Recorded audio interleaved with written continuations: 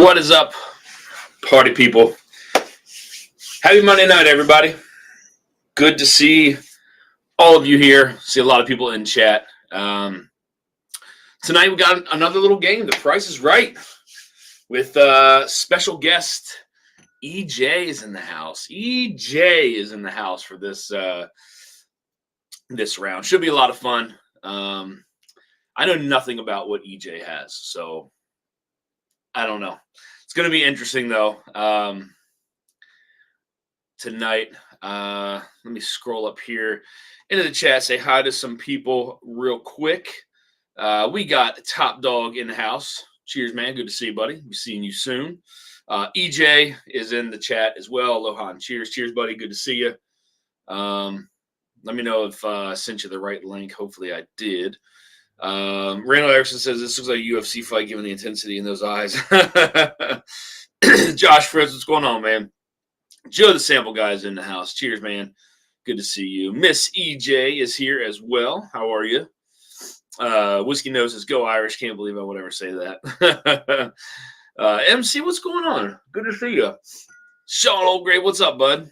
Good to see you, my friend. Hit that like on the way in. Cheers, Travis. Good to see you, buddy. Jay Sells. In that photo, EJ looks a little bit like Burbank. Goodness. Cheers, y'all. And thanks for being here on this Monday night. I do want to make sure I sent them the correct link. Not sure that I did, but I'm going to copy it anyway. I'm going to post it in the chat here in a little bit for anyone to join. Anyone is more than welcome. Let me send this to EJ again to make sure I sent him the right link. All right.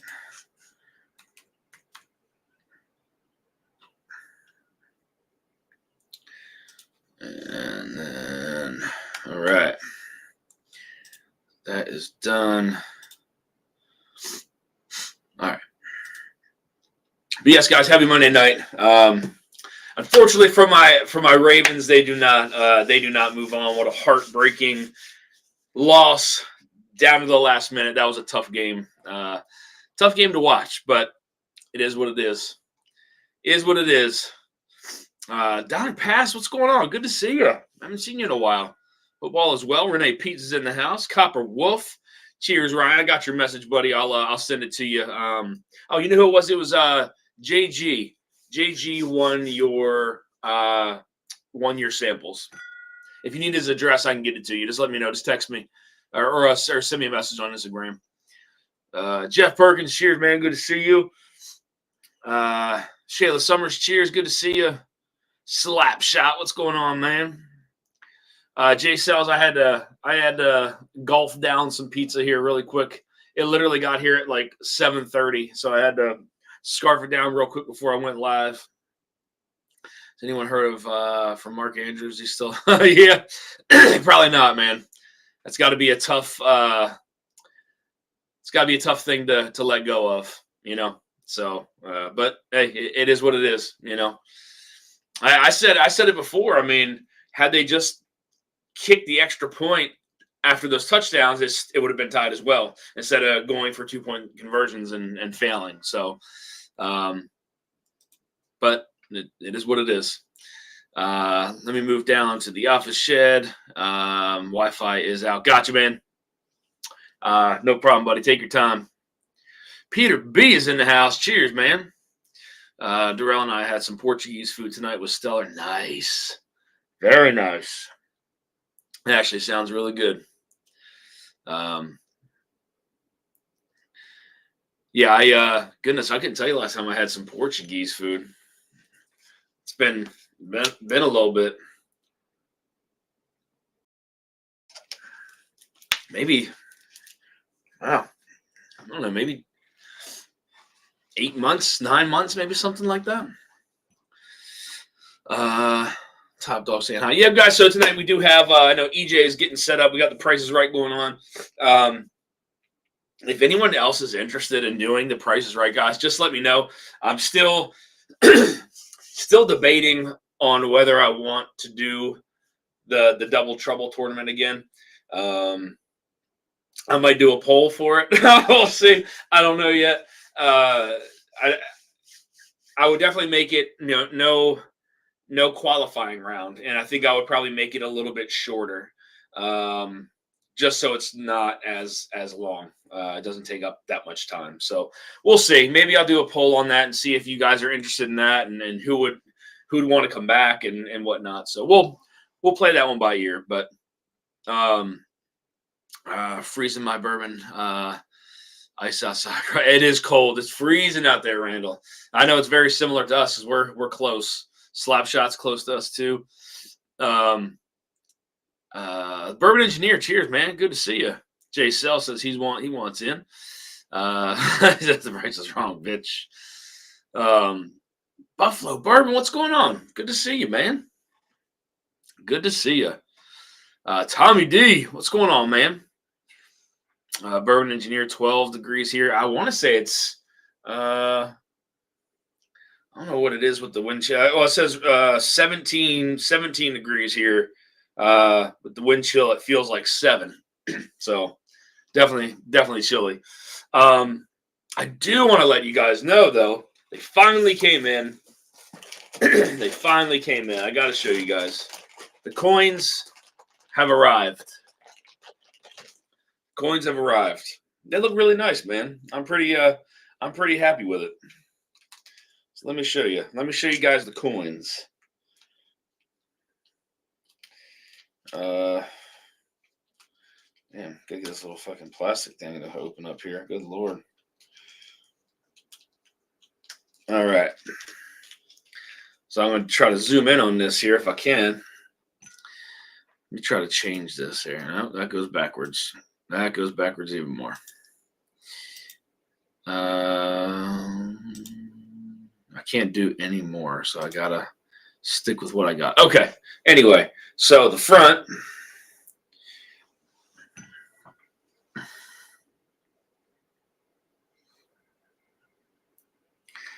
It's hard to see. On the front, it says, "In it to win it." Stay Dusty at the bottom, and then has the established in 2019. And then on the back side, it's got the same thing, and then serial numbered there at the bottom. And these ones are that shiny nickel plated too on the side. That's kind of hard to see, but very happy with these, the quality of them. And guess what? They fit over top of a damn Glencairn, man. All right? They fit. What's up, dude? All right. Can you hear me? Yeah, man. I got you loud and clear. All right. Yes. Randall Erickson says, "Box of pirate booty." That's right. Oh, goodness. James Morgan, cheers. Good to see you, man. Schoolwork is closed tomorrow because of incoming weather. Snow. Yeah, okay. Damn.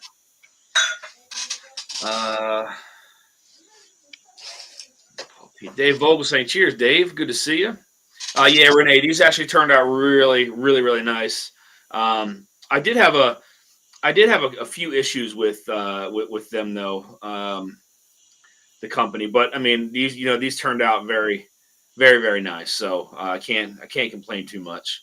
They had spelled a few things wrong on there, even though I sent them pictures, my logo and all that. But you know what? They still did a great job. Can I buy number 69? I will put these up. I already have some to give out to some folks. I've reached out to, but I will put them up on my Patreon for people to grab if they want to request the number. Then that's fine too. Like I said, I do have some of my top tier patrons that I have to give them to, and then some other folks have already reached out to me about these because I've talked about getting them soon. So, but if you guys are interested, reach out to me through Patreon, and I can get them. I'll put them up through there, and then ship them out that way. But very happy with these. Like I said, and I had to triple check to make sure these things fit over top of it. Okay, it's not going to fall inside. We're good. Yeah, so we're that never good. happens. Yeah, it never happens. So they're official. But yeah, super excited about that. Staying up past your bedtime, James Morgan. I was just telling my wife. Oh shit! You know what, EJ? I gotta go and pull the freaking bottles over here that I poured you. I haven't even done that yet.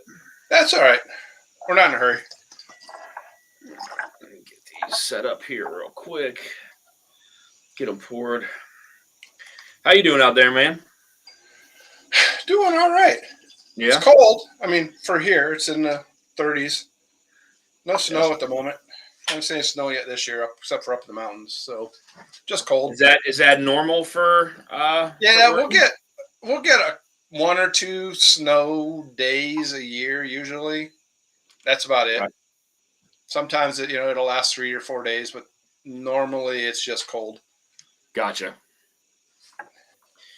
Yeah, we had some snow yesterday in different parts of the state. I think it got up to like 5 inches in different parts of the state. So, but nothing. I mean, what was it last week? Last week or week before last, we got a decent amount of snow. At least by me, we did. So I'm usually good for 1 or 2. You know what I mean? And then then I'm done. that's it. Yeah, that's it. Now, if it snows here, we're trapped in our house. Just because it's a really tight, windy hill, and everyone parks their cars out in the street, and I'm not going to take out someone's car just to get to work. No. We just fire up the fireplace and watch the news and watch the silly people crash their cars. And that does happen. Last year, so we live next to a pretty steep slope, and last year the news van went down it the day after they warned everybody the snow was coming and the ice was coming. Because we don't just get snow, we get the ice. Yeah. And in this 1/4 mile long, if that stretch of hill, there were 21 cars in the ditch. Oh my God. So that's we just stay insane. Home. I'm not going to be a hero trying to get to work. No. Hurt somebody or myself. Nope. Drifted Drams. Cheers, man. Good to see you guys. Sandeep Chima. Cheers. Good to see you. Oh yeah. The trucks have been on that hill. That's crazy, man. A pile up like that in one ditch is wild. Give me 1 second. Let me grab these bottles and put them down here real quick. That's probably a good idea. I need to do the same. I gotta remember what I sent you to. Let's see. What did I send you?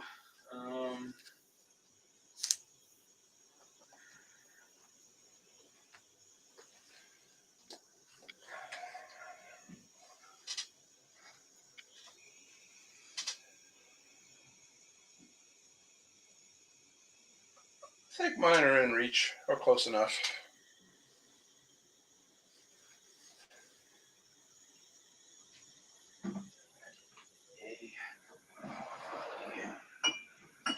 Yeah, you can see that Dan has the experience of, I'm just saying the hell with it. I'm pouring the full sample. Dan's doing halves. We'll see. I may pull a Jason and fall off my chair.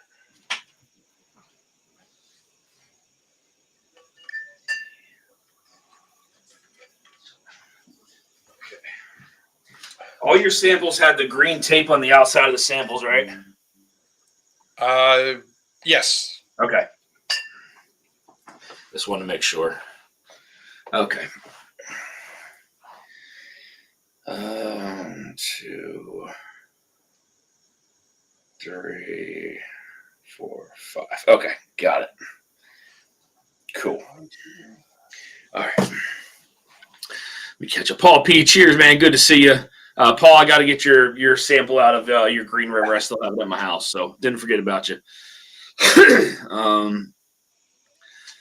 Just got 5 inches in Connecticut. Hey, it's January in the Northeast. I don't fuss till we get a bit more. I hear that, Peter. Man, I wish I was up there, man. I'd go freaking skiing, snowboarding. Well, I can't snowboard. I try it, but it doesn't work. But I definitely go skiing. I like the Northeast. Paul P. Steve Scone, what's up, man? Good to see you. It's called getting mashed, TJ. Yeah, hopefully the Turks will pop on here soon, too. I sent them the link, and I had the link to post it here in the chat. I just don't want to do it right now and get us distracted. So Well, cheers, man, and thank you for hopping on. You have a control pour you're drinking? Yeah, actually doing the Cedar Ridge Master Journey pick. Oh, Which nice. one is this? This is the Moonlight. So the double oaked. Double oak, yeah. Yep. It's pretty good. Well, cheers, man. Thanks for doing this with me. I appreciate it. It's always fun. Good to see you, man. William Hall, did you receive your package, sir?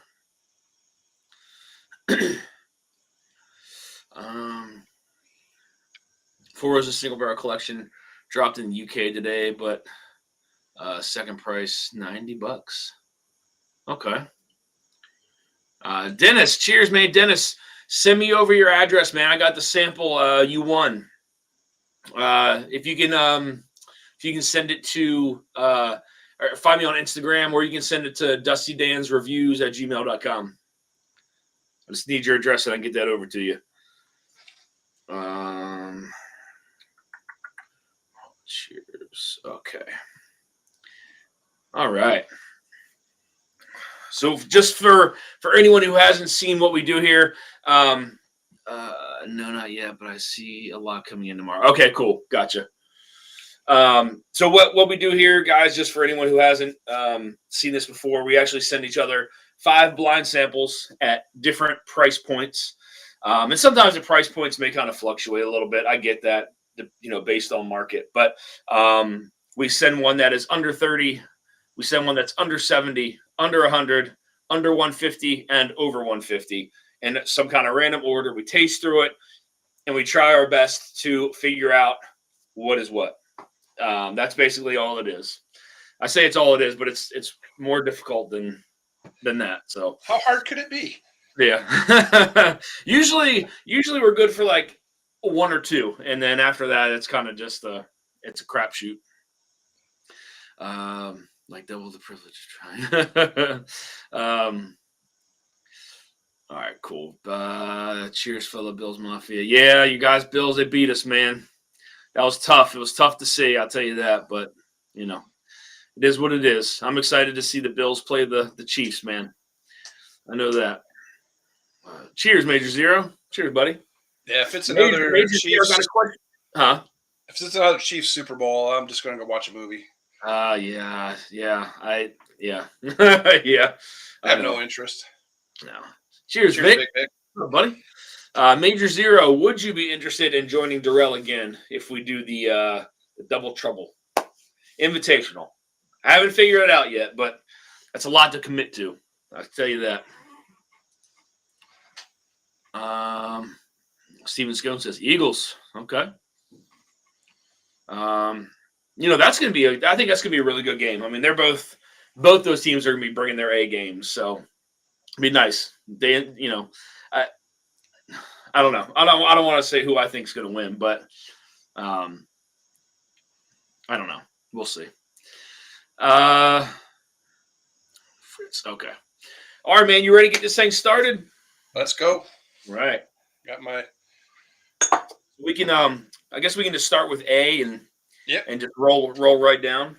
That seems now. Now, answer me this: do you know, like, have I tried, like, off the top of your head, have I tried any of these before? I'm sure you've probably tried versions of most of them. Okay. How's that? Okay. Maybe not the exact ones, but you've definitely tried versions of them. Okay. That's fair. Bills-Ravens game was the best game in the playoffs so far. Helped that the refs actually just called real penalties. Yeah. Pierre, the only one that I was pretty upset about was the defensive pass interference call where our corner got pushed down and it was called on us. But I mean, you're going to get calls like that every now and again. But that one was a little odd. I'll say that. Someone needs to keep the refs in check for the AFC. You're not kidding, man. Yeah. You're not kidding. I'll tell you. I mean, you even hear the commentators. When the commentators are on there, like, come on, man. Like, that's when you know, right? That's when you know. I mean, they see football all the time. Gia Marie, cheers. Good to see you. Drifting Drams joined. Yeah. Cheers, Marty. Hey, What's man. up, We're dude? still getting set up. I'm going to hide this for about 2 minutes. Okay. It jumped us right in. All right, man. Let's get into this. Cheers, buddy. Thanks for doing this with me, EJ. Cheers, buddy. You know, I will say these are all very consistent in color. I tried for that. I don't know if it's the way the light is hitting it. Maybe it is. Maybe it is. I don't know. But they all from right this angle, they all look the same color. They could all be the same thing. That'd be wild, wouldn't it? Oh goodness. That would be embarrassing. Well, I don't know. The A smells freaking phenomenal. None of that. Yeah, same. That is super fruit forward, man. That's like blueberries and peaches and caramel. Good Lord, that smells great. This is a brown sugar and caramel.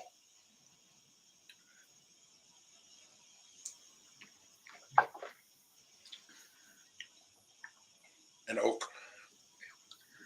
Ooh. Ooh. Ooh, what is that? Either that's a finish or that is some kind of different mash bill. What is that? Ooh, that one's spicy. Yeah, this has got a little proof to it too. Man, I'm having trouble trying to figure out what in the world that is. That's different. What's up, guys? What's up? What's up, y'all? How are you? Doing good. Living the dream, my friend. I hear you. 10 Cup 14. Oh, nice. Hitting the hard stuff. Yep. Yeah. First pour. There we go. Yeah. That's what, 80 some proof? Yeah, like 82, 84, something like that. Yeah. I love it, though. Yeah, 84. Ravens did not play their best game yesterday. Too many things went against them. I completely agree. They did not play their best ball. Was weather a factor? It could have been, but it could have been that way for the Bills too. So I mean that weather can go both ways. I just think there was the turnovers, for sure. Everyone went to a shell once they got the lead. Yep, I agree. Yeah, it's and again, there's just some costly errors. That dropping the passes. Like you can't drop the passes. These guys get paid millions and millions of dollars to catch the ball. You got one job. Catch the ball. To one of the most reliable people he has, you got to catch the ball. But again, it is what it is. Well, that's the problem, right? When you only have one job, you can never afford to mess that job up. You can't. You got one job. You got to catch that ball. Well, I guess for him, he can block too. So you got two jobs. One of them, they really need a job. Yeah. What do you guys both sipping on 10 Cup? Yeah, we just started with that one. Sir. So. I would ask what y'all I really like it almost reminds me a little bit of an American whiskey, how it kind of has that that yellow cakey kind of notes. I'm getting some fruits on the palate, but I'm still getting this yellow cakey kind of thing. But I don't know if it's a finish or if this is like something with a different kind of mash bill to it. I can't figure it out. It almost reminds me of something from what's that place called? Down by Adam. That they do that experimental stuff. Oh, Southern Collective. Southern Collective. Yeah, them. That's good though. I really like that. Or are you thinking HK Young, which are the? No, man, what's the name of that damn company? That, but it could almost like Southern Collective too. But they'd have the experimental series and stuff. Chattanooga. I'm sorry, Chattanooga. Yeah. I don't know though. It's really good though. EJ, I like A. Yeah, I like A. So this one's just oak and molasses and brown sugar, but I could sit and smell it all night and be happy. Which one, A or B? A. Yeah. Yeah, I haven't hit B yet. I had to move on to B. See, B's got a good nose too. Wait a minute, EJ. What are you doing to me here? You said the same shit. The nose is crazy on me, man. Messing with him now. I told him I said all the same stuff. Yeah. Just five 4 different five things pours are is the the same same. thing. That's a little more. That's a little brighter, actually. All right. 5 For a second Green there, River I was like, wait a minute. He's trying to pull something on me here. Hmm. What's You going just on, smell- Chip? Cheers, Mr. It Mom's smells in the just a house. little Cheers, funky. guys. A little dusty, a Drinking little funky. got brew coffee in stock. Look forward to trying it. Yeah. It's a micro lot that we got for the month. So Mm-hmm. Nice. Yeah, that Peru. You guys have already put in. You guys already put a Peru out, didn't you? yeah, this is we've run out every time we've had it. So this Yep. is Nice. a different bean, a micro lot. I think we ended up with 66 pounds and a green coffee, and they sold out. Our supplier sold out of it. So we're damn. going through it. We're going through it though. Yeah. So Okay. you should have some. I think probably midweek or so. It went out on Okay. Friday. Nice. Yep. So how long? So in the bags that you guys send, how long will it stay good for? Is it ground? Yeah. I mean, it'll never technically go bad, right? But it Yeah. will start Flavor to will lose its flavor a couple of weeks. Okay. But slowly, right? So You could So I was probably just thinking, I still have some of that Bardstown Blitz left, and I just want to. It's so good. I just want to keep it. I just didn't know how long. Like I guess it doesn't matter what you keep it in, though, right? Like you can't keep it in something to prevent it from changing. I guess. those bags are probably the best thing. Okay. And if you want to invest in like storage, like an airlock Yeah. storage for it. Got it. But yeah, I mean, the bags are made for it, right? They've got Yeah. one-way valves. They allow oxygen out but not in. So like they're fine. Okay. so yeah, you'll be fine for a couple months. Like there's coffee will sit on the shelf in the grocery store for I think like a year or something like that. Oh yeah, Gotcha. it's awful. It's awful, but James Morgan, Wild Turkey 12-101, a little craft funk from 5 and 20. Cheers. Mark. Mhm. All rare 10-year Big Vic. It's all Big Vic's stag pick.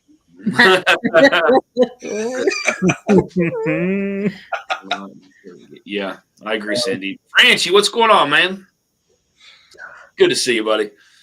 And guys, we did announce for those who aren't on Patreon, we did announce that the picks for Evernorth, Spirits, and New Holland are confirmed. Dates are set, so that is definitely happening.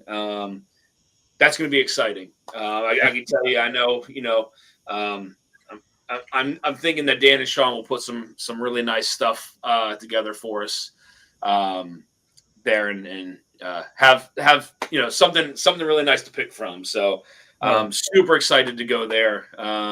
It's weird to say you're going to Michigan to do some bourbon picks. It's just odd because haven't done that before. So usually it's either like Tennessee or Kentucky or but yeah. So it is confirmed that is happening. And then like I said, we have next month. Actually, a month from now exactly, I think. Close enough. Yeah. We will be in Bardstown and Green River picking you guys something amazing. So both great price point whiskeys. We have a great panel of people going down there to do those picks. Super excited to bring you guys back something that's just going to be a freaking hitter. So. And I think there's some more hard truth out there if you haven't gotten one. There is. There is about I think Jeff's texted me 70-ish bottles of hard truth left. That's going to be one of those bottles, guys, where you try it and you're going to want to grab another one. I'm just telling you now. It's a fantastic whiskey. I know Brian from Sealbox has a bottle. I think he's going to do a video on it and some tasting notes as well. So. Awesome. Be on the lookout for that. But it's gonna be a good pick, and it's gonna go quick after that. So I'd recommend if you haven't grabbed one, do it. but you're probably going to want to back up. It's that good.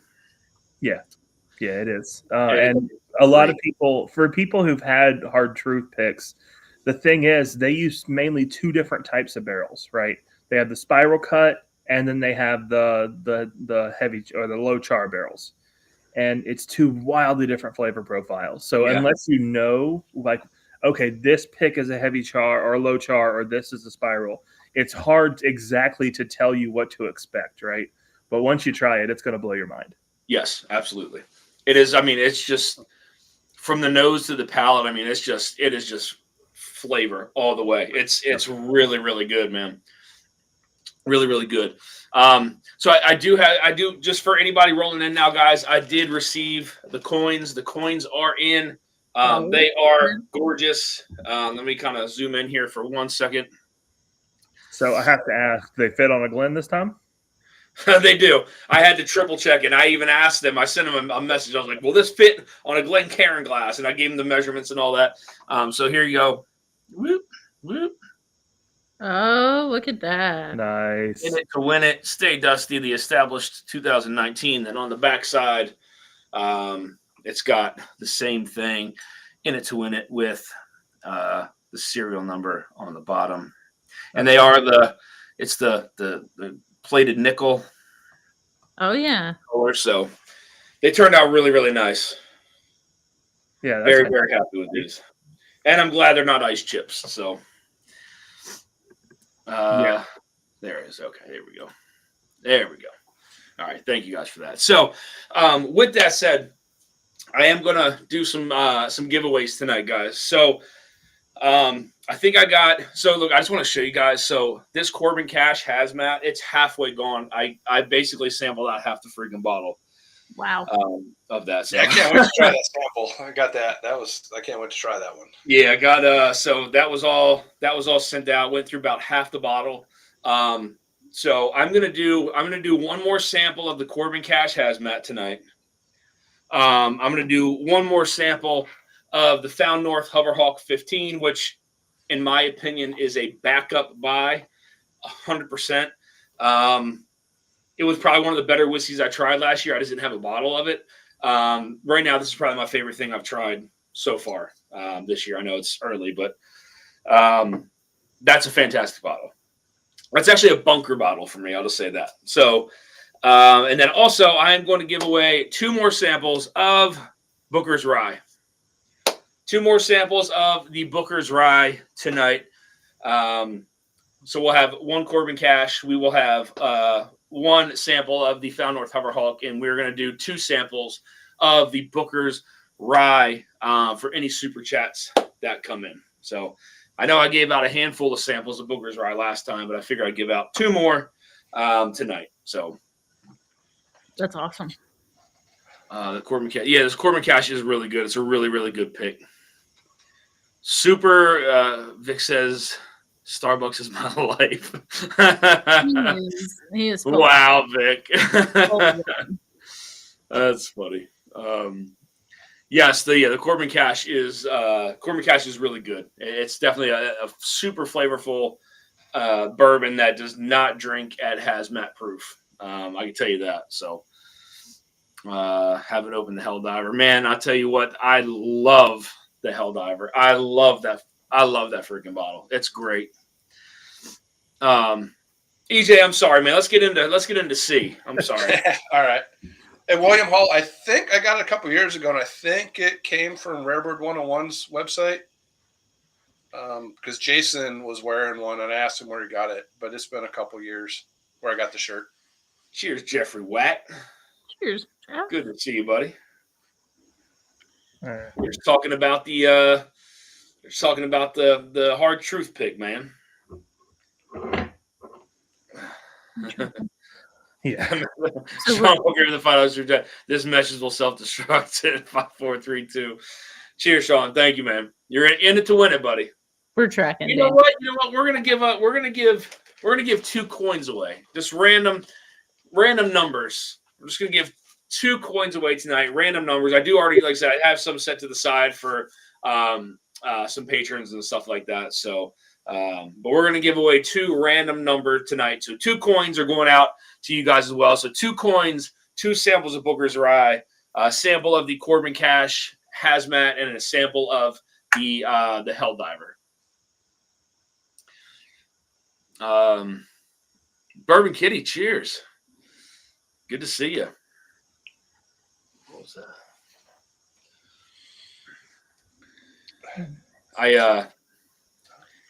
I got dropped off here today, so I'll be catching. I didn't drive, so I'm gonna catch myself an Uber when I go home.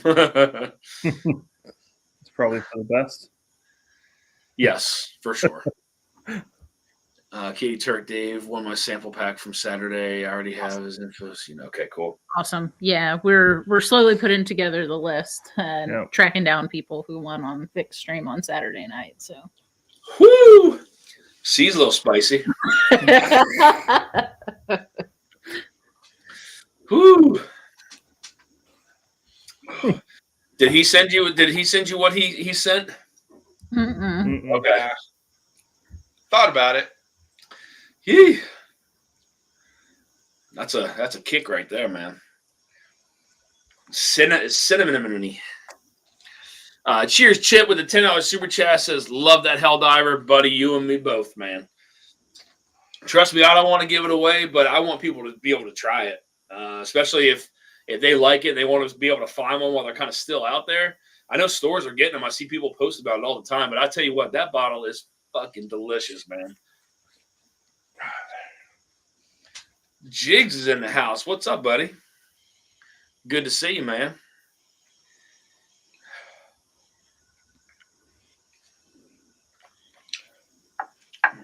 So you're on C, EJ, right? Yeah, on C as well. Yeah. What'd you think of B? B was not much of a nose. It has a little funk to it, but it's super syrupy. It just tastes old, not necessarily aged, but just older, and definitely like super sweet, super vanilla, and a little bit thick. Okay. Man, that's some crazy stuff you sent him, EJ. Yeah. So I just sent the Turks to this. Oh, did you? Okay. All right. Yeah, what you got to send us what you send him, Dan. Okay. That way Excuse they me. can have fun and mess with both of us. Exactly. Yeah. Just giving Ethan ammunition. Yeah. Well, let's see what's spicy. Let's see if You it. guys didn't see this crazy green carpet that's been in his house for like years. Man. It's like putting green. Let's see. Where are you guys? Don't send it to the wrong person. Yeah, all right. I was looking over Send it there. to me accidentally. That'd be all right. Clean sweep. It's like you had the answers.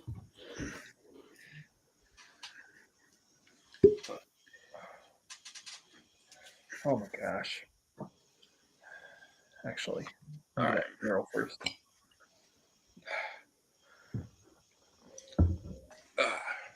Continue. I like C, but I think I've tasted that before, and I'm trying to figure out what that could be. Whoa. Good pop on that one. There we go. Okay, Oh my god. it's really good. Well, if you guys haven't tried doing this, it's harder than it looks. Oh, yeah. Yeah. Bottle guesses, not even close.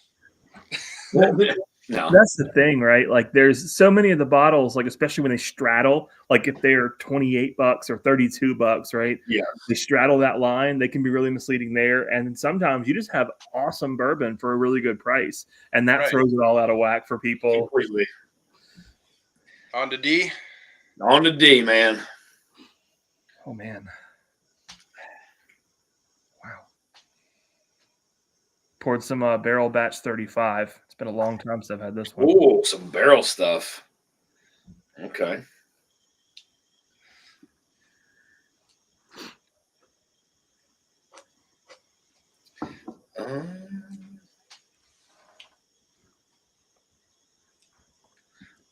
that was the Wow. Okay, got it. Okay.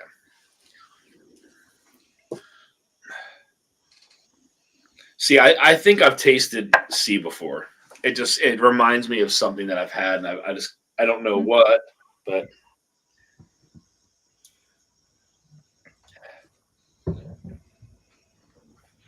You said you think you had C before or D? yeah, his sample C. You think so? I'd be impressed. See, I never know. I never know with you. Like, I never know. Never know with Ethan. I mean, I don't know everything you drink, so it's possible, but I would be surprised.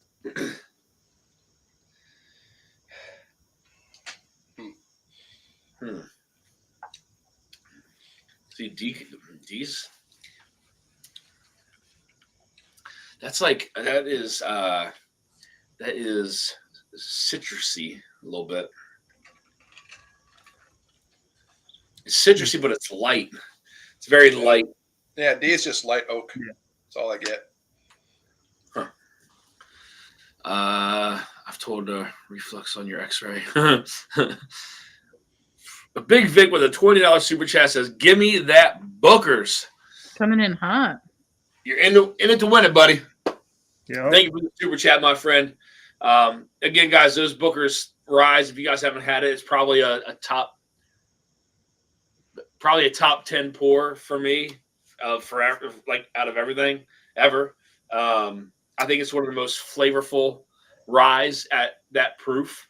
That has that depth to it and some complexity to it. Yeah. So, and after I do that, I don't think I'm giving away anymore. So I think it's going to be it. Because I think after these two samples, I'm probably going to be halfway down the bottle. So, Jeez, yeah. I mean, that Booker's Rye is basically a once in a lifetime bottle. They at least they don't seem that they'll ever get rye right again. no, I don't think so. I mean, Little Book. I agree. That's a blend though. Yeah. Not Yeah. just pure rye. True.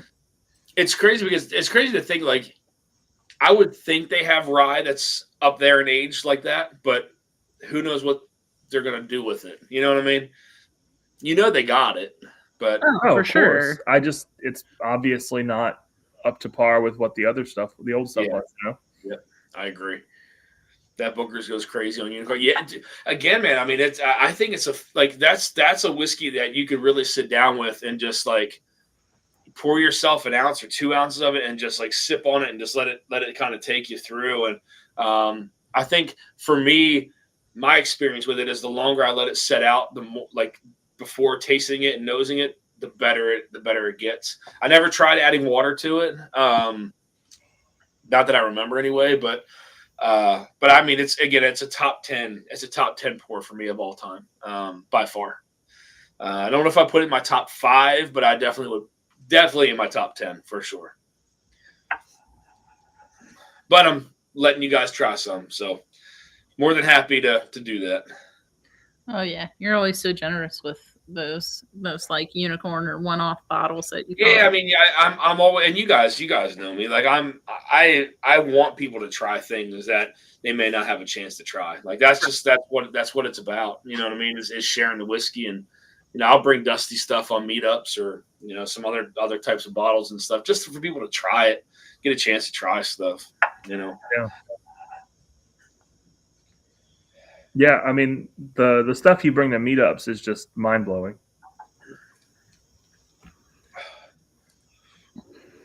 Man, what that is very citrusy. You're still D. talking about D? Yeah. Did you pour yours out of order or something, Dan? No. It's just that I get it like right on the sides of the palate. I get that citrus all the time. I don't know if it's something MGP like low proof, but it's definitely low proof. I'd probably say it's like. Do you use like an orange scented dish soap or something? I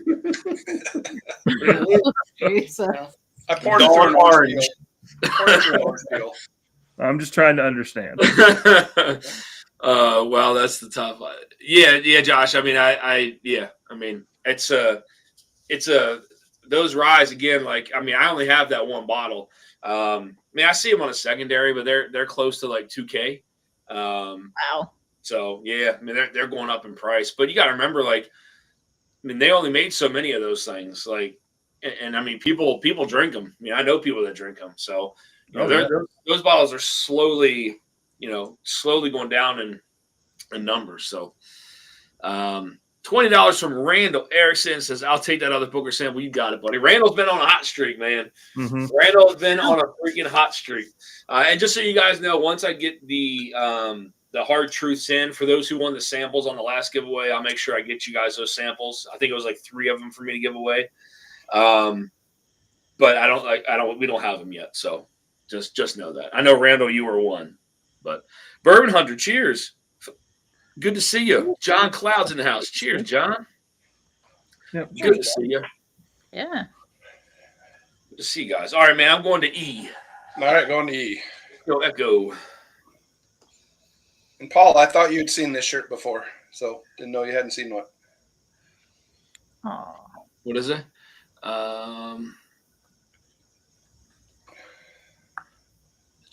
Miss EJ says, Lily says, hi, Turks, come visit us again. Cheers. Thank you for that super chat. You are in it to win it. I know we gotta figure out something. I want to go out there and do one of these. Bull Run. Yeah. Yep. Yeah. Want to do a bull run. Paul Ward, cheers. Good to see you. Thanks for popping in. Got 38 in chat, guys. Freaking love it. EJ killing it tonight.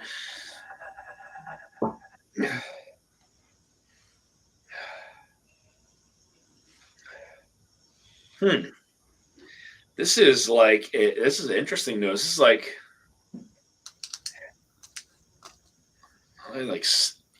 cinnamon red hots and a little bit of maple on it. I don't know. That's odd. Yeah.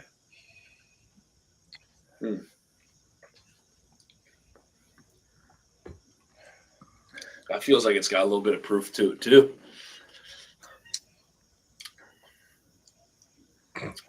The palate does not match the nose on that whatsoever. That really confused me a little bit. Y'all have a favorite so far? Ooh. Kind of front runner for favorite, if you have one. I want to go back before I answer that, but I think A and B are got to be up there. A and B. Yeah.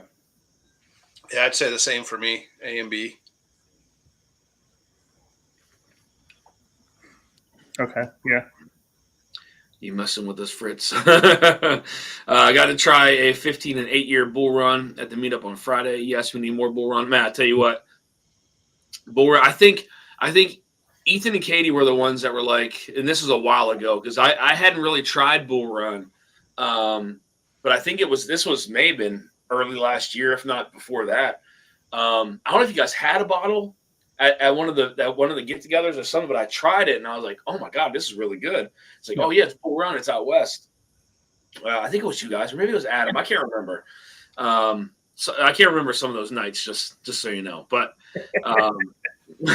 but I mean, I really fell in love with that. And these two from Trev and Shelf Turds. Yeah, those are really good bottles. Oh yeah. The Running with the Bulls and Yes, very much so. We passed on the other. oh one. yeah, we got double the Running with the Bulls. Yeah. That was the finished one, right? Oh yeah. Yeah. I'm a sucker for those finished ones. So. Oh man, they're that one's so good. I like that one better than the American. Oh yeah. Especially Pinot finished ones. Yes. Oh yeah. 18-year Weller simply means we could have had more 12-year for the last 6 years. Yeah. Yeah. Who knows how much that's going to be has anybody heard how much it's going to be? Well, how much was a Daniel Weller? Like 500, 600? I mean, I'm not sure. I want to say maybe around that range. But it goes for a lot more than that on secondary, though. I know that. Yeah. The real problem is the proof, though, right? Whenever they go above 12 year, they want to bump the proof way down. And They a get more. weeder at low proof is just boring. It needs a little bit more oomph. Yeah. Ooh. See, I like E. E's one of those like sneaky ones. Mm. All right, EJ, I'm going to start working my way back here. Yeah, I got to do the same. There's not a bad one in here. I got to say that. Wait till I show you what's in there. So, no. Which one do y'all think stands out, like is an outlier? I think D is an outlier. And I'd say B. You would say which one? B, Bravo. B. And then Dan, you said Delta. Yeah. Yeah, Delta. Okay. Interesting. Okay. It's got good flavor to it, but it's missing. It's missing something. It's missing like some layers to it. I want to say the proof is maybe like sub 100. I feel like a sub 100, maybe like a low rye, something with low rye content. Because I'm not getting that spiciness from it, from a rye or proof. But I could be wrong. It could be one of those things that's tricky. Okay. I think I'm seeing why B is an outlier for you now, EJ. It took me a second to piece that one together. All right. Yeah. Do you think any of them are finished? Yes. Well, I think B is finished.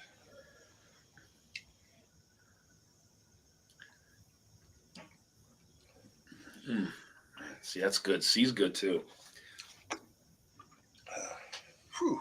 C's got a little bit of heat to it.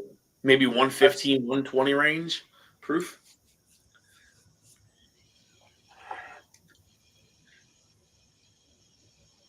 Oh, man, the nose on B is great.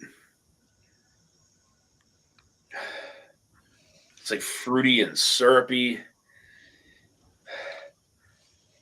little bit of chocolate in there. That's good.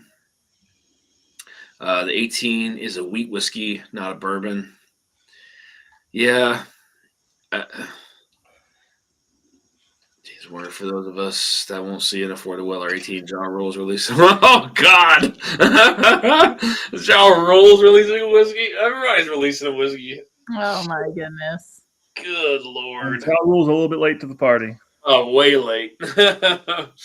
God. That's crazy. Yeah. Yeah, I wonder what it's gonna be called.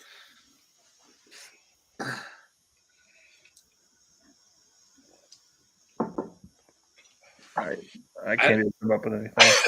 Damn. B is B finished? Yeah, I don't know. No, Dan, you're doing this wrong. You're supposed to be the one who's telling us what you're drinking.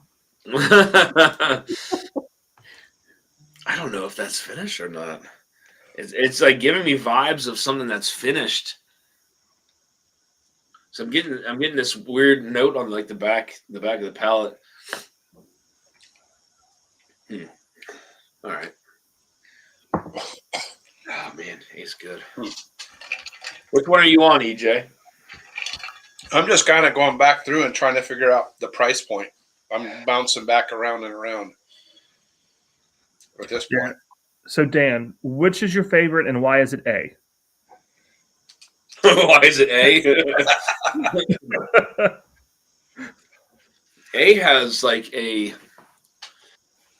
A has like this crazy, I mean, on the nose and palate, it's super fruity. It's got a nice spice to it.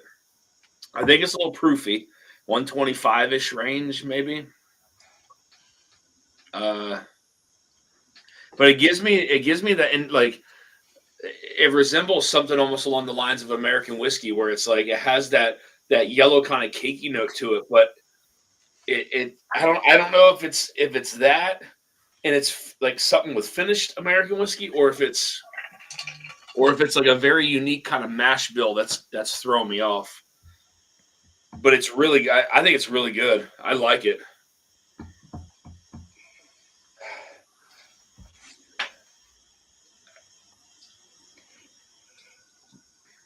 And that's really, really good. Okay. Mhm. It's one. That may be my favorite. A, B, and C are really good. Mhm. I'm gonna say that D is the under 30 bottle.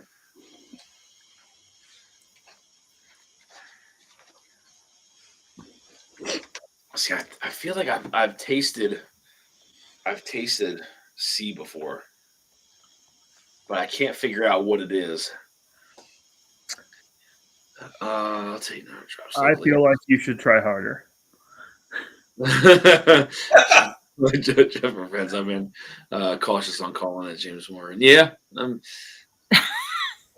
Oh, which one? The one that we proofed down, the ECBP that we proofed down? So is that what you're talking about, James? You saw that one, right, Dan? Which one? So for Oh, Jeff, Kelsey, and Darrell's first like whiskey friend challenge, it was OH, and OH chose Darrell as his partner, and they asked us to curate the blind for him. So we had this idea, or Ethan had this idea, like a year or so ago, and he wanted to take an ECBP bottle and proof it down to 3 other proof points: 94, 105, and like 110 or 115, and then the regular proof. And so we did that for them, and it was pretty funny. Oh God, that's But it. So what you got? What were we Mhm. saying? They were in lockstep the whole night, though. Like the answers that they were giving us, I Yep. think it was like turkey. Like both of them called, like said Green River on a couple, Mhm. like, and then yeah, James Morgan said the ECVP that OH called, but it was really funny. They were all ECVP. Well, you just can't take this seriously. You just got to have fun with it. And Oh, enjoy yeah. it. Right. Well, and I feel like that was really fun too, because we all just end up chasing proof, right? It's what happens because proof sometimes Yeah. there's a loose correlation between proof and flavor. Right. But you get caught up in it. And so it's nice to kind of make it a little bit more fun and kind of make fun of yourself a little bit and realize that it's not always the case, because I think not everybody, but most people liked the 115 proof version of it the best, not the cash strength version. Mhm. Huh. All right. Interesting. That's funny though. I'm gonna put E as the bottle under 70. So I think D is under 30. I think E is under 70. Man, I gotta pour a little bit more. I really like these first 3. Yeah, I'm going with D is under 30 here as well. And I think E is under 70. well, at least one of y'all knows what they're doing. Oh, Ethan.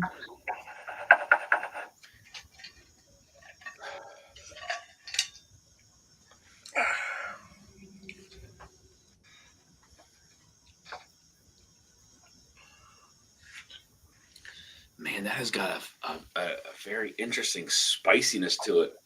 But I feel like I've tried that before. Back on C. Yeah.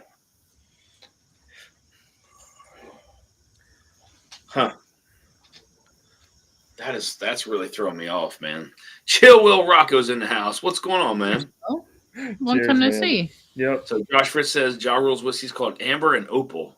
It's a honey botanical whiskey. Oh my God. Oh God. Just make it a gin and get over it. Man.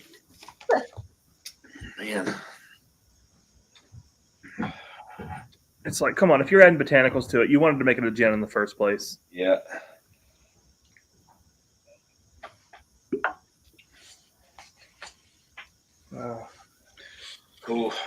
I'm going to put B as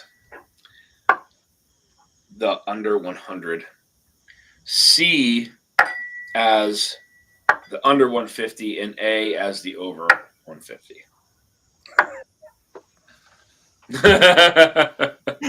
All right. Either I'm way wrong or I'm close. So I'm probably way off. y'all were doing the top one in pesos and the rest in dollars, right? Katie laughs so All much. right. She fell off her seat. Where'd she So, go? I'm going with A is under 150, B is over 150, C is under 100, D is under 30, and E is under 70. Okay.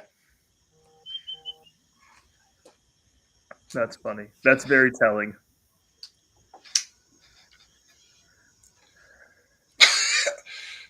Ethan just said a whole bunch without saying a damn thing. That's very telling. I honestly, I think I'm way off, but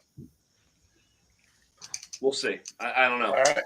I guess you could You want switch. to know what your A is then?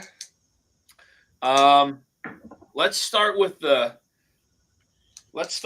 under. Let's see where the under 30 is. Under 30, you So nailed it. Was D. I guess that D was under Yeah. 30. Yeah, it was. Where'd I put it? Oh, yeah. There we go. Jim Beam Black. Okay, so I got that one correct. Yep, you got that one correct. Okay, and you said D was under 30 as I well. said D was under 30 as well. Okay, so your D was Walter. You 101. All right. So you got that one. Woohoo! One right. Though, right? That's an old, And So, then yeah. I said Sorry. letter E was under 70. E was under 70. Okay. And you Let me said grab- I think E was under 70 as well, right? Yep. So let me grab E.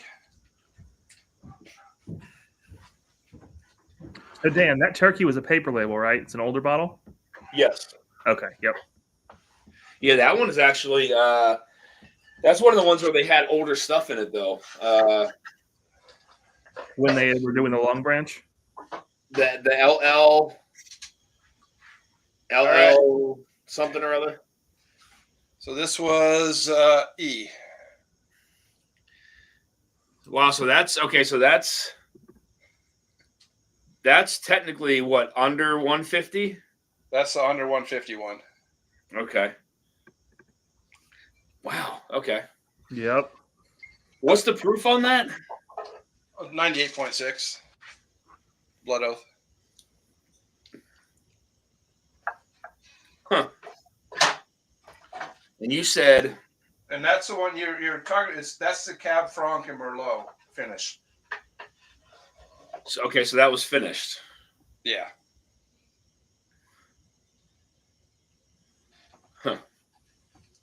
That's a tricky one. You said E was under 70, right? Correct. Okay. That is the Midwest Spirits cast strength straight weeded bourbon. Yeah.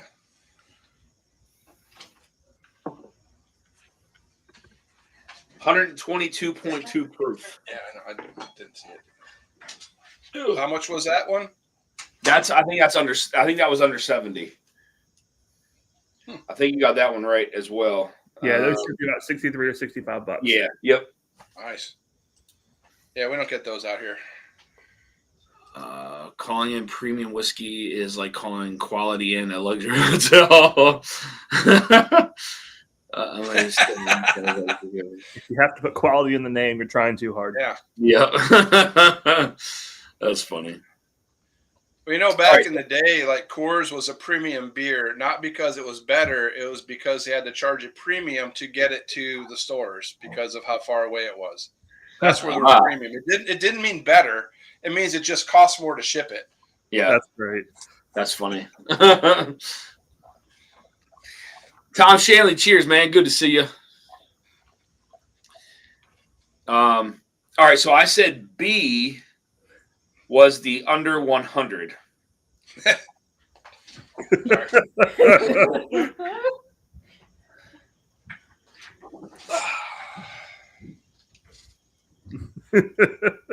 So what's the price of that? 170. Shit. Okay. Knob Creek 18. Okay. All right. So now I know I got C and D wrong, or B and C wrong. Right. Under 100. Yeah. Under 150. Yep. That's A. So I got the last three wrong. 4. All right. So And you I said C, I think, was under 100. all right. So your C, that was incorrect. That was the Foregate Foundation. Oh shit! So that's over 151. Yes. Yeah. That was. That's the 9 years, 9 months straight bourbon whiskey, 120.2 proof. Well, I know this is wrong, but C I said was the under 150. C was Stafford Beverage store pick chicken cock. Cock private cask. Is that finished? I believe chicken cock is, yeah. I don't think it says one way or the other. That's the Bardstown Bourbon Company barrels, right? That's pretty good, man. This is like one of the only store picks I went back and bought a second bottle of because I already finished one off. That's freaking good. I think it's delicious. That's really good. What's the proof on that? 121.4. Okay. That's good. I like that. That's the one you kept swearing you've had before, Dan. Yeah, and I have not. But it would make sense if that's a Bardstown Bourbon Company barrel, right? Yeah, I can see that. Yeah. So I said C, right? C was under 100. We already went through Yeah. that. And I said B was under 150. Okay, so that was incorrect as well. This was your under 100. This is the Evernorth Spirits. Oh. Arctic Spirit. Yeah, I got you, Dan. All right. Oh, sorry. That's the Arctic Spirit from the Junkies. This one was the one that's finished in Tawny and Ruby Port. That's where that sweetness came in and the funk came in. Mm-hmm. This is what 100. Yeah, I can totally taste the port. Well, thanks for sharing that one. I have not had the opportunity to try any of yours. And then I said A was the one that was over 150. That's got a I'm very curious to see what this is. All right, you want me to blow your mind? Yes. It's All right, super. It's so fruity, man. A was under 70. Okay.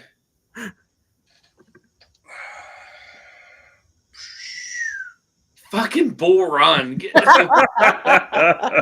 19 years total age, though. Is that American whiskey? American whiskey. I told you it was fucking American whiskey. I knew You it. nailed the American whiskey. You nailed the I proof. fucking knew it was American. It was either that or it was something funky with the mash bill. God, that is fantastic, man. Yeah, you nailed the proof. You said 125. It's 126. Yeah. So, yes, God, that age is- 16 years and then 37 months in Pinot casks. So, a total of 19 years aged. Good God. That is so good, man. And this is, I think we got it at their tasting room down in Dundee. Do they still have those available or is that old? No, we got it like a month and a half ago. Oh wow, nice. So if you want one, I'll go get you one. 100%. All right. I can do that. 100%. Please. That's ridiculous, man. That is I so wanted good. to give you a Bull Run sample so you could, see what they're Yes. capable of. Yes, absolutely. It's like that yellow cake note is so like prominent in American whiskeys, but there was something that was kind of like a twist on it. Like I said, I didn't know if it was finished or if the mash bill was kind of funky because there was something else in there. But man, that is delicious. That is so good. Yeah, I haven't Man, had if that's the available, I'm 100% in on that. those bottles are outstanding. Oh my god, that's insane. I mean, if that's the kind of stuff you get as a pick, I mean that's nuts. Like that's nuts. I picked this as the highest dollar bottle of this flight, and it's fantastic. That's It's why so I good. asked you why A was your favorite. Yeah, I mean I tell you, I told you, I'm a sucker for that yellow cake note, man. That yellow Mhm. cake vanilla, I am a sucker for it. I mean, I loved it on the Pride of Indiana. That American whiskey, that American whiskey and bourbon blend, I loved it. I mean, that thing finished in my top 10 whiskeys of the year. When I first saw 13. Well, I was wrong on A, but I picked that for the under 150. What was A? So A was actually your under 150. Right. Yes. Yeah. So that is the Old Dragon Bones rye whiskey that's 18 years old. Oh yeah, I totally would have guessed that bottle. 100%. Sorry, Dan, I got Yeah, yeah. So what's Yeah, the I name on that one? Celebrate. It's Yeah, Celebrate. Okay. And that so it was barreled in 05, bottled in 23, 18 years old. A product of Canada. It's out of Backbone Bourbon Company. Yep. And I think this was the rum finish. The Celebrate. I can't remember. Yep, you got it. It is the rum. Mm-hmm. Okay. EJ, can you guess the proof on this? Or I think it's rum. That sounds right. It's either rum or white wine. 118. So 136.4. I was going to say 130, but like yeah. Yeah, she's spicy. Yeah, 18 years old. Oh, that's tasty. Oh, so this is finished. I'm sorry, this is finished in Oloroso Sherry. That's Oh, the sherry okay. one. Okay. Yeah, I thought the sherry one. they came out with two right around that time. One was celery and one started with an A. You're right. You're right. 39% corn, 53% rye, 8% malted barley. That's tasty. It's different though, too, right? Like it's very, very different. EJ, you crushed it tonight, baby. Crushed it. You crushed it, man. But you sent me some really good stuff, man. Thank you for that. Really good stuff. Yeah, I love that bull run. The American, bull run, and the chicken cock's one of my favorites from the Stafford Beverage, my local store. That's a really good pick, man. I can see why he went and bought a backup of that. That is really good. And it sat there for a long time because no one knows what it is, so it sat there. So I was able to get, and I like it. I mean, I have a normal, everyday chicken cock bottle, but it's not. I mean, it's good, but nowhere near as good as that. Yeah, store pick one. No, that's a really good pick, man. You know what? So I guess the one that really confused me was that Blood Oath. I mean, holy shit. I mean, I just don't. What's the like the age stated whiskeys on there? Let's see what it says. Oh, Copper Wolf with a $20 super chat says, "Okay, you got me on the Bookers. Cheers, Copper Wolf. You are in it to win it, my friend." Again, guys, 2 Booker's rye samples up for grabs tonight. We got a Found North Hoverhawk, which to me is a bunker bottle. If anybody tries one, buys one, and doesn't like it, send it my fucking way. I love it. We got the 8-year bourbon Corbin Cash, the Hazmat at 150 proof.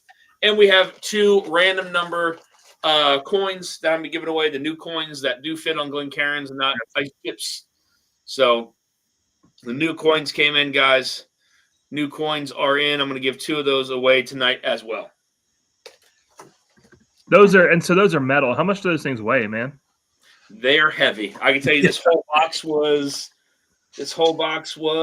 how many pounds is it?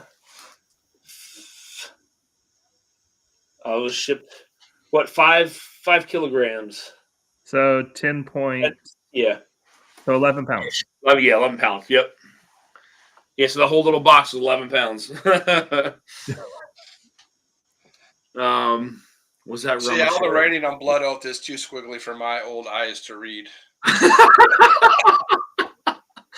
I know there's some age on it, but I just did like the proof on that really threw me off. And I think that's probably one of the reasons why I kind of put that down there. But like I knew D was kind of it just didn't have the depth to it. This had a lot of nice flavor to it, but the proof tricked me completely. That being that low proof, but man, BC like ABC, man, good stuff. Good stuff. Yeah. This has been fascinating.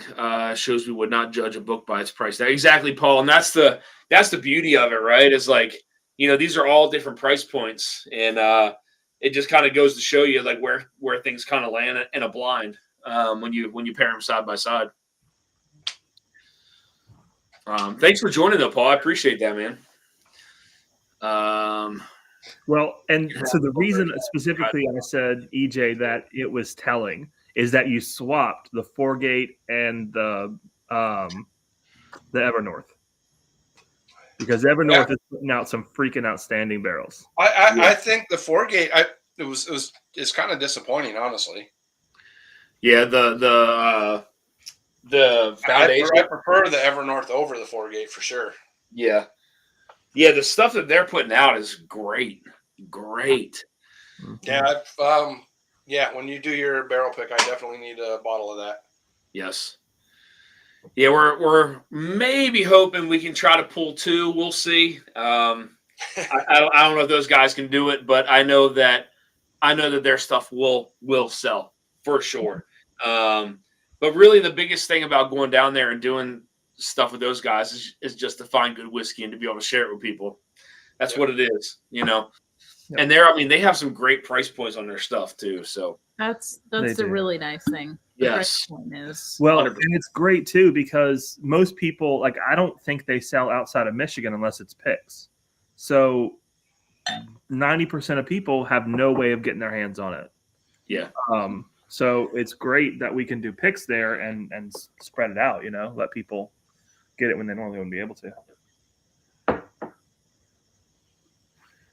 Cheers, my friend. Thank you for the $10 super chat. It says okay. Aida was the rum and Old Dragon. Got it. Thank you, my friend. Cheers, buddy. Cheers for the super chat, man. Good to see you. It's always nice to see you on Vic's stream too, man. Cheers, bud. Thank you. Oh shoot! You know what? I gotta go back and track. Have you guys been tracking? I got it. I got you. Are you okay? Thank you. Mm-hmm. I just realized so that. Paul, I don't know Paul Ward. I don't know if you heard earlier, but they're doing a barrel pick coming up in a month or two up at Evernorth, which is Traverse City area, and then another one at New Holland. So Paul's from Holland, Michigan. Oh, nice. Awesome. Oh, is he really? Okay. He knows all these towns. He knows where they're at. So get some whiskey from Michigan. He'll be excited. Yep. Yeah, so it is confirmed. So Paul, if you're in chat, and for everybody else, again, if you guys haven't saw on Patreon or heard through anyone else, we are confirmed to do a pick at New Holland and Evernorth Spirits. Maybe 2 at Evernorth. We'll see. Not sure. But we are confirmed 100% set and good to go. Really looking forward to that. But 1 month from now, guys, we are going down to Kentucky, and we are doing a Bardstown Bourbon Company pick.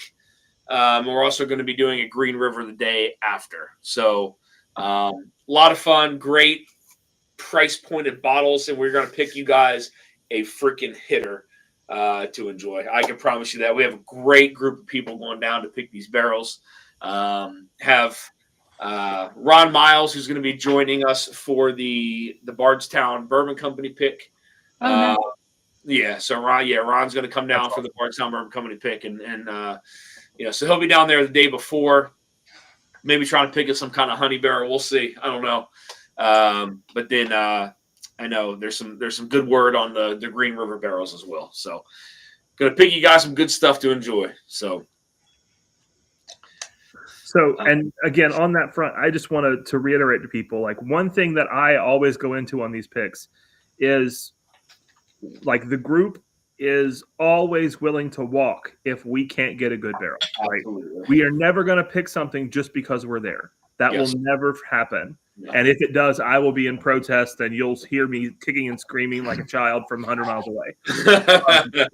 It won't happen, right? So That is correct. it's just that's the baseline. It has to be an outstanding barrel. Yes. And I can't wait for those two because I've had nothing but outstanding barrels from Green River and from Bardstown, and so to be able to do them both is just going to be outstanding. Yeah. And to get them out to everybody. Yep. Yeah, I agree with you. You know, the ability to walk away, I think, is so important because, you know, there's times like, again, you're kind of putting your name on these things, right? And the other people that you're with, your group's name on these bottles, and you want to make sure that they are the best that you can find, you know, and you know, that's kind of why I like them to offer some kind of pre-pour stuff just to get an idea, but then I also like the idea of being able to tap into some barrels that may be hidden away just to kind of see, you know, like we did at Backbone. Like that was great, right? Finding some of those special bottles. Yeah, being able to do that. But yes, I agree with you. And the ability to walk away from a pick if it's not to our standard, I think is super important. Not only for us being there, but then to the group as well, who's going to be buying it and drinking it. So, well, I feel like we've all had a pick, right? That we tried it and we were like, I mean, it's not bad, but I'm not like, I wouldn't spend $70 on it again. Yeah. And that's just not something that again, it's happened to me. I don't want it to happen to other people. So agree. I wanted to call that out. So have you ever done a pick and loved the barrel, and then when you got the whiskey, you're like, So yeah, it happened to us. We did a pick for work, and we ended up picking. We went to Old Elk. We did 4 barrels, and we blended 2, and that is absolutely fantastic. One is the bourbon, then we did one of their wheat whiskeys, and like at the time, it was total toffee bomb, just absolutely beautiful. But we've got it back, and everybody's like, ooh. It's just you have to let it breathe for 30 minutes before you can drink it once you pour it in a glass or pour it on the rocks. It's just that was kind of disappointing. So like, I don't know, just curious if you guys have had that experience. Yeah. So the Blue Note that we did last year, and I'm hoping that we got a bad bottle. Something was wrong with it because a lot of people loved that Blue Note, and ours tastes like musty, funky oak. Really? That's all day. We've aired it out. I've tried problem. every trick. I'm hoping it's a cork problem, right? Because I think I've talked to 1 or 2 other people who said the same thing, but most people love that bottle. It turns into like lime and custard. Yeah, and that's what we tasted, right? Right. That's why we picked it. But then we get ours in, and it was actually bad because I'm pretty sure I tried it on live, and I almost spat it out. Like, spat it out on the floor, like, just like, ugh. It was like, oh, God. I'm trying to think if I have my backup bottle, I can send that to you guys. Oh, no. No, we're good. We have plenty of whiskey, right? We have plenty of good Blue Note picks, too. It's just like, to me, that's the one that it was to the point that I was asking Jeff, like, hey, have we confirmed barrel numbers? Like, have we done this to make sure we didn't get the wrong thing? And they were like, oh, yeah, no, it's theirs. Yeah. Yep. No, I definitely, I mean, it has to be a bad bottle. It has to be. And so Marty's in chat. Marty had one of them too, and his had the same funk. Yep. Yeah. And so I'm assuming it had to be a bad cork, right? It happens with wine. There are things that live in the corks, you know, microorganisms that can cause things to go funky. I haven't heard about it with whiskey, but I don't know that it's not possible, right? Yeah. I mean, Somebody's being vocal. Yeah. Yeah. So Randall says, I just got my Alec Bradley Green River single barrel cast strength bourbon pick, and it's great. Green River has Alec Brad. Where did I see that? Bourbon Outfitter dropped it. Yep. It was the alligator char drop with the cigar pairing. Okay. Gotcha. It was this week or this past week. I Yeah, guess. Friday. Okay. Thursday or Friday. That's awesome. Yeah. I mean, again, the stuff that the stuff that Green River is doing. I mean, I haven't tried a Green River pick that's been bad. Mm-hmm. I mean, some are better than others. Don't get me wrong, but I mean, I haven't tried anything from Green River that I'm like, this is not, what is it, $50, $54 or something like that. Yep. Hey. Yeah, I mean that's just crazy to me. Hi guys. How are you Hi, doing? Good. How are you? Doing good. Fantastic. Living the dream. That's right. Yeah, I know you're shocked, but Bull Run. LIVIN. So was that Lily who we heard barking, or was that there's No, a that was No, it's Bella. Bella. Bella? that was Bella. Yep. Okay. Lily's playing ball, which is her favorite hobby. So she's I was gonna say it didn't sound like Lily. no. Tom Shannon says pork pink. It's the crazy French bulldog who wants to play but doesn't want to be touched. She'll get Guys, there I one posted the link in chat. If anybody else wants to hop on, I'm going to post it one more time here, and I'll pin it. Anybody? Yeah, Tom, I agree. It was a cork issue. Mm-hmm. Yeah. Let me go on. I've I had think it that. probably was. It's I've just, had enough wine where that I understand that. right, and I'm used to it with wine. And sadly, like it happens. It's a thing. That's why a lot of people are using synthetic corks or reprocessing corks and treating it like. There's some ways they can avoid it in wine, but Mhm. I hadn't heard about that happening in whiskey. Maybe people just aren't as aware of it or something. This is my first bottle where it was like, yep, that. Yeah, I think I had one from Westland. It was a total bottle pour because I Yeah. couldn't drink it, Hmm. and I think it was cork problem. It's just Mhm. funky and just bitter, and it didn't work. So if you guys tried this one, this is another local Oregon brand. We tried it. We tried it Did we? at your place. Oh, we did. Yep. MJ pulled that one out for us. Oh, there we go. Because next time we're up there, we were talking about going over there with you guys. Yeah. So Melissa, she joined the club, so she's a member there. Nice. So we can go do tastings next time you guys come out. Nice. Outstanding. So what they have a winery, and then they take their old Pinot casks and they get MGP and they finish the aged MGP into the Pinot casks for X amount. And I can't wait to see what they can do here in the next couple of years, man, with MGP barrels getting cheaper. yeah, We're going to be getting twice the whiskey for the same price or cheaper than they were getting before. Like, they should be in a great spot. Yes. Randall says, "I wish everyone would use synthetic." Yeah, I mean, I agree. The 100%. In Huh?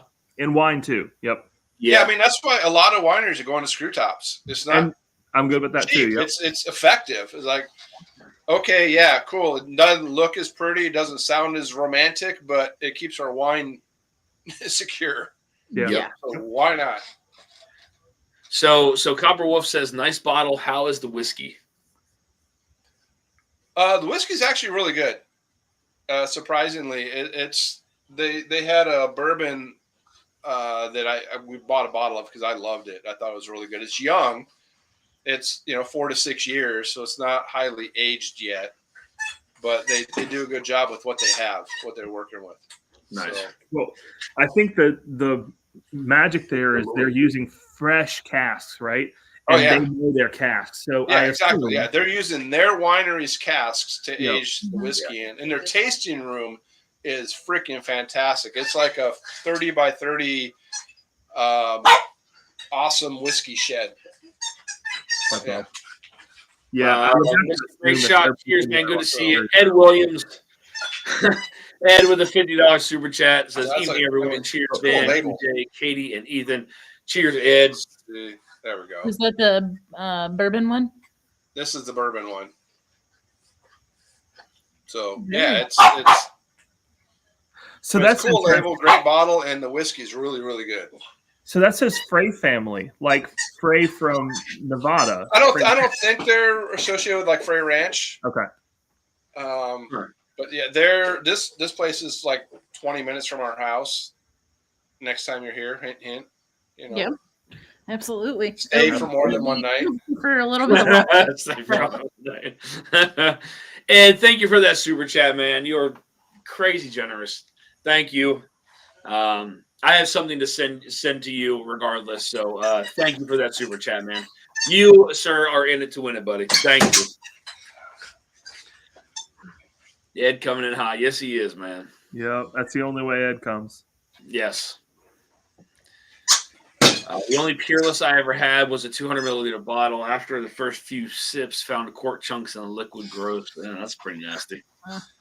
Yeah, I definitely. I mean, I can tell you. So, I have some old bottles. I still have a bunch of them with old corks in it. And every now and again, I just make sure I tip it upside down to wet the cork, because more times than not, when I go to try to open some of those, they will crack and just fall right into the bottle. We got to try to decant it and all that, and it's just a pain in the butt. But yeah, I mean, a lot of those older bottles, they get, unless you tip them upside down to get the corks wet, they get super dry rot and will break like on impact. So. Well, with turkey corks, they only have to be like 3 years old for that to happen. Yeah, I know, right? I've had one. Luckily, I've only had one turkey cork break on me. That was it. So I feel like Got I've had more rare breed corks, like current rare breed corks, break on me than that. Mm-hmm. yeah. Oh crap!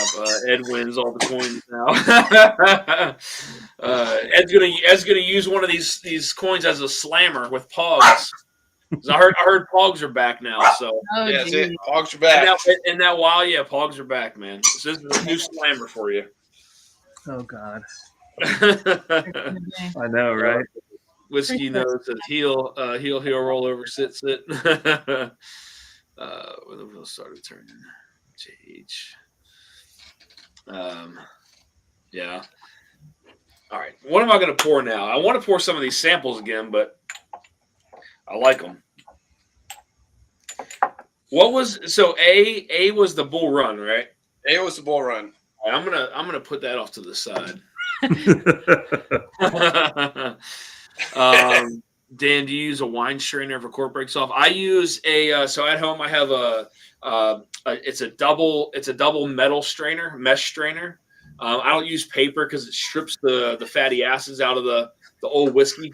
And I mean, you'll find a lot of the older whiskey too. It doesn't have those fatty acids like the modern day stuff does. I don't know if that kind of stuff kind of disintegrates over time or what, or changes, and that's why you see cloudy whiskey sometimes. But I use it. It's a double mesh strainer that sits inside of one another. I use that over like a coffee filter or anything like that, and it strains out like 99.9% of anything that I put through it. So You can have it.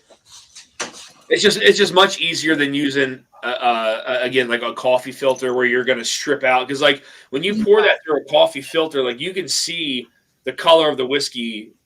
No. And you know, like sticking to the sides of it, so you're losing some of that as you pour it through there. So I did. EJ with a $20 super chat says Booker's Rye in the mail, please. All right, EJ. Thank you for the super chat, my friend. Much appreciated. Had to stop her for a minute from playing ball. Yeah. Yeah. So while I've been in here, MJ's been playing ball with her all night. So it's my turn now. Yeah. Oh, hi, Lily. Speaking of the Hover Hawk, I gotta pour some Hover Hawk, man. I'm telling you, this bottle is really, really good.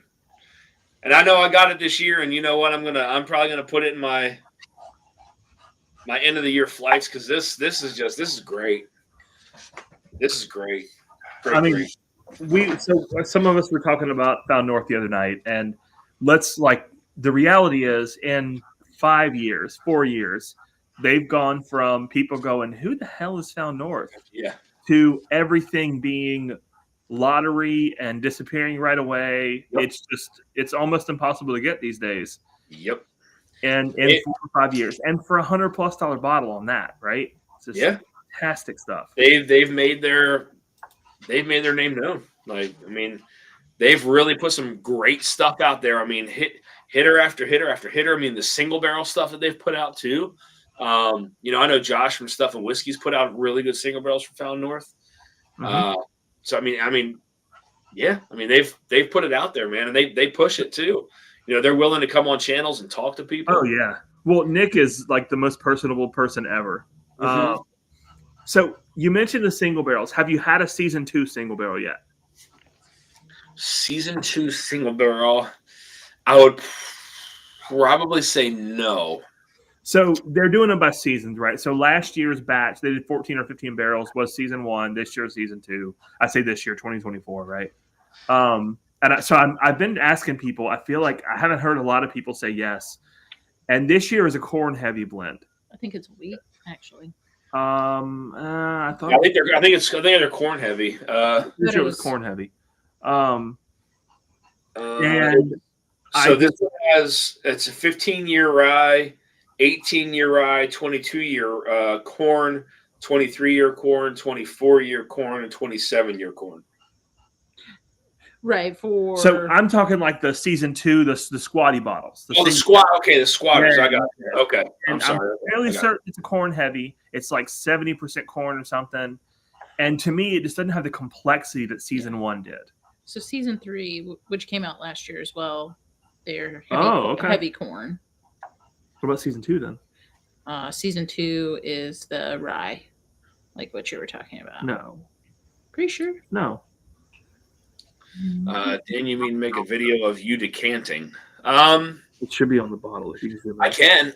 I mean, I have a video of decanting a bean decanter.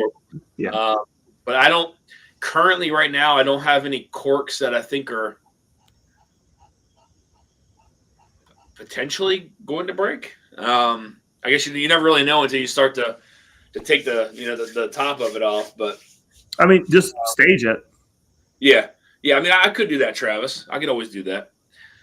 I was meaning the stainless steel wine filter you plug into the bottom. No, Josh. No, I have not.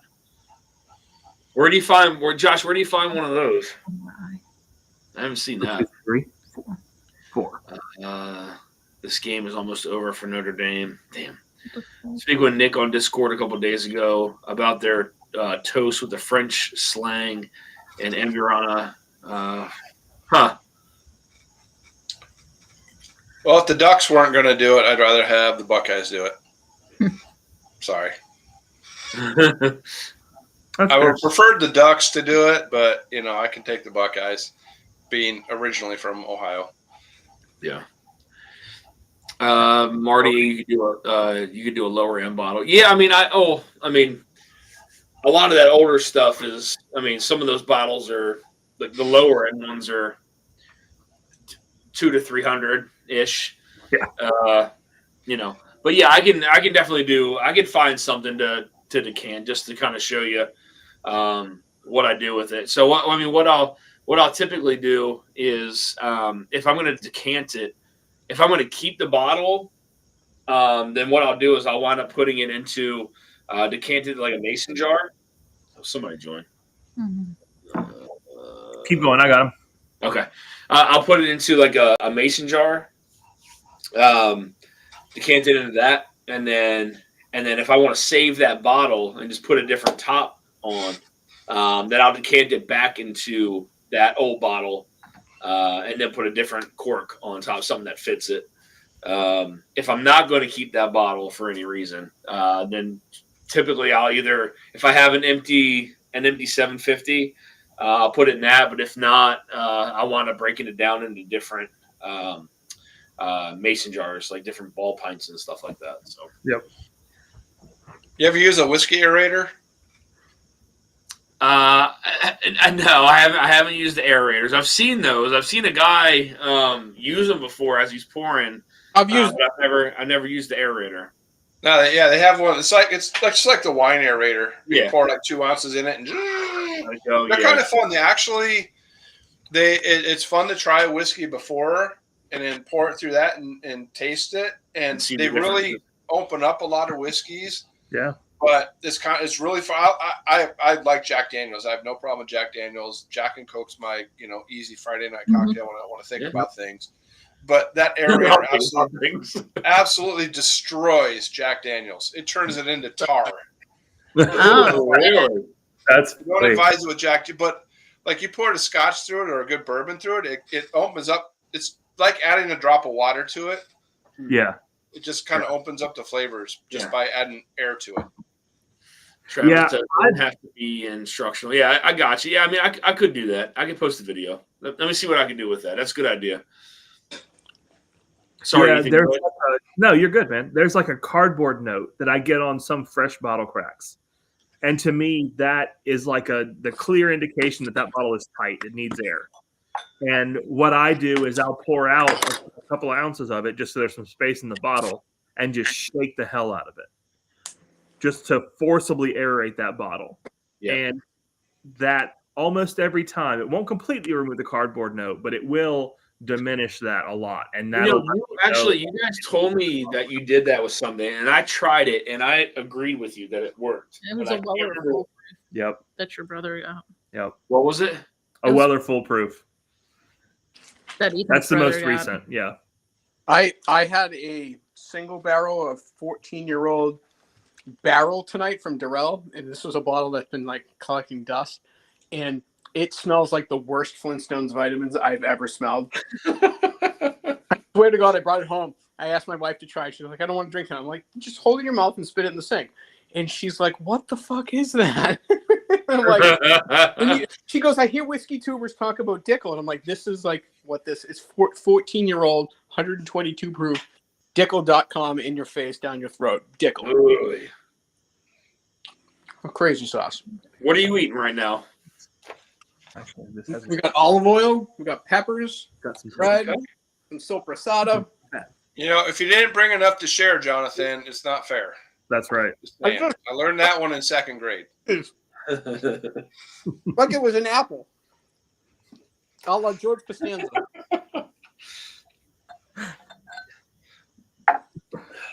Yeah. So you mentioned Dickel. This Barrel Batch 35, I'm almost positive has some Dickel in it. But it's luckily it's barrel, so it's blended well enough that it's actually it adds to it rather than takes away from it.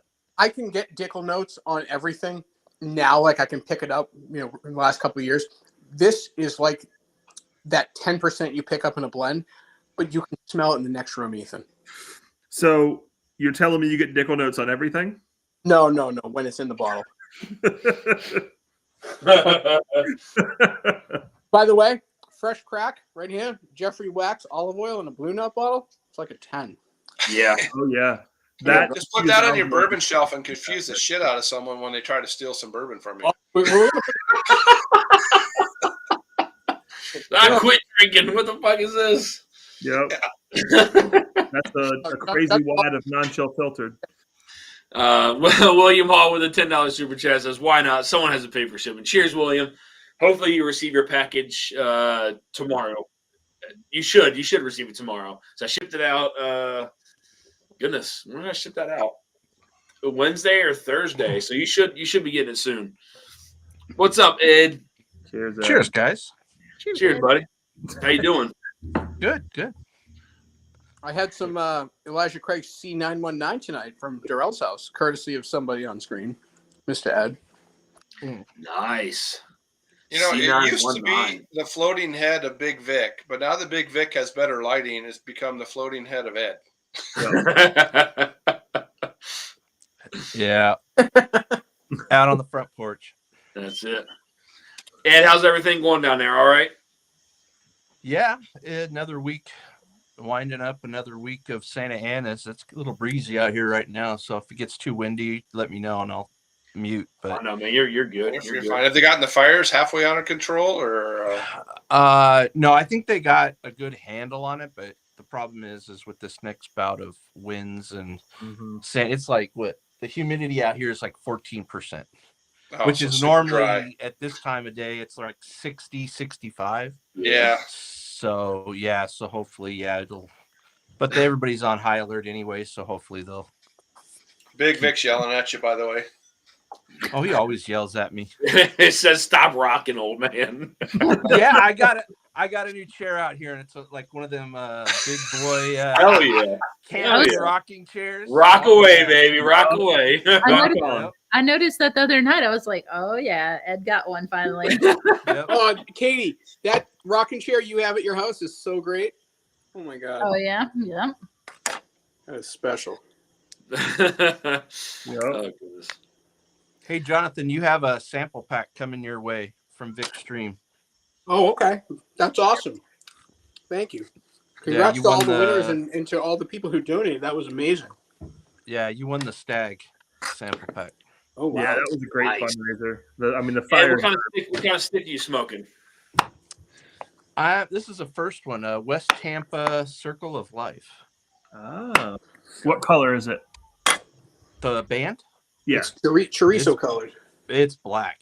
black It's label. black and silver. I think black and silver, black and gold. It's hard to tell. My eyes ain't Gotcha. good anymore. Well, I just know outside of the attic, it's color based, right? I think so. Yes. Yeah. That's my Yeah. understanding. Yeah. This is this is either a kinetic or broadleaf. It's a real rough, dark wrapper on this. So. That's what you were talking about. So. Yeah, that is the one Yeah. I was talking about. Randall said, Well, Ed's making me dizzy. Oh, I'll stop. Oh, goodness. Yeah, It's you not have Ed, one it's coming you, your way. Randall. Travis Robeson, what the hell?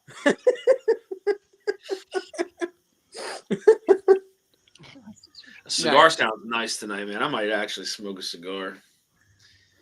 Yeah, I may switch off this, jump on my phone, and go back out to the shed and fire up a cigar. Problem is it's like bitter freaking cold outside. It's 13 here. Mhm. You just need a shed Mm. with, you know, We got a split shed. air I mean, there's a shed conditioner, out there, but heater there's in it, there's and no heater out there. 100 bottles of whiskey.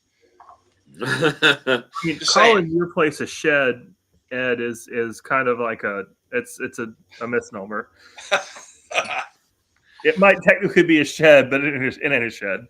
According to Washington County property, it's a shed. Well, fair enough.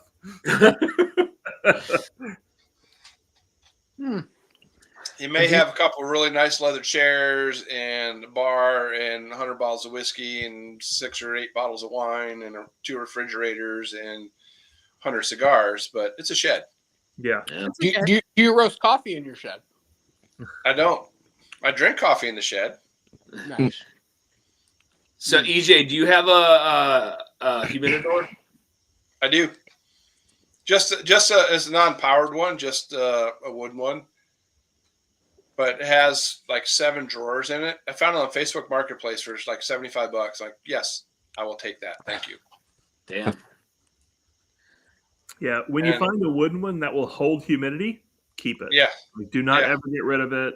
Dude, The what wooden- is up with that? Like, you know, I don't even use mine because it doesn't hold the humidity. I'm pissed Yeah. about it. No, it works. It works pretty well because I have the digital gauges in every drawer, and they're all at like 67 to 70. Yeah. I use the Some of the- Bovitas, but then I also have the little water things. If it's getting low, I can add some water in just to bring it up. But no, it works pretty well. Cheese stuffed peppers. Oh yeah.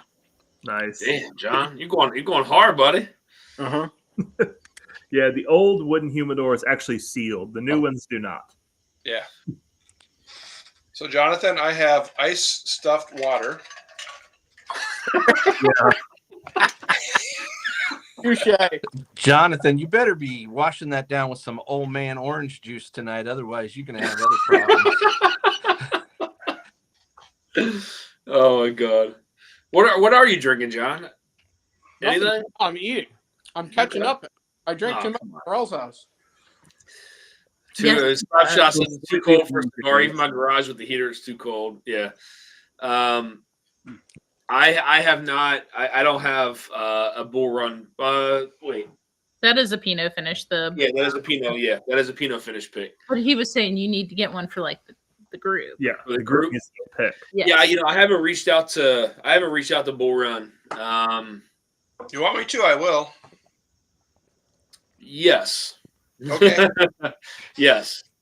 Yeah. Because I've been Yeah, down you- there several times with the bourbon van with those guys, with Okay. Phil and Julie. They did a couple picks down there. So Yeah, I mean, Been you there. can give my contact information if they need it. That That'd be fun. Fly out to the West Coast. Okay. Yeah, do a Okay, pick there, for and those, then we for can those do who a. have not tried anything from Bull Run, man, number one, the price point of their stuff is insane. What, Number, Powers? huh? Nice. Powers. Powers Uh, John Lane, baby. The price point of Bull Run is insane, and then on top of that, the whiskey that they put out is just nuts. Yeah, Rand, it is. It's very cold, man. You need to get a Bull Run peanut pick. You put 1 billion in between all three sides of the wood humidor, and then pull out. See how easier. Huh. Okay. Balmy 11F now. Toasty 70. Nice. Yeah, it's cold, man. Yeah, it's very cold. So I can smoke a cigar, but It's Be a little chilly. early for that. yeah, it's very chilly for that.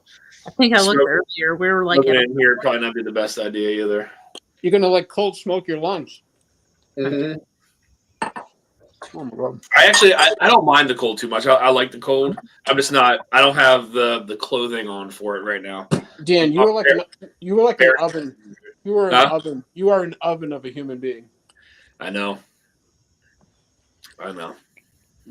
I can't help it. I'm sorry. Don't you always have on the perpetual wool suit? Yeah. He's always layered up. Me too. Oh my god, that was so much food. Wow. So, are you going to the gym tomorrow, John? Fuck no. Come on, man. Maybe. There's been a lot of shit I put in my body. I'm gonna be sleeping. I like know a- I go to the gym on days that, usually on Tuesday I take off. If I don't take off, I go really late. I know I smell like alcohol wherever I go. I know I do. Oh, I've had those days. When I get up Really? and I'm burping and I smell like alcohol, going on the treadmill is not my favorite thing. Yes. You just gotta share that with everyone else there. It's fun. And on YouTube. It's a rocking 6 degrees here, but feels like Oh, negative shit. for the wind chill. Too cold for anything outside. Yeah. yeah, no joke. I don't want to start a cigar and then not finish it. Let me see. I don't even know what I have in here anymore. I know I smoked one. One night I smoked one by myself, and I was on another planet. But When you want to start a cigar and don't want to finish it, that's what backwoods are for. that's what backwoods are for. Let me see what's in here. So I think I have 5 left. So I have a. This doesn't have anything on it. JR. Yeah, so that's one of the alternatives from JR Cigars. They do like their own blends, but they make them taste like name brand. Oh, okay, I got that. Yep. That one. I got the Rocky Patel San Andreas, Oh yeah, that's That's a good one. Hotels. Can't go wrong with those. 2006. See, I could probably get away with smoking that one tonight. That's a shorty. I have the Monte Cristo White Series. I believe that was from the Bardstown Blitz, right? I can't remember. Did you finish the Monte Cristo Habanas? Oh, Did I? Yeah. Sent you a couple. No, I have not. I still have those. All right. you better Just have got those in your humidor. Trinidad Habanos. I got the Disciple, the Man Bold. So Dan, those are the ones you just mentioned are in your humidor, right? Yes. Okay, good. And Ethan was about ready to sock check. If you waste those, I will kill you. And then the Southern Draw. Kudzu. Yep. That was the one Hey. from David. Hey Ed, you want a couple Trinidads? I will try one. I could smoke a shorty tonight, but I'd have Shoot, to- either through Ethan and Katie, shoot me your email address. I'll send you a couple Trinidads. I just got some in today. Oh, nice. Oh, cool. Thank you. Yeah, we can do that. God, Goodness, let me catch back up here. I gave 2 to my favorite liquor store manager because he helps me out. Oh, There that- you go, Josh Fritz. So Fritz is going out a tequila rabbit hole. Don't do it. Virginia Hill, looking for tears of Lorena. Huh. I like the freshness of tequila. Yeah, I agree. Lime, like I Bright, love. fresh. Yes, I agree. There's a place in Arlington, Virginia. It's called Banditos. It's a taco bar. It's a taco and tequila bar. It's literally like a mile away from the cemetery, maybe 2 miles away from the cemetery. It's right by the Pentagon. A fantastic tequila bar there. Fantastic tequila bar. Anytime I'm there, the tacos that they have there are like the tacos are insane. Like it's all these kind of crazy, kind of funky tacos, like a Nashville hot chicken taco, and like all these kind of things. A kimchi, whatever, Korean meat taco. But then they also have a huge tequila bar there. It's called Banditos. You sold me. You had me at meat tacos. Meat tacos. Drifting Drams with a $20 super chat. Anyone who wasn't in this is crazy. Booker's Rye. You got it. Absolutely. 2 samples of Booker's Rye up for grabs, guys. 2 samples of Booker's Rye. Sample of the Corbin Cash 8-year hazmat, which is a great pick. A sample of the Found North 15-year Hoverhawk. And then 2 random numbered coins going to you guys tonight. Very nice. Thank you, Drifting Drams, for the Yeah. super chat. Much appreciated, guys. Mhm. I could waste this extra week. Appetite for hazmat. Yes, it's a good pick. Sleeping late the next day. Yeah, that's good. It's super tasty. Oh yeah. Super tasty. Pack I a always punch. go pack of backwoods honey bourbon, and for late night mistakes. Joe the sample guy. Those are mistakes, Joe. Random when your wife finds you outside frozen still with a cigar stub in your mouth. Yeah. Here's my problem. I want chocolate now. That's the problem. It's like what I want. Got After, Yeah. J8 says that kudzu is a great smoke. Okay. I don't know if I could finish that outside tonight. Maybe one of those shorter ones, but I made a mistake, but my wife wouldn't be mad. I was. What did your blind result in tonight? Mine was I had a blood oath in there. I had a Bull Run American whiskey finished in Pinot. I had a chicken cock barrel pick. And then you also Knob had Creek 18. Knob Creek 18 and Jim Beam Black. Yep. Yeah. Jim Beam Black. So what are we sending each other, like terribly overpriced whiskeys? No way. I sent him. Well, Dan got 1 right and I got 4 right. Just Yeah. saying. Or 3. I got 3 right. I sent EJ the Old Dragon Bones 18-year rye finished in Oloroso sherry. Ooh. The Evernorth Arctic Spirit, Found North Foundation, Wild Turkey 101, and the Middle West Spirits Cast Strength straight weeded bourbon. Okay. You got Found North on the brain, huh? 4Gate Foundation. Yep. Dan, if you Did I allow say me, Found North? Did I say Found North Foundation? Dan, I don't, see you guys are paying attention. That's all. guys, don't forget this. If Dan, you let me participate in this competition, this bottle was $99. 14-year-old Schmickel. What is it? It's 14-year-old Dickel. Is it a pick? Yeah, from 2020. Oh shit! That'll be your $100 whiskey. You will not enter this competition, Jonathan. You will not pass go. You will not collect $200. And William Hall, the only reason for tortilla chips are to deliver salsa. Yep. That's right. EJ also Or sour, queso. sour cream. Sour cream, yeah.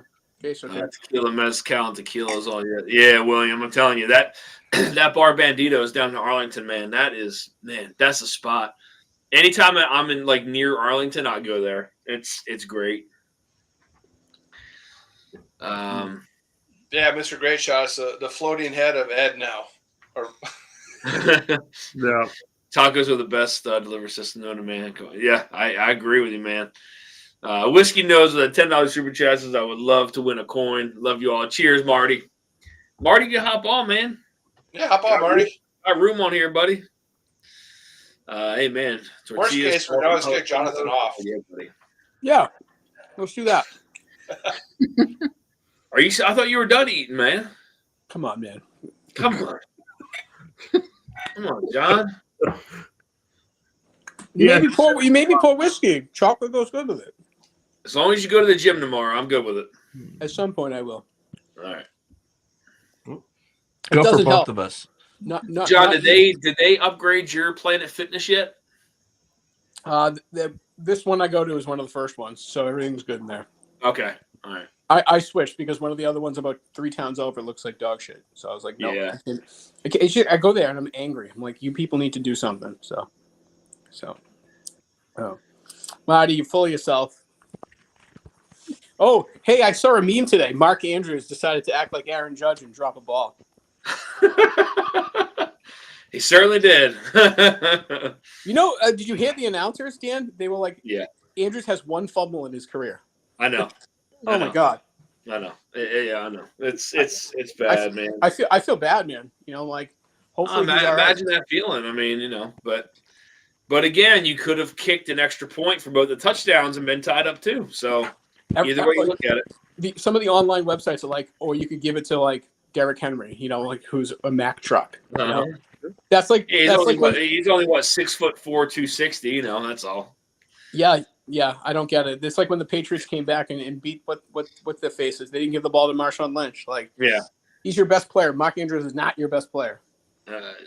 George Woodcock with a $10 super chat says, "I'm in. You are in it, my friend. In it, win it." Here's for Ben. Ben is. in chat. I don't even care what I'm eating. My wife made granola today. It's amazing. Oh, there we go. Oh yeah. Wow. Is anybody a huge fan of honey? Like, does anybody just eat honey at all? You want me to do that on stream? Yeah, go ahead. Pour it in your mouth, Jonathan. Oh, come on, Yogi. Hold on. I got a fresh crack. Hold on. Jay Sells the legend is here. He looks more like a boo boo, not a. You can't cut a legend. Bad. Well done. Well done. Nice. Anything else? What is that, honey? Man drowns in honey. I can see the headlines now.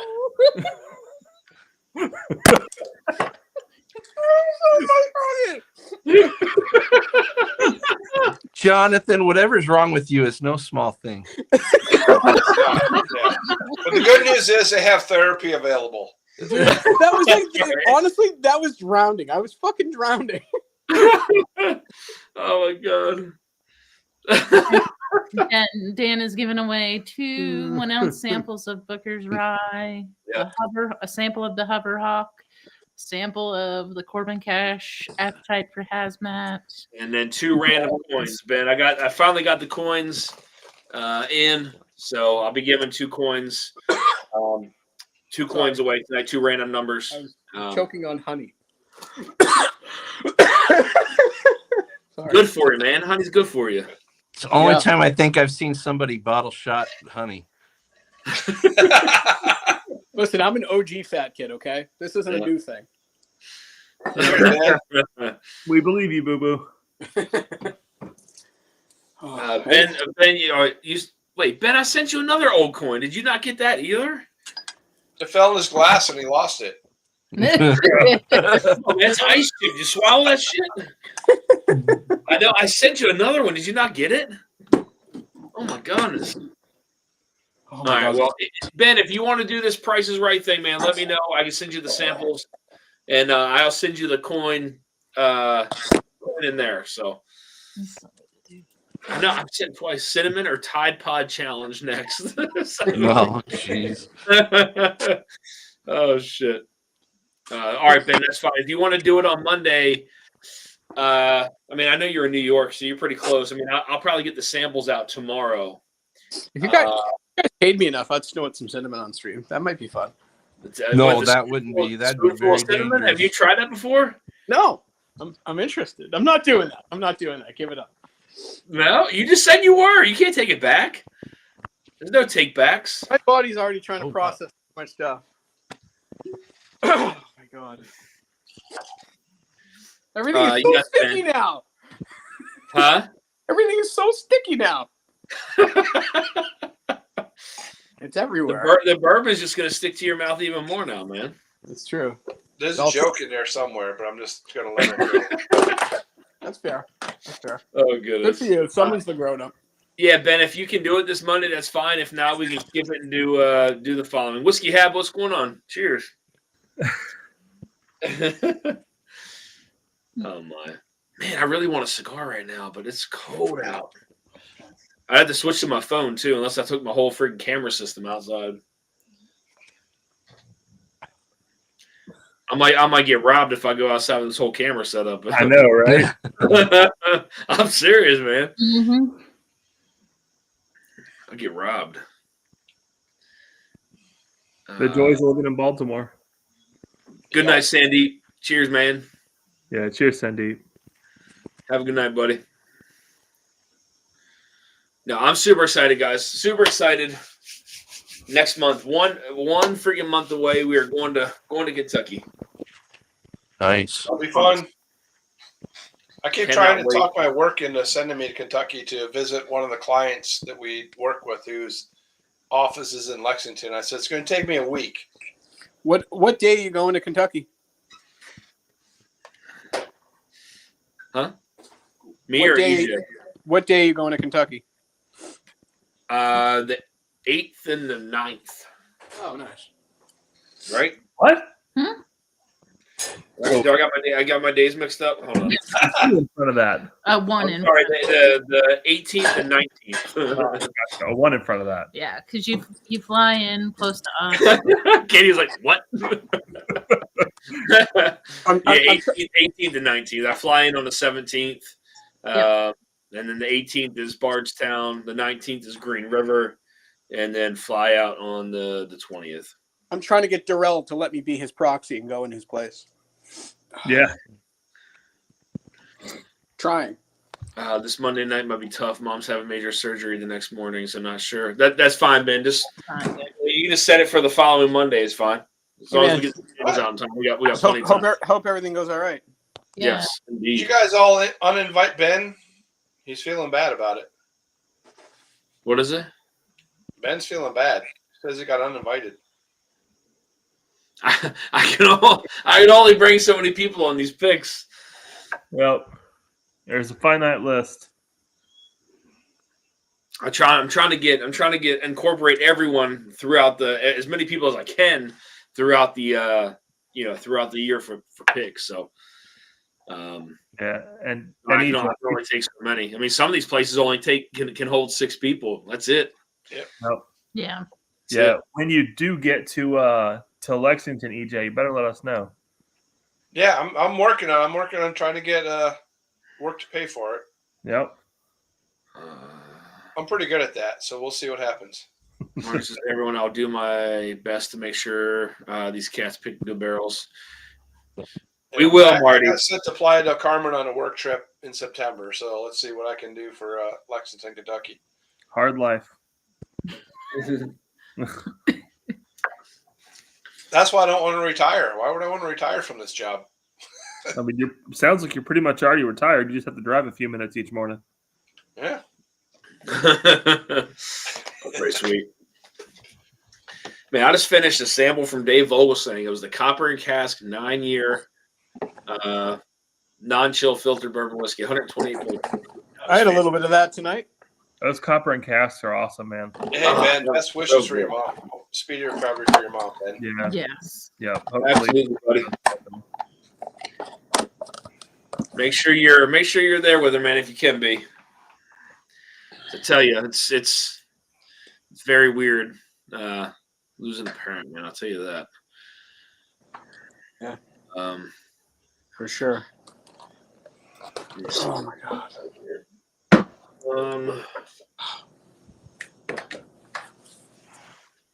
Finish off this J. Jay Rieger. Sounds right. Jay Rieger and Company, private stuff. Rieger. Where's it from? I know that name. Jay Rye Malort. whiskey seal box, 138.8 proof. Whee. Rieger. 138. That's your finishing off whiskey. Yeah, I mean, I guess it. you're Ubering it, so it doesn't matter. I'm, Yeah, I'm that- Ubering, that- man. I'm not driving home tonight, so That whiskey's gonna finish him off. Me no. either. I'm gonna have to Uber it up to my bedroom. Oh, you make that joke. I had that Dukes of Hazmat that the Oh, isn't that great? I have a bottle of that. yeah. After going to the bar with Darrell, I came home and I'm like, oh, this just came in the mail, and I cracked it and I couldn't get from my couch up my stairs. Yeah. It's Yeah, I slept on the deceptively couch. good though. It's phenomenal for 160 proof whiskey. Yeah, it's like butterscotch and vanilla ice cream. It's wild. Yeah. I drank 1.5 ounces of it and I was like, okay, good night. Yeah. Good night. So who all is going on the Kentucky picks? So myself, Katie, Ethan, Top dog, Adam, Jeff, Jeff, top dog, and Kelsey and Mark. and not Kelsey, just Marty, I think, right? Yeah, that's right. Yeah, not Kelsey. And Jonathan in place of Darrell. You guys look like twins. You know, just tell them you're Darrell. Josh, Fritz, Dan, would you trade a sample of that Booker's Rye for a sample of the Air the North Spirits Walker 3, the cobbler?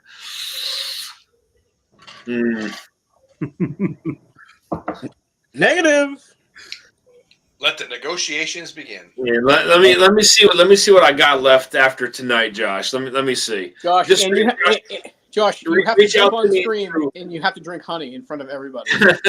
Josh, reach out to me through Instagram or through my email if you can. Now, is this the Booker's Rye that everybody? Yeah. Oh, it is the Booger's Rye. You're in it to win it, Ed. 25th. Oh, I didn't even know what it was. So The one and only. The 2015, 2016, I can't remember. Big time batch. 2016 probably. Yeah. Yeah, something like that. Yep. way those bottles go for, isn't that like $120 pour or something? Yeah, right. Yeah, they're up there, man. Yeah, it's Well, that's the Firstborn funny children. children. Right?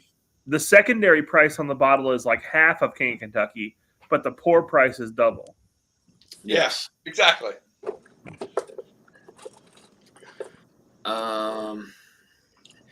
Yeah, Ben. Hopefully everything works out fine, buddy. I'll make sure I send some love your way this evening, buddy. Yep. Oh man, I can't hold 10. I don't think any of the places I've ever been to do a pick and hold 10, unless it's NBC. Sometimes NBC will let you kind of get away with it, but I had to have Josh there to do that, to get the okay for that. But Yeah, 10's a big group. another release that rye wouldn't be crazy, and still sell it even at a decent price. Yeah. I mean the Booker's Rye again. I mean, to me, it's a top 10 pour, especially like just letting it sit out and open for a little bit to get some air. I mean, just the flavor that comes from it, and again, it's just like there's those complexities to it, and there's depth to it for being a high proof rye whiskey. It's hard to find. It's hard to find a really good high proof rye whiskey that has the flavor that does. When you say top 10 pour, that's like top 10 lifetime pour? Top 10. It is in my top 10 of all time. Okay. It's that good. Yes. Yeah, no, I've heard nothing but good stuff about it. That's the best rye I've ever drank for sure. Yeah. Well, that's why I'm getting a sample of it from Dan tonight on the raffle. Yep. All right, sounds rigged. And it's Gotta it's have crazy goals in because like life, you know? like, you don't have you goals, know- don't cheat. Beam has old stock rye. It's just I don't know what they do with it, but That's why they have it, because they sell young shit to us instead. yeah. I don't think that they have anybody to blend it anymore. I don't think they have anybody who can blend it, personally. What was the MSRP for that Booker's rye back then? I Oh, think it shoot. was 300. Probably $80. No, I think it was hundreds. Yeah, I don't MSRP know. when it first came out? No, it's probably Independent like Joe, cheers, brother. 70, 80. I don't think so. I'm gonna look now. It had to have been more than that. I mean, it's what 13 years, 6 months, something like that. Yeah, but when was it released? 2016. Yeah. Yeah, I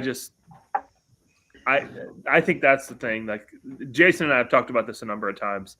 I just don't think that they have a consistently good blender over at Beam. Yeah.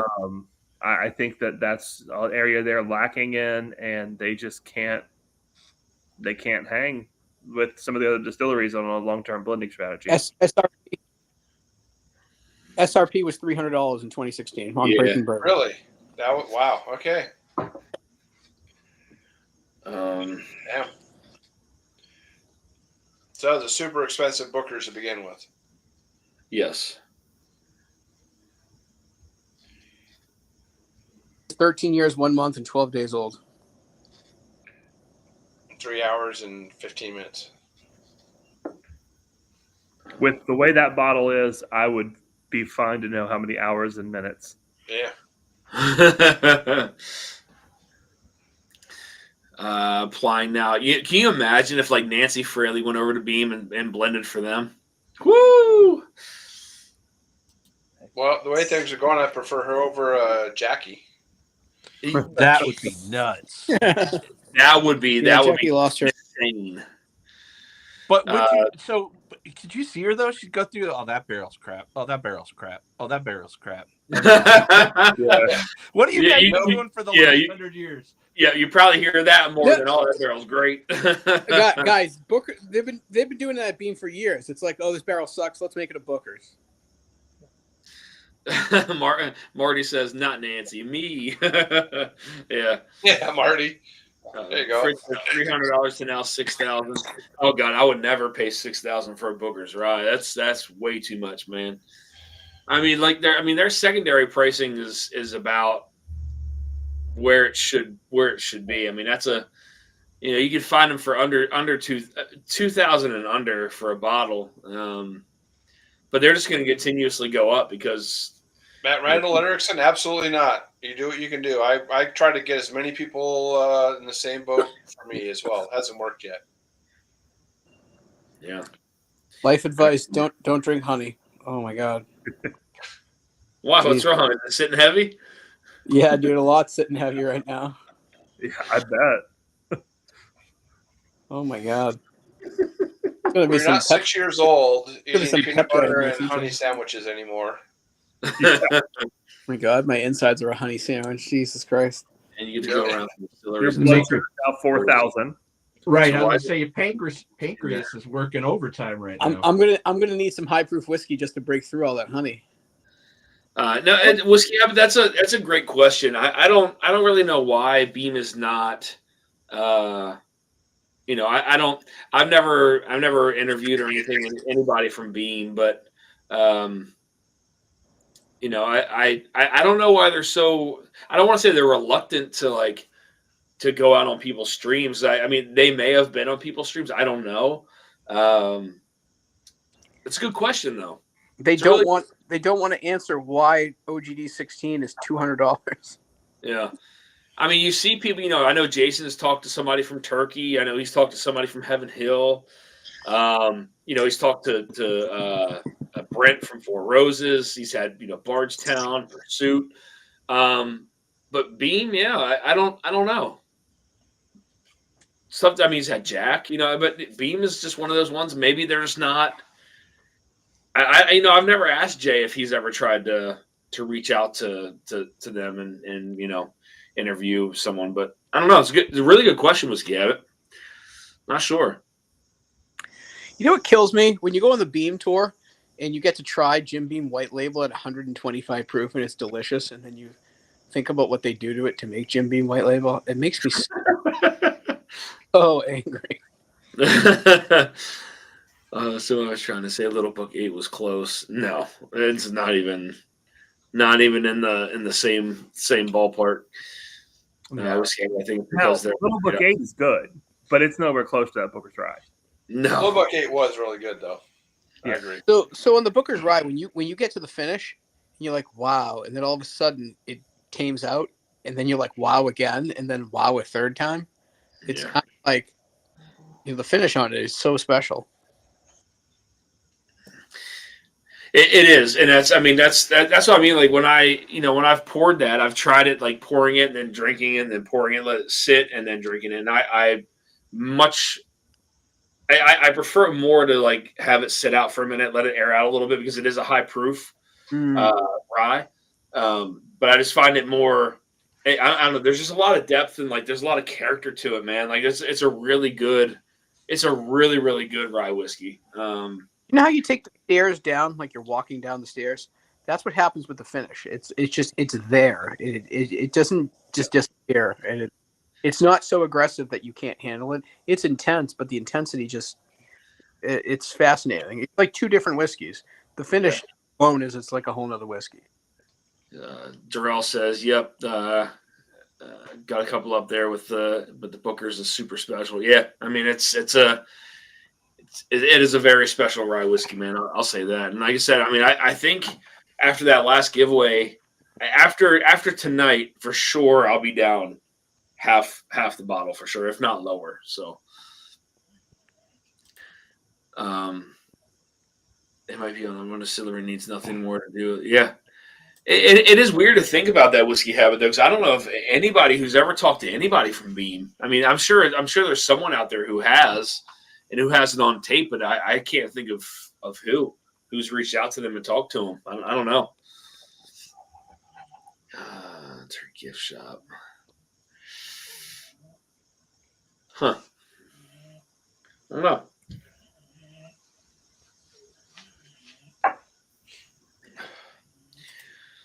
Ethan, where'd Katie go? She went upstairs to take a bath. When she gets cold, that's her solution. Take a bath. Yeah. Ethan, clearly you just drink more. Good man. That's right. EJ, so Yep. when you do go out to Bull Run again, like I said, if you want to leave my contact info, that's fine because I don't know who to reach out to as far as a rep to try to talk to him and see if I can get something set up. But if you can, let me know, and I'd love to get something set up out there, and we can get a group to go out west. Yeah, no, I've met the owner and his wife a few times doing stuff with the bourbon van out there, so we can track them down. Nice. Okay. Yeah, that'd be fun, man. Do a West Coast because there's a handful of people out on the West Coast that I could definitely get to do a pick. So that'd be a lot of fun. Yeah, I mean, there's several around here, and then if you want like the American Single Malt, you have Westland up in Seattle, you have Westward in Portland, Brickshire. There's a whole bunch of small distillers down here, just fun to go visit, even if you don't want to barrel from them. Yeah. You can go bourbon hunting and pay 20% tax. And then it's always fun to visit the stores here because it's a control state, so you pick up whatever you can't find back in Maryland at MSRP. Yeah. Yep. With no sales tax. With no sales tax. It's not like Washington where you go to a certain distributor or store up there where you pay overprice and then 25% sales tax. Good Lord. Oh, yeah.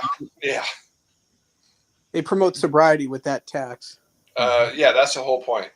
No, they just get the money.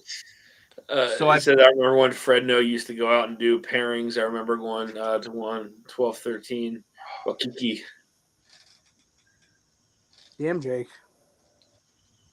Pretty sure the dog's trying to kill me right now.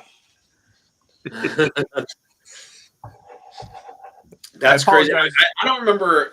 Has it always been like that, EJ? Because I mean, I've been out there before. No, Washington switched maybe like 12 years ago because they were a control state up until 12 years ago.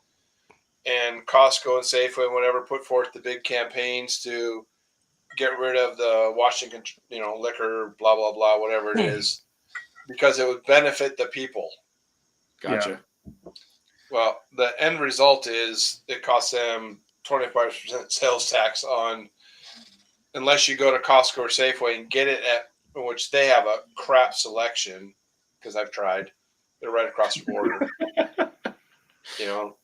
So you have to go to some of these other places and pick it up at whatever they want to charge, and then they add on that 25% sales tax. Damn, that's crazy. So it didn't benefit anybody. Yeah. Ethan, what'd you just pour? So I poured that Limestone Farms private stock. Oh, yeah. Yep. That's a good bottle, Wow. man. Oh, it's fantastic, man. Yeah. But on the Washington front, I remember when we moved up there, it blindsided me, right? And so I remember reading about it, and that crazy tax got added at like the 11th hour by some state congressman who thought he, I guess, made a name for himself by helping the state that way. Yep. But I mean, all it does is like people on the east side of Washington hit Idaho. Yeah. People anywhere south of Centralia, Olympia, go to Oregon. Yep. And people in Seattle are just screwed. Well, Yeah, that's so- Great Shot with a $10 super chat says, I am just donating for the shipping fund. Cheers, Mr. Great Shot. Yep. You're in it to win it, my friend. What's up, Cheers, Mark? man. Elixir Spirits in the house. Cheers. Benefit to Costco. Yeah, absolutely benefit to Costco. Cheers. Yep. Some people in Massachusetts say New Hampshire State Liquor Store is Massachusetts' liquor store. That's where we all go. Yeah, That's a good exactly. deal. Yeah. If you're close to the border, you go where it's cheaper. Why wouldn't you? Yep. It's like people in southern Washington come across the border to Oregon to shop for everything because Well, it's how people get their avocados. That's right. Cow. So you may have asked this or answered this question earlier, so I apologize. But where does Bull Run out of? Bull Run's out of Portland. Okay. Yeah. Portland, Oregon. As I said, it'd be nice to do that and then get some West Coast peeps together for that. That'd be a lot of If y'all fun. are tired of smoky air, come on up north for a bit. Yeah. Well, unless Dan's there's gonna go on forest fires. Dan's gonna We've go had on a our West, share here too. Dan, you're gonna go on a West Coast pizza tour. I know it. I mean, I've been out to the West Coast before. I mean, I've been out there sometimes for a chunk of time, but yeah, I mean, I like the West Coast, to be honest with you. Oh yeah, it's gorgeous. Oh, it is gorgeous. It's fantastic. West Coast to Best Coast. Dan, no. I would probably have to agree, to be honest with you. I know I've been on the East Coast for a while now, but man, that West Coast is great, dude.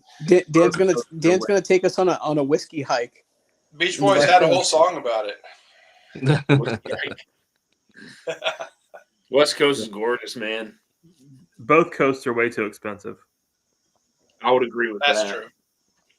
That's true. I would definitely agree with that. I don't know, man. I think Oh. I think Maine is pretty beautiful.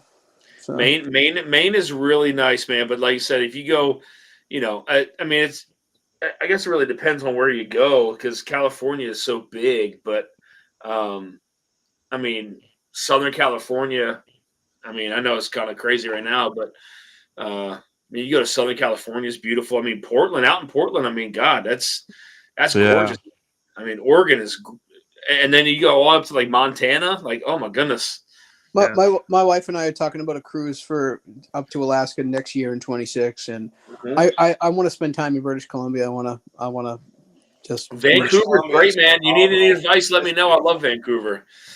Yep. definitely.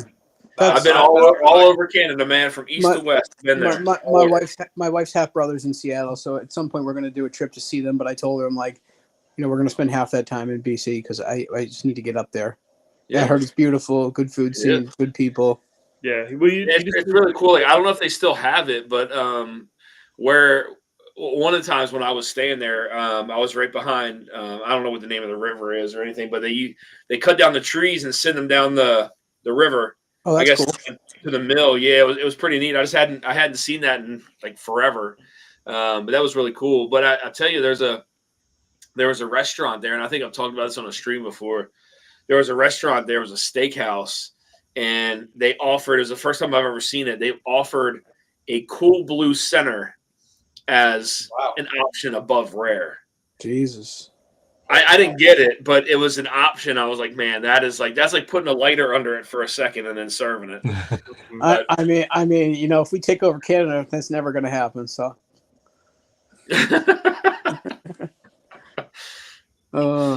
things to I've talk heard about. that Vancouver, British Columbia, has some of the best adult clubs in. Joe says, let's go on a hike. Hold Camp on, Pendleton. hold on, All right, hold Joe, on, we hold can on, do that. hold on. I've heard that. I'll be the judge of that.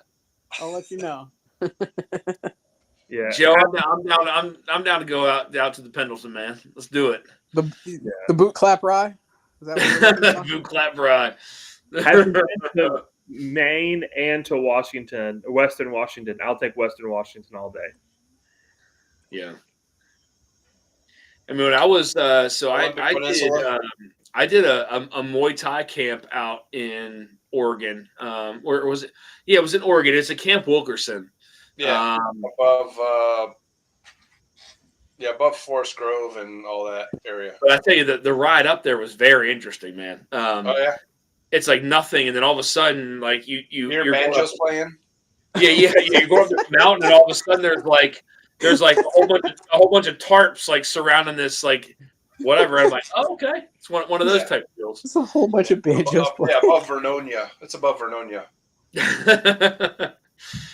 Beautiful area though. I mean, I loved it. I loved it up there. Yeah, right on the north part of the Coast Range. Yeah. Yep. Yeah, it was a really nice. It was an invite only Muay Thai camp, man, and it was. I loved it, except for the running. I didn't like the running up there because it was all fucking uphill. Does anyone know the score of the game? 31-15, Ohio. Oh wow. Fritz says I've been to Prince Rupert, Canada. Drove from Michigan. Wild. And yeah. Yep.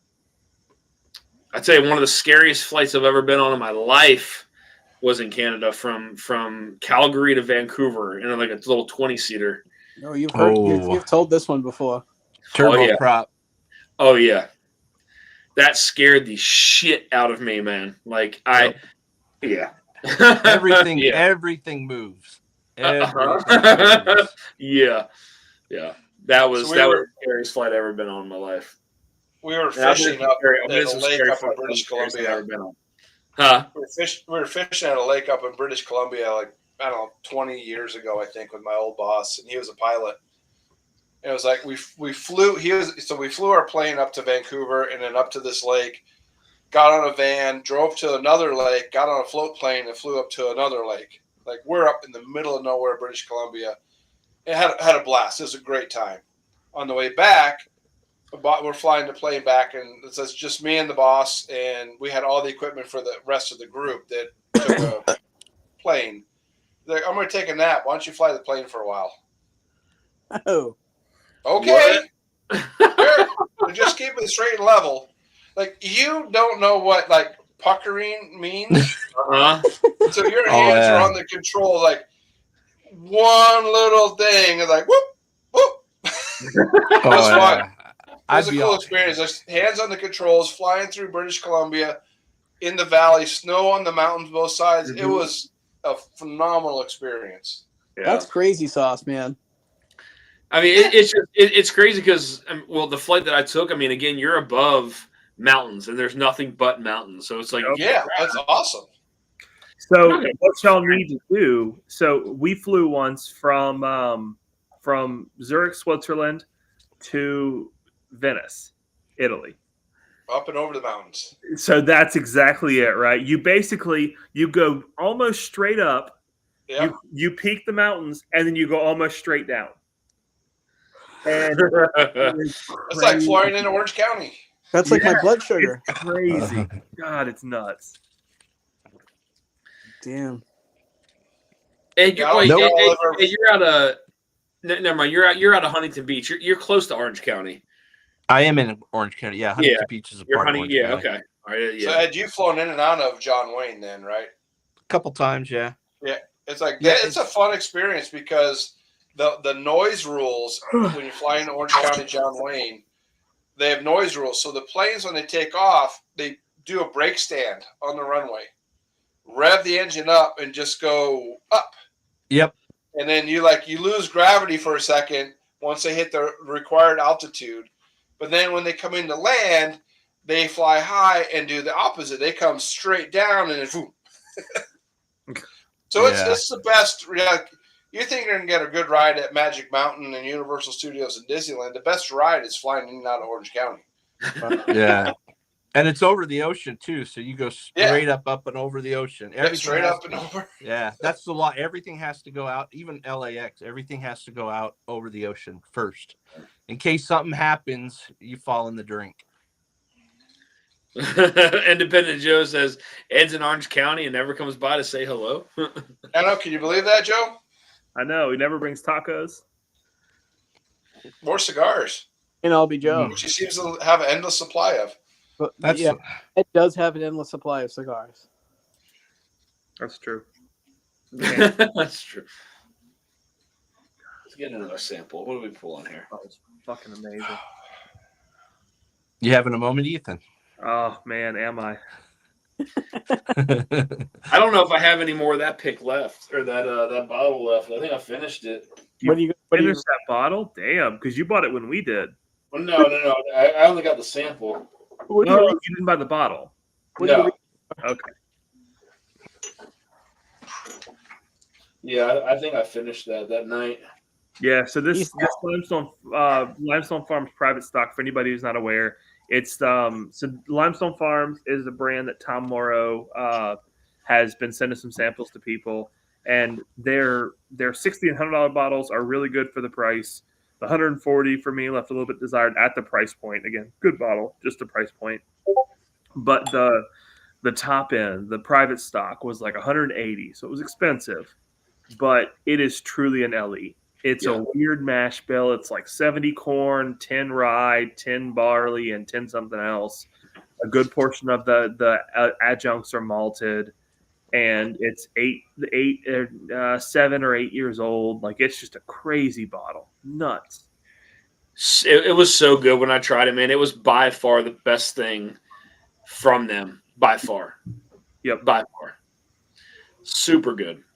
Copper Wolf says he's back, had to deal with family drama. that place. Yeah, it's all good, Copper Wolf. All good, buddy. Oh, yeah, he said he's drinking the private stock, too. My God. Like, it's just a flavor ride. Like, you've got the sweetness from all the corn, but then you kind of just go up and down from the adjuncts. It's just nuts. I can't remember where Joe lives out in Cali. I can't remember. He's got to be close if he says that. I can't remember. Joe, where are you at in Cali? I don't know. He showed up at Vic's house though in the last couple of weeks. Yeah, I know it's. I just can't remember. I know it's close, but I can't remember where. He's in the southern wine country, I believe, Temecula. I know. Richie's in Pittsburgh.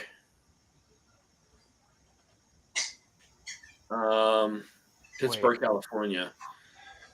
Yeah, he's up. No, that's up north. Yeah, that's Northern Bay Cali. Area. I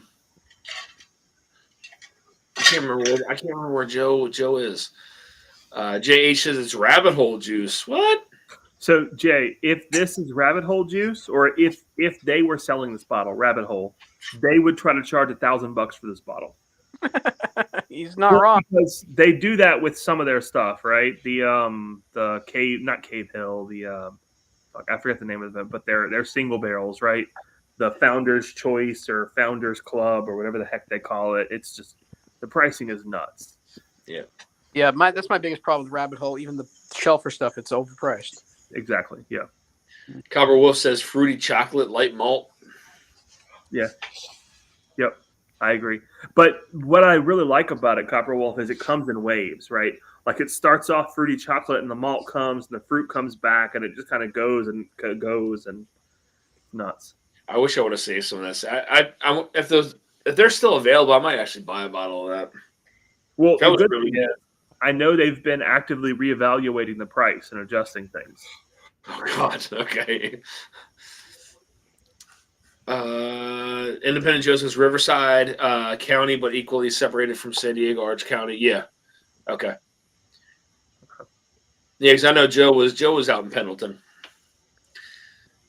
Oh yeah, Randall, I watched that this morning. Yeah.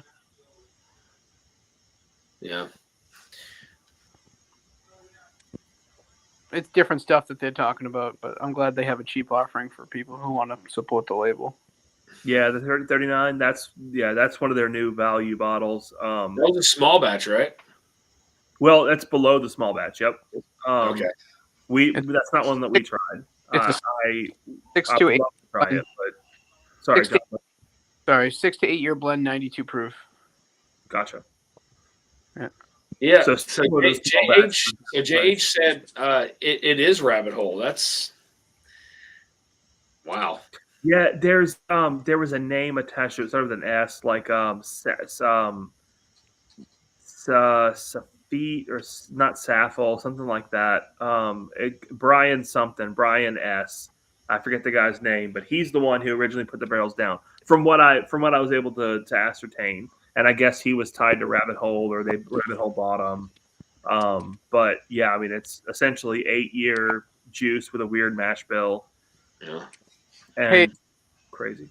This Mr. Great Shot, put that bottle down and then put it in a box and ship it to my house, please. Oh yeah, the old line rum case one. Holy shit. Yep. Well, the beautiful thing about Case One is you can get on their site and order their semi-regular releases for $45 a bottle all day. Dude, Yeah. you know what? They should end being a whiskey company. Just kidding. That rum is so good. Dude, that I would rum love that's next level stuff right there, Yep. man. That's Insane. next level stuff. Agreed. Listen, I gotta hop off. I gotta go to the gym tomorrow because I promised Dan. So That's right. good night, y'all. All right, buddy. Hi, Jonathan. Cheers, John.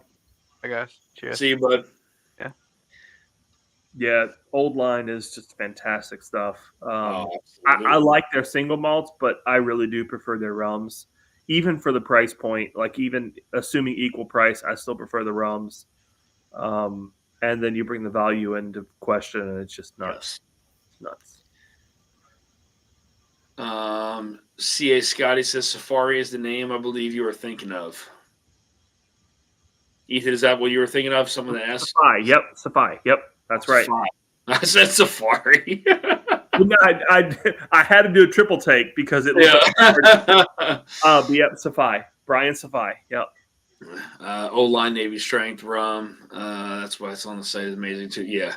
So That that Navy Strength to me gets super citrusy, which is Oh, great I for me. know. It gets citrusy and like vanilla heavy cake frosting almost. Uh-huh. Weird, but it's delicious. Yeah, that yellow cake, man. I'm telling you. I know you and I both are crazy about that yellow cake note, man. Yeah. That's why when you said it, I was having to bite my tongue to stop from mentioning the American whiskey in it. As soon as I tasted it, I knew there was American whiskey in it. Like I could taste it, but I just didn't know. I didn't know if it was like. Well, I didn't know it was American whiskey, but I knew there was like that yellow cake note, and but that I get it with everything. Everything on like American whiskey is just it's that yellow cake, that vanilla. Ah, man. Yep. That's so good. Just going to the gym and just using the spa count as going to the gym. Yeah, that counts. Yeah, I don't see why not. You were at the gym, right? Now, see, if I were to smoke a cigar tonight and go to the gym tomorrow, like, ooh. Mm-hmm. Couldn't get your box in the mail today. Holiday, probably next day or so. Guys, so we're going to go ahead and get into the giveaway in like 15 more minutes for anybody who's on here still. So, again, for tonight's giveaway, it is 2 samples of Booker's Rye. So, we have 2 1-ounce samples of Booker's Rye, a sample of the Corbin Cash 8-year Hazmat, 150 proof from 21090.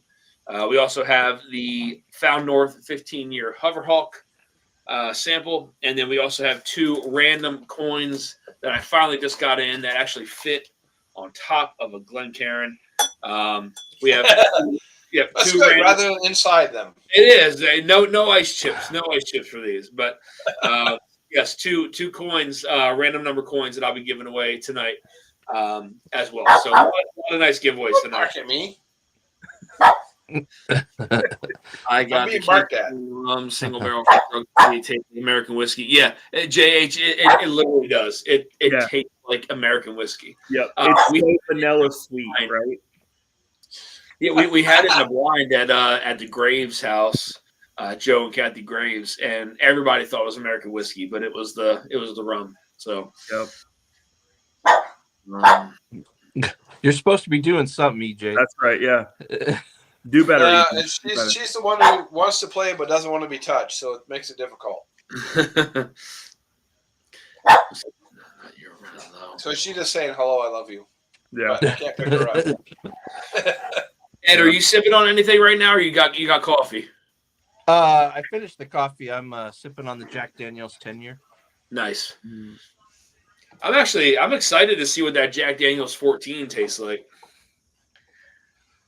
It's got me thinking. I would love to try Jack Daniel's 14. Yeah. Well, the All right, 10 has and the anyone 12. tried going to Irish whiskeys? Has anyone tried the Gold Spot 13 yet? Because I love Gold Spot, and I have all of them up to 9, but the 13 I saw at the store is $300. I just can't Ooh. do that. Yeah, we haven't. We did buy a bottle, but it was for a friend. I can't imagine that it's worth $300 personally. No, and that's why I looked at it. I'm like, no, it feels like $150, $200. I might think about it, but $300 is. I want it's OCD bothering me not to get the completion of the set, but I can pass on that because I don't want to spend $300 for it. Yeah. Yeah, well, it's Yes, I love Blue Spot and I like the Gold Spot 9. Mhm. But the 13 for $300, if it was a reasonable price, I'd pick it up. Yeah. Yeah, Yeah, well, I've got that's a couple Blue Spots. so. James Morgan mentions overvalued at stick to the blue spot. So whenever we saw it the last, right, and the Irish prices are crazy right now because of what IDL or IDC, whatever it is. They've lost their minds.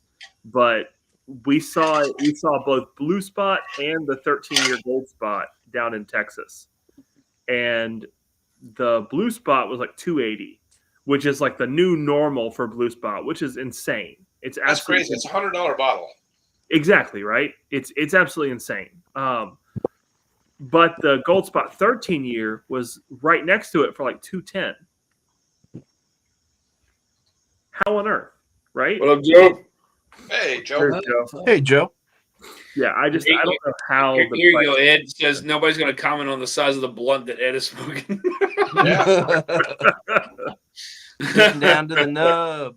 He got it from Tommy Chong. That's funny. Hey, that's completely fine where Ed lives. Don't judge. Yeah. It's legal here. Hey, Joe, I like that shirt, dude. Yeah. Yeah, that's an awesome shirt. Yep.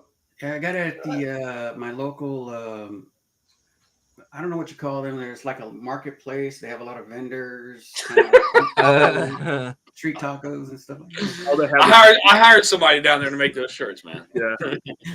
They didn't speak English, but they made really nice shirts. So I was like, yeah, let's take that one right there. All that matters. Yeah. Lots of schmediums. Yeah. Joe definitely went with the schmedium. Yeah, yeah. I realized it when I put it on. I'm like, when was the last time I put the shirt on? Because it fits a little tight. I was like, I'm gonna wear it anyways. Nobody will notice. But thank God you guys did. Thank God you guys did. It's like Levi's 501s. It shrink to fit. Yeah. Yeah. How you doing, Joe? You I doing think all I right, put it in brother? the dryer for about an hour, and Yep. it gets it Yep. right on. It gets it right on if you put it. Yep. in. Yeah, you got the gun show going on. Hot water and then hot dryer. That's Yeah. what you need. Yeah. Joe, how you doing, buddy? Good, man. Good. Doing all right? What you sipping on? I haven't poured anything tonight, but I'm gonna pour some Russell's 10, I guess, to start off with. Nice. Is that the one that has the older stuff in it? Yeah, JH, I allegedly. agree. 100 for the blue Yeah. spot, 120 for the gold spot 9. Gold spot. Yeah, so there's so Josh Fritz says the time is coming, hopefully, where the distributors will be begging retailers to buy bottles. Yeah, I mean, I don't know if it'll go that far. There's so many people getting into whiskey now. It's really crazy. there really is. There is a lot of new people getting into whiskey for sure. There is though, but I really think that what drives the market is mixers. Like that's what drives most of the money.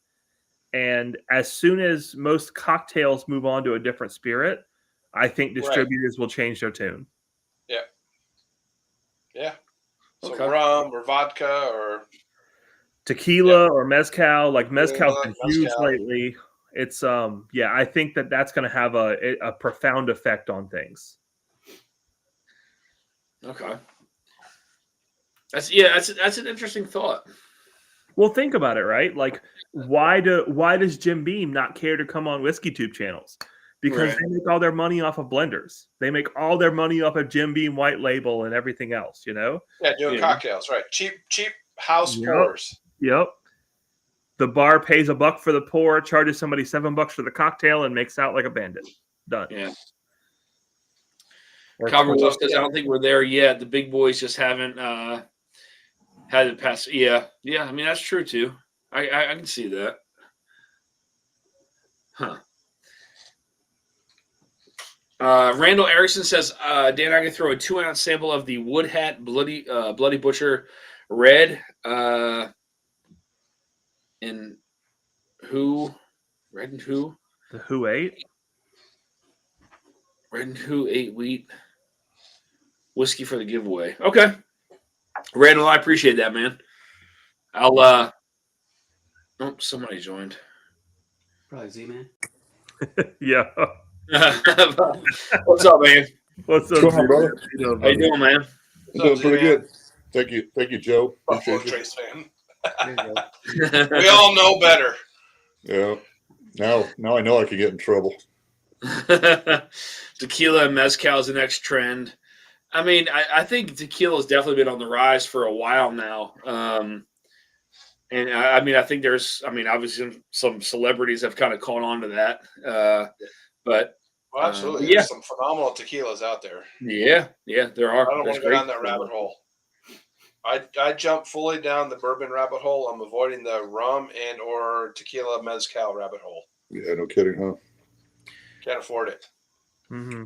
Yeah, I bought a Fort Elaine's the Blanco, and somebody's like, "Yeah, you got to try it. It's pretty good." I said, "Nope, I'm giving this away as a gift. I don't even want to." Trying to collect tequila. It is good. I will say it is good.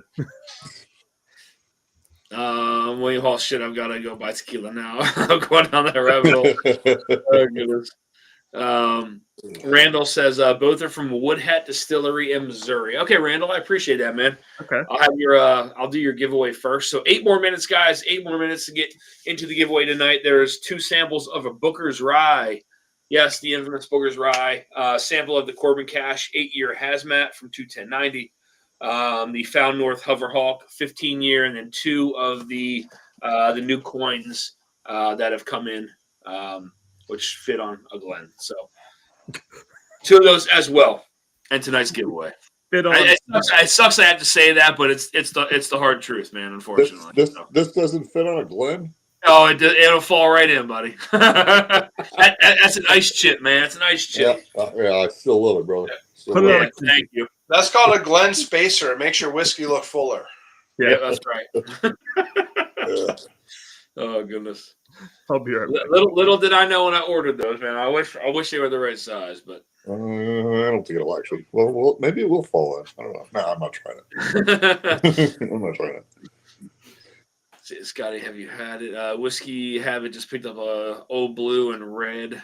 Not complex, but good.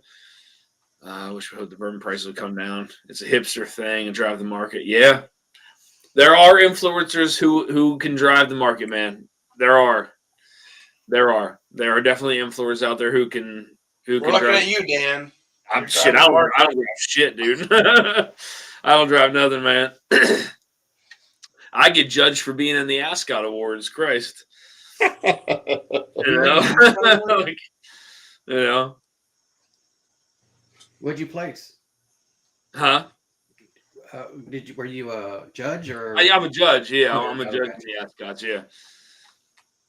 But it's not like we have like 8 or 9 things lined up and you're tasting them. Like you're only tasting them solo. You know what I mean? Yeah. You taste them solo, you rinse, let your palate calm down, you go into the next one. So like that's but there's just a lot of people who just have a lot of stuff to say about that. And Oh, again, I don't know what goes on behind the scenes on that. I judge the whiskeys for how I see them. yeah. That's it. That's my part, right? I do my piece of the pie, and that's it. So, Do you spit or swallow? oh, I swallow, baby. No, I'll be honest. There's sometimes I will, depending on the whiskey, and then sometimes I have to spit because of how much there is. Got you. Like so, for instance, on like the Irish whiskey category, a lot of those were all 100 proofers. Yeah. For those, I did swallow for all of those. But again, I spaced it out. Like I did categories at a time. I didn't mix and match. I kind of did one category, stuck with it, and then the next day I'll move on to another. But like doing the barrel proof one, which was a new category, I had to spit on those because there's just no way I could take all that in. So Yep. Too much proof. And like the biggest thing, like how I see it, is like these companies are sending not only whiskey, but they're paying money to enter. So you want to be fair with what you're judging, right? Like at least for me, like I want to be fair with it. Like if that were me and my company and I'm trying to represent it, I want to be fair, and I want to fair Can you get the finish if you spit it out though? Can you get the finish? Can you get the full effect of? No, like so I won't spit every sip out. Like I will take one down, and then the rest of them I have to spit. But I will take one down. That's fair. That's definitely fair. Yeah, usually the second sip. So the first one I'll swish, get the mouth coated, and then the second one I'll let it go down, and the third one I'll swish and just be done with it. So yeah, that's fair. But I just can't. There's no way I can indulge all that. It's just not. It's not possible. But you want to give these companies a fair chance too. You know what I mean? So yeah. What's the blue and the red? James Warren, interesting. Does UPC tell you the year created? Gamar's Craft Distillery Blood and Honey Wood Cask. I don't even know what these guys are talking about in here anymore. They're talking about we have an NWA song. They're trying to find out if the UPC code will actually tell you the age, is what they're trying to find out. Yeah. And there's a lot of people that have said things about the Ascot Awards. And again, man, like I don't know. I do my piece of the pie, and what happens from there that's not my business, man. It's not my say, I don't know. I don't know. Right. But I know that the people that I've talked to, because like not every judge gets the same sample, like different judges get different samples, but I have, I have contacts for some of the judges, and sometimes they'll have them, sometimes they won't. Be like, hey, what'd you think about this? Like after the fact. Yeah. Oh, hey, I loved it. I placed it up here, and I was like, so did I. So it's not just, like with some of these whiskeys, like the Smoke Eye Hill was rated all the way up at the top for me. Like just drinking it solo. And I mean, it landed where it landed. You know what I mean? And that's where I judged it, man. Like, yeah, it is what it is. But I wasn't the only one for it to land in that position. You know what I mean? Yeah. But because that one won Ascot of the Year, right, or some. Yeah, it was. I think it won Bourbon of the Year. It beat out the George C. Stagg.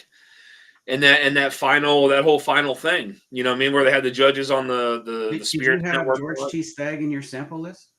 I think I had the Stagg. Yeah, I think I did have the Stagg in mine. But again, like when you're drinking them, like I didn't drink the Smoke Eye Hill and the Stagg in the same day. They were in different categories. Oh, gotcha. You know what I mean? So, but you're drinking by a number rating or a number system. Yeah, so like there is a number system when you judge it. They want you to kind of judge it and give it basically a C grade. Like a C grade is where you start your judging from. Yeah. If you feel like it's less than a C grade, then you would give it whatever that may be. If you think it's above that, then you would give it that. That's just how their rating system works, right? Oh, gotcha. So, sometimes you got to be very critical of stuff, because there was some stuff that I drank that was not very good. Some of it was very, very bad, but that's just what it is, But I mean, there's always going to be people that say things and stuff like that. And again, like I don't I don't know. Yeah. I did my piece of the pie, which was the judging for me. I submitted my tasting notes. Every sample I did, I submitted my score, closed my computer, call it a day. That's it. I was done. Yeah. What goes on from there is not on me. I don't know. But you know. In case you didn't notice, this was Dan submitting his scores. No, I took it seriously, man. Like I didn't eat before I drank any of my samples. Like I didn't do any of that. Like Nothing to influence them in the wrong way. I did it straight up how if I were to enter a whiskey into it, you know, I was actually thinking about it this year. I'll be honest with you. This first time I'm going to say this. I was actually thinking about putting, because I have several bottles of the Sticky Icky. I was thinking about entering the Sticky Icky into the Ascot Awards just to see what would happen with it. You know what I mean? Being a young whiskey would taste older. I don't know. I was thinking about it. I haven't decided yet because I still have a bunch of bottles of that, but I don't know. We'll see. I've done wine judging before for a Washington, Oregon wine contest, and we went through 50 to 60 bottles of wine with nothing that anyone wanted to drink. Damn. Like we found one that was halfway acceptable, and that was the winner by default. So going through a whole bunch of really bad whiskey, I can't imagine what that would be like. But I went through a whole bunch of bad wine. I'm going to tell you, and I have my scores. I have my scores in there. Hidden Barn tried to sneak something fucking in there. And Hidden Barn finished very, very low on the scale, man. They tried to sneak something in there. They did. I swear to God. Marty says he has 2 Smoke Eye Hills and loves it. Yeah. I think it's a great whiskey, man. Over 8 years batch one. Joe the Sample Guy with a $20 super chat says, let's go. It is time for that giveaway. Joe, thank you so much, man, for the super chat. You are in it to win it, my friend. My only beef with Smoke Eye Hills, the cork. Yes, it is. I agree, William. The cork is faulty. It is super, super loose. Pops out of there super easy. I had to find myself getting it like wet and flipping upside down for a little bit. But I agree. I must have got lucky because mine's toit like a toiga. Toit like a toiga. White. Cheers, Marty. Cheers, Marty. Old Putney. Everyone, where else is Commonwealth has it?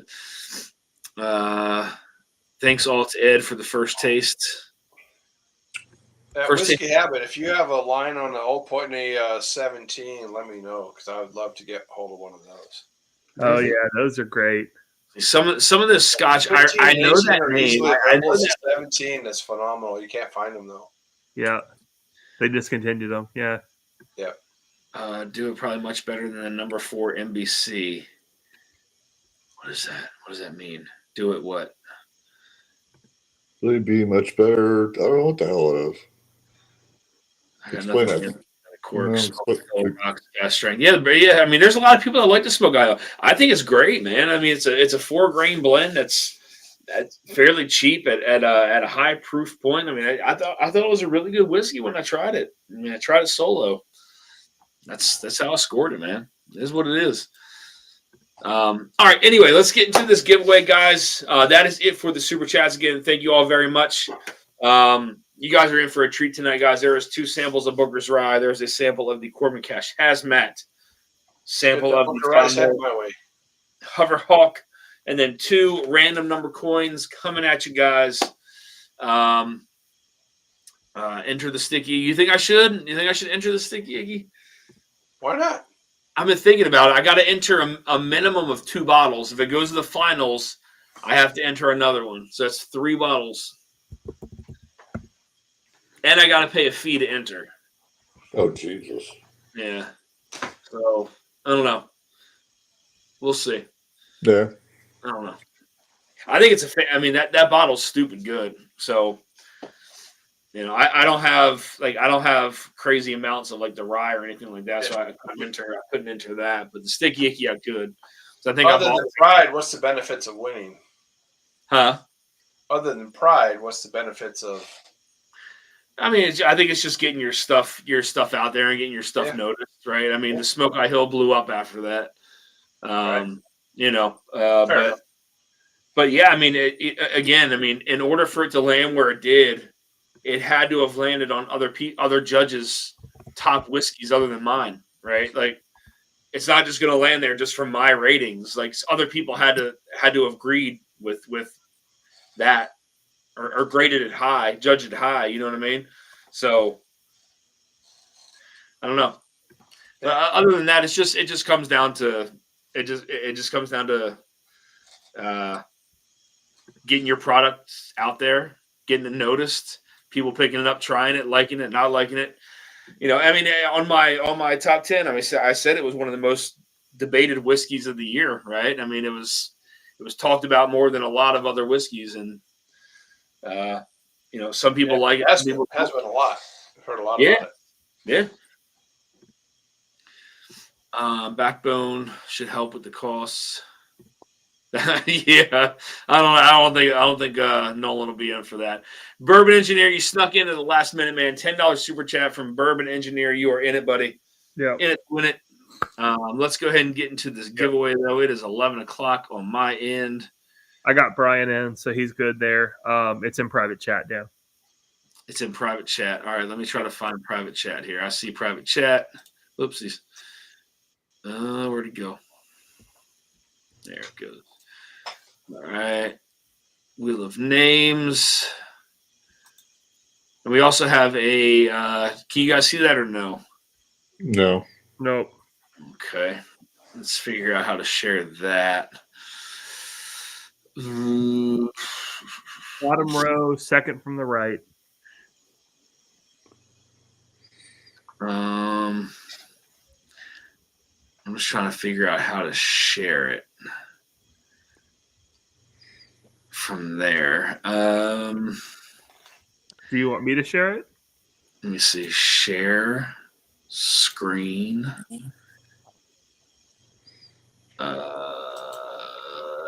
Yeah, that one. There it is. Got it. All right, cool. Is it full screen? Yep. Yep. Okay, cool. All right, good deal. All right, guys, so names are in. This is going to be, so the first giveaway tonight is going to be for the sample giveaway from Randall Erickson. It is going to be, I forgot what he was giving away. What was he giving away? All the Van Winkles, I think. Something from Wooden Hat? Wood Hat and Who Ate? Or Wood Hat. That's right. Okay. Yep. Sample pack from them. That's going to be for the first giveaway. Here we go, guys.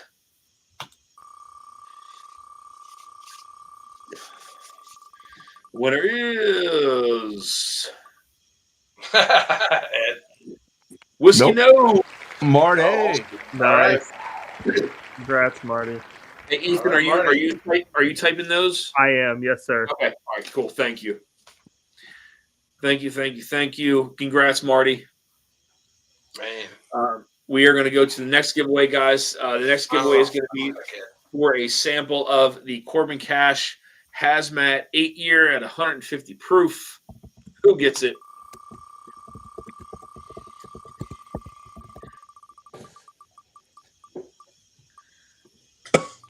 Big Vic? Rig. Cheers, Vic. Vic's not even in the chat. Vic. Congrats, Vic. Got that coming to you. So next is going to be a sample of the Hoverhawk 15-year. Who gets it? Oops.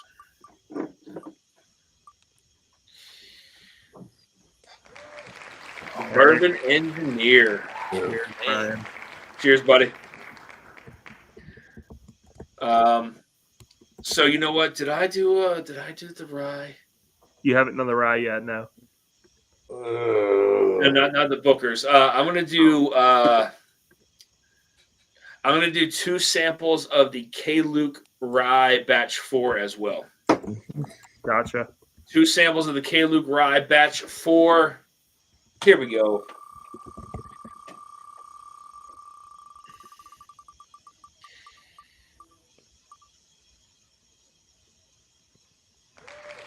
Ed Williams. Ed Williams. That freaking guy. That freaking guy. Freaking I don't guy. trust him.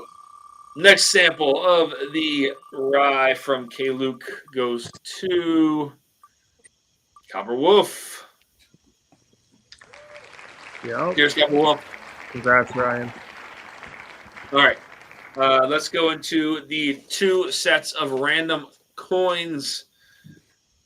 First coin goes to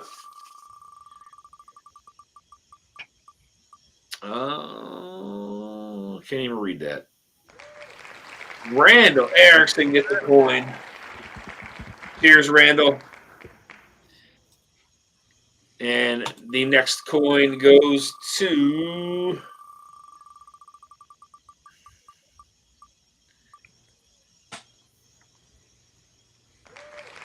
Ed Williams. Congrats, Ed.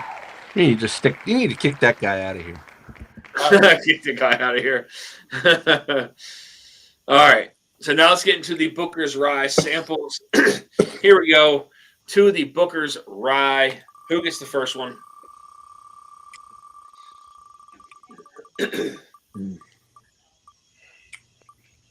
William Hall. Oh, so close. Oh, So close. holy moly. I believe he's the new Mark Emenecker. Really. Yeah. Congrats, William. You He's get a definitely the sample new of guy the named Mark. Rye. Yeah. And the last sample of the Booker's Rye goes to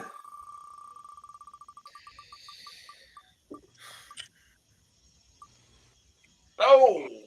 Chip. Hey, Yeah. congrats. Congrats, Chip. Yeah, You man. get the Booker's Rye, man. Congratulations.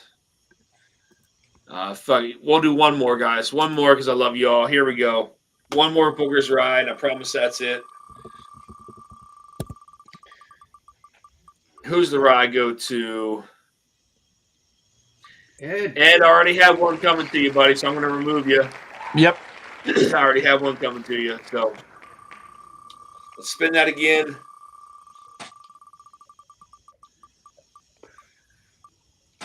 Ed. Stop. Stop. Oh, Stupid man. guy. He really wants Ed to win it. Man, it just went past me. That's Just rude. remove all instances. Remove all instances. Yeah. Okay. Yep. All right. There we go. We Things want were a lot EJ. bigger when he did that. Yeah, that got twice No, as no, big. no. Randall, nice. Good Lord. All right, Randall. Congrats, Cheers, Randall. man. You get the Booker's Rye. Congrats, everyone. And again, thank you guys for the super chats. Much appreciated. We'll see what the Booker's Rye looks like once I pour these samples, but I know we're going to be below halfway. So Yeah, cheers, y'all. Thanks again for the super chats, guys. Much appreciated. There we go. I know I'm well below half on my Booker's Rye. Yeah, man. Especially mixing it with some Fireball and shit like that, you know? That's that way, yeah. Well, I'm on the never had one on my Booker's Rye. Spin for that. I won the Hoverhawk last week. Oh, shoot. All right, Ryan.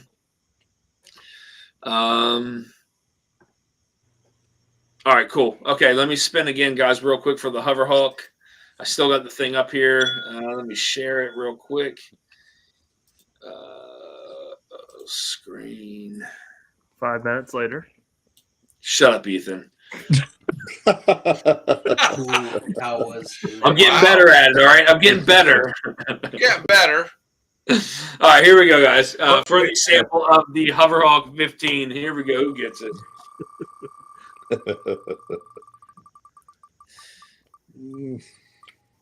Big Vic. Rigged. No.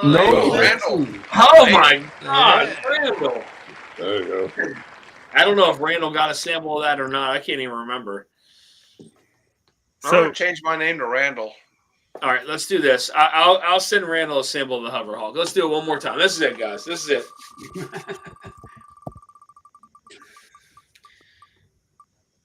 EJ gives a sample of the There we go. EJ Sports. It's in the name. It's in the name. that's right. Congrats, EJ. Yep. Congrats. Got a sample of that coming to you, buddy. If you accidentally pour a Booker's Rye instead, I wouldn't object. Just saying. Okay. If the bottles get mixed up, let me see what I got left. I don't know. I don't know how much I have left after this. Fair enough. Yeah, Randall said spin again anyway. So Okay, yeah. I mean, I did. Yeah, I got you. Save on freight. All right. Congrats to all the winners, guys. Again, I don't mind sharing with you guys. So that's what it's all about. So cheers, y'all. Again, thank you all for the super chats, guys. Much appreciated.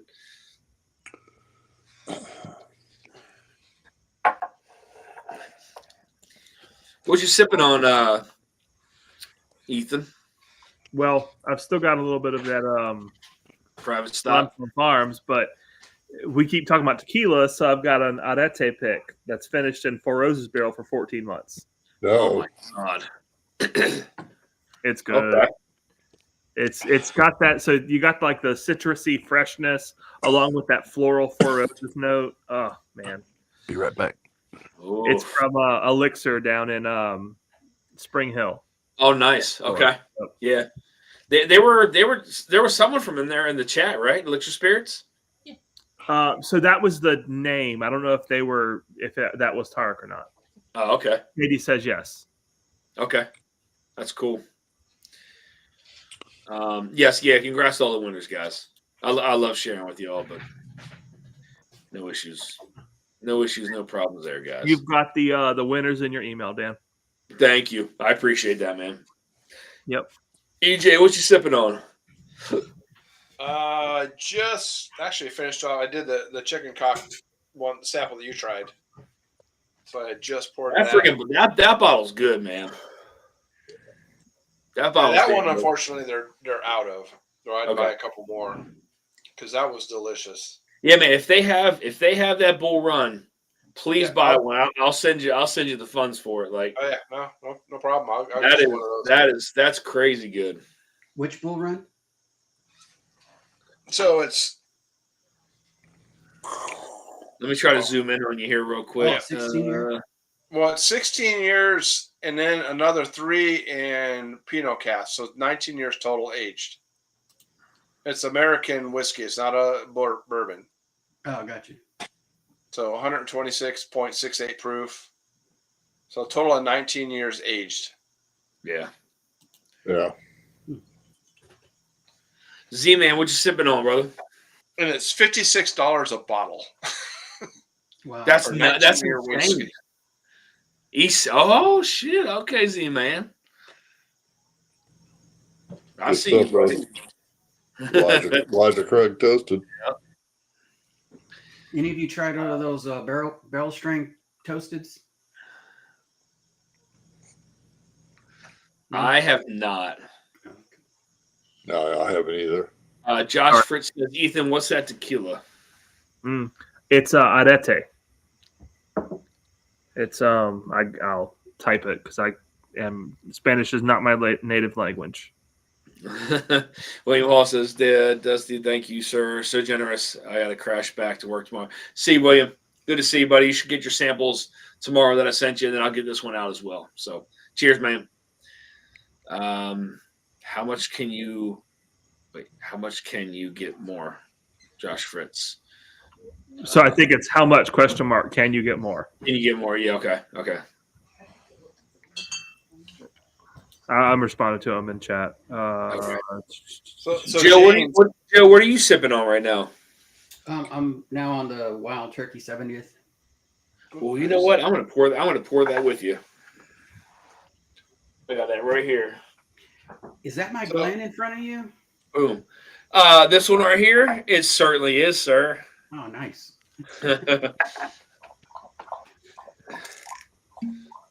So James, you asked a like question. Why couldn't they say it on the label? It says 16 years, and now at the bottom it says age, finishing time 37 months. So it does say it on the label. It's total of 19 years. Yeah, Wow. The way they calculate it now is 19 years, but it says 16 and then 3. it's very much gray area about trying to include finishing time and a total age. Yeah. Don't Like ever drink whiskey out of this glass. Ever. I wouldn't. It makes I it taste 100 times better. Cheers, you goofy fucker. Jeez. Yeah, James. Some Be places nice, they man. include It the makes- finish. Some it makes places they sense don't they include combine the it. finish. It depends on Right. the rules, I guess, or the interpretation of the rules. I don't know, Ethan, if you have anything to add to that. Well, I think that's it. The interpretation of the rules, right? It's there's gray area in the way that the law is, and some people choose to live in the gray, some don't.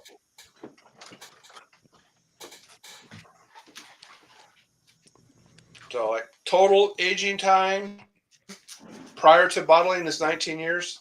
Total aging time prior to finishing is 16 years. Yeah. Take it Well, how you want. Because it gets more complicated when you talk about bourbon, because bourbon has to be a new oak, right? Right. Then you put it in a finishing barrel. It's like, okay, well, can you count the finishing time? It's not Yeah, a new right. oak. Because that's not new oak. Right, but Yeah, this is an American whiskey, so it should all count. exactly right. So American whiskey, I think it's less gray, but on bourbon, you could make the same argument. Well, if American whiskey can do it, why can't bourbon? Yeah. As long as it starts in new oak, it's still bourbon.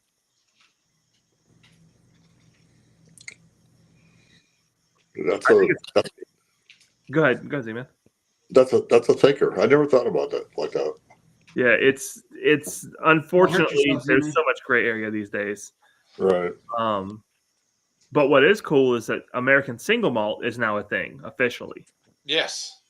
And That there's was some like, good what, a ones week and some or two bad ones ago? out there. Cheers, Yep. JH. Yeah, we have some protections around that now, so that nobody can go off the rails and mess with what we expect. Yep. That's the way it should be, you know. Well, an American single malt, I think, did it right, just like Bottled and Bond. It was sufficiently vague to provide some guardrails, but not get overly crazy. Right? Like bourbon is incredibly specific for a spirit. Incredibly specific. American single malt is really broad, just like Bottled and Bond is really broad. 4 years old, same distilling season, glass. Right? That's the basics of it. Like that's really broad. You can have Bottled and Bond single malts. You can have Bottled and Bond anything, right? You can have a Bottled and Bond agave spirit, right? You can't call Mellow corn is bottled and bond. Yes. Yep. Well, Yep. But don't you think that the whole purpose of that is they were just putting whatever they wanted into. Yeah, exactly, Z-Man. Yeah. So if I wanted to spit in this shit, I could sell it to you and say, yeah, this is good whiskey. Yep. They had to find a way to fucking do it, and then Right. well, and it's the same for It has been the same for American single malt, right? It didn't have to be a single malt. They could call it a single malt with zero repercussions, even if it wasn't okay. prior to that law. What were you guys talking about? The new American single malt rules. That Yeah. It's essentially like a truth in advertising law, just like Bottled and Bond was way back when. Yeah. The old 1897 Act, as it was. JH says the Nuremberg Bull Run single barrel. I have 15-year oak and 12-year Pinot. Yeah, that's the Running with the Bulls one, right? It is. That one's so fucking good. God. Yeah, I got that up here, right there. Really, really good. Who's making Bull Run? It's Bull Run. Yeah, it's themselves. Oh, really? Yeah, they're out in Oregon, Z-Man. Yep. How'd they get a 16-year distillate? MGB. Yep. Yeah, I think they bought it a long time ago, though, right, EJ? Yeah. Yeah. Yeah. So I'm trying to read one of their bottles. Yeah. Jasper says, yeah, but the TTB even enforcing everything. Yeah, I mean, Well, I mean, that's a valid question, right? But it's just like, do the cops enforce speeding? They can, right? So they can enforce it, and if you get caught, then there's a consequence. Versus 2 weeks ago, there wasn't a consequence. Right. Got me the 13-year Pinot Noir finish. James, 13-year Pinot Noir finish. That's the. What is that? They do a lot of Pinot Noir finishes. So Yeah, yeah. Pinot Noir is easy barrel to get out here. Exactly. Yep. Yeah. They do Yeah, a this is lot. a 14-year Pinot. Yep. Yeah. I Well, refuse and- to say the last part of that. That's the cool thing for me about Bull Run. Like we've got bottles as young as 12-year, and now they're getting 16 and 17. So like you can see like the progression as the MGP that they have ages, and as their finishing time increases and they're releasing it. Like it's cool to see the evolution of it. There's some good stuff happening out here. Yeah. Go around Brixier, a couple other distilleries, Westward, Westland, single malts. What's the N? I forget the name of the N. It's with an M. M. McMenamins. Yep. Katie. Oh yeah. Oh yeah. Yep. Yeah. Their single malts are outstanding. There you go. Yep. I got you. 14-year American single malt, Yep. and it's delicious. Mm-hmm. Huh. And for 14 years, it's $150 a bottle. Yep. Can't really beat that. That's distilled out there. Yeah. Okay. Yeah, they probably made 2 barrels of that and Yeah. set it off to the side and forgot about it. Yep. That's what they did with their 12-year. They had a 12-year of the release. I didn't get any bottles of it, but they forgot about them. They found like 4 barrels of that had been aged 12 years. Well, how many McMenamins are there? 2 or 3? Brothers? No, locations. Locations are 60 something. Really? Damn. Yeah. Okay. Wow. There's 2 distilleries, 1 winery, 15 or so breweries, and like total of 65 locations. Damn. All right. I must be thinking of just the winery and brewery side, but I didn't realize they had near that many locations. Yeah, because they're all the way up in Washington and down to Southern Oregon. I know there was wasn't there one up in oh geez, not Edmonds, Bothell? Katie? Yep. Yeah, yeah, Bothell. You have the Anderson School up in Bothell. Yep. Yeah. Yep. That's the only McMenamins I've ever been cut off from and asked to leave. 100% fully deserved. So we were up there for our son's wedding, and we stayed at that McMenamins as a hotel as well. And we had family come in. So we started with breakfast and then went to the bar at 10 a.m. And at 11 a.m., they told me that I think you've had enough to drink. And I said, I agree. I agree. I'm going to take a nap. I'll see you in a few hours. Yes, I agree. I'm just going to go back to my room. Yeah. That's it. Josh Friss has Bull Run Canadian distillate as well. I think it's all MGP, right? I think it's all MGP, yeah. It's MGP light whiskey. Yeah. We don't have an English distillery any older than the guys in Oregon selling single malt. I can't find Independent Joe Glenn. Only the shirt says Mr. Great Shot. Joe, you got a place to get your Glens? I don't sell them. I give them away to people who. Well, I used to give them away to people who battle me. I stopped doing that, but and Patreons are the only ones who get them. So sorry. Sounds like there's a way to get them. Patreon. Become a patron. Well, I don't want to promote my Patreon on somebody else's channel. No, dude. Promote it away. Send the link. Yeah, the question was No, it's asked. okay. Come on, I'm just here to answer the question. Yeah. Somebody send that link over here. I'll post it up. Joe has some great stuff. Great stuff he puts out. I appreciate that. Especially for a Marine. Oh, Wow, shots fired. It's all color Shots coded, fired. you know. That's right. Yeah. Yeah. Easy to follow. Yeah. You do your memberships by color, right? Yeah. by It's the only way cram? to keep track. We do have a good bottling and shipping infrastructure, more local though. Yeah. Hmm. So EJ, does that place that you were just talking about? Do they only sell single malt, or is there other stuff? McMinimums. Yeah.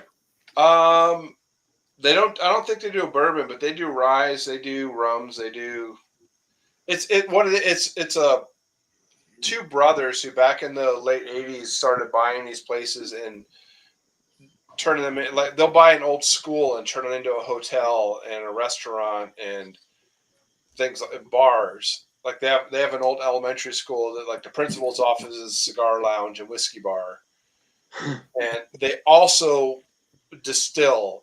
And they have that one of their distilleries. They have an old,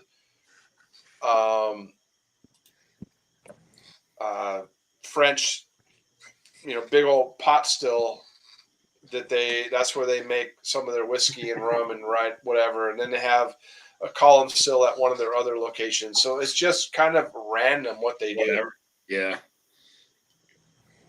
Mr. Great Shot says, dang, all right, I'll have to get in the blue crayon color.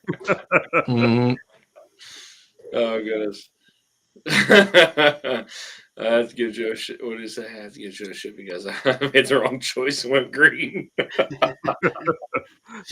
Oh, goodness.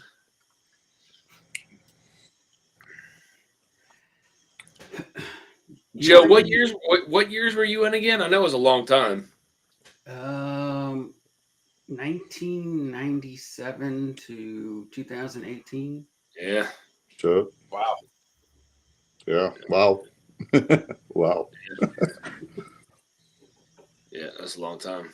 Yep. And you retired as a gunny? Yeah, I couldn't make it to the next rank. They didn't want me. Fuck you. They didn't want me to stay in. The hell was that fucking movie with Clint Eastwood where he was gunny? Heartbreak Ridge. Yeah. He got in trouble a lot though. I never got in trouble. Hey, that movie showed you some reality though. It was, like, fuck you guys. No, I'm good. I'm good with the rank I retired at. I don't know. Absolutely. Yeah. MJ's dad went green to blue back in the '60s and retired as a captain.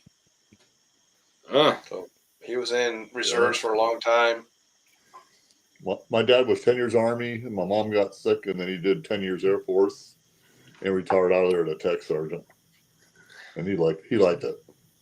Cheers, Mr. Great Shot. Thank you for your service. Then he went to the post office for 25 years, so he spent 45 years in the federal government. Heartbreak Ridge. Yeah. So you got a nice pension, huh? Yes, sir. Yeah. Dealt with Now, a lot of shit. I was an Air Force brat for fucking years. Yeah. Did you move around a lot? No. And now you're just a brat. Damn.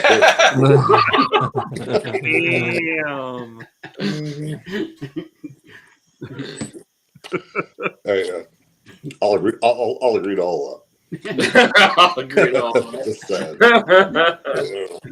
Good job not spitting beer. Oh, goodness. Yeah, Mr. Great Shot. I sent my daughter to the Air Force. Said, you don't have to go to the Air Force, but you can't stay here. So she went to the Air Force.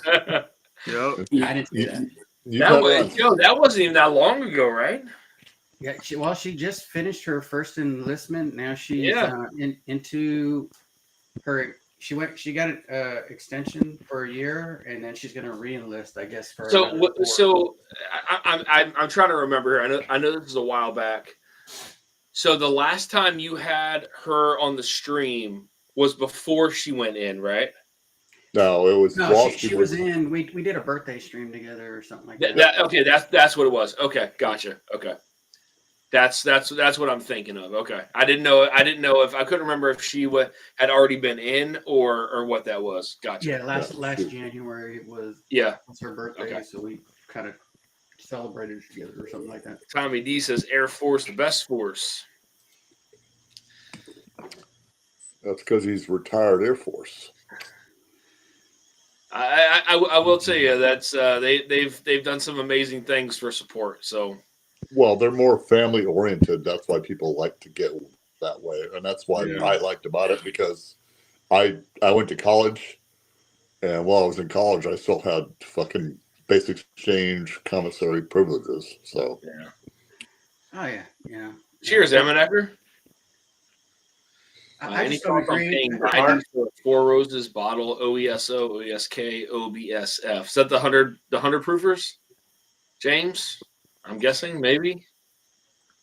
Yeah, I mean, with the way your taxes are, James, I guess that's not awful. Yeah, I was gonna say that's not bad. I mean, they're good bottles, so Hey, Dan, I asked Tommy D if he ever heard of this, and I don't know if you've heard of this while you were serving. Like if you were around Air Force, what are they? They ain't soldiers. What do you call them? Air Force personnel. Stop. No, Air Force personnel. I mean, that's Well, not they're just derogatory. Air Force, fool. Okay, they're well. I mean, Airmen? anyways. we always call them airmen. The airmen. Airmen, If you were around okay. Yeah, airmen in the Marines and they were working around you, they had got hazard pay. Have you ever heard of that? No. has It's like some type of supplemental pay for No, stress. it's not hazard pay. It's substandard living pay. It's something that well. So wait. Yep. because that's what I was told when I was in the while going through the ranks, Who and I was like, who why did fucking they- told you that? Another Marine? No, it's No, legit. no, it was you. Never mind. I was going to say something. Ah. Let's say something else. Oh, they don't get anything extra for whatever it is. Well, I heard drifting. Ethan heard. I can tell. I guess that Dusty Dan hasn't heard that one. So I was just curious. But I heard that when they had to work around other services, they got an extra type, incentive type pay because of. So it's more than that, Joe. It's more nuanced than that, right? So, for example, with us, we were I was out in West Texas, right? And the Army barracks were Air Force barracks that the Air Force was going to tear down. Yeah. The Army told the Air Force, hold up. There's plenty of life in this. The Army took them from the Air Force, put a bunch of soldiers in there. Well, the Air Force dorms, because they have dorms, filled up. Yeah. They had to put some airmen over with us. Yeah. Those airmen who were with us got extra pay. They called it substandard living pay because they were living in below the Air Force standard. Yeah, the Air Force standard. Yeah. Yep. Yeah. Absolutely. Yeah. I talked to a number of them who had that. Yeah. So how long ago was that? 2013. Jesus Christ. Yes. I was so pissed. I was so pissed. Shoot, we're me and Dan are probably used to it though. We got second rate everything. Oh yeah. Well, that was just a Marine. Yeah. That was so purple. I mean, come on. So Randall says he was at 21 years in the submarine service. He was in the sound service, but my dad was a Marine veteran. Didn't want me to join the Marines. Yeah, 21 years in the sound service, man. Yeah. $49. I couldn't be a submariner. Even my daughter told me while she was in, she wasn't allowed to talk to the other services. And when I was going through schools, they told us do not go near the Air Force personnel. And they used to march everywhere. Like they had to be in pairs all the time or whatever. They had to be together all the time. And they said, don't do anything. Don't mess with them. Don't talk to them. Just leave them alone. Why? Because they were like Z-Man. They, you know. Shut the fuck up and just you said you gotta say, fool. Why? Okay, never mind. Never mind. Josh Fritz says hazard pay for working in my Marines. Understandable. Hey, I agree. Yeah. Well, all right, guys. I gotta head out. I gotta take the pup out one more time before we go to bed, and then we gotta crash. All right, buddy. Yep. Take care, I'm gonna Ethan. take off too. Good So. man. Take Feel care, man. better Good night, now. guys. Great hanging out. Good to see you, buddy. Later, y'all. Right Yeah, on, it's Ethan. probably a good time to head out too. All right, EJ. All right, Dan, this is a blast. Thank you. This is, Yeah, this man. has been a Thanks lot for of fun. tonight, man. It was fun. Great job with all that, and thank you again for the samples. Great having you on. Good to see you. You're more than welcome to hop on anytime you want, man. All right. Take care, Cheers, Joe. buddy. Take care, Z-Man. Cheers, brother. Cheers, my friend.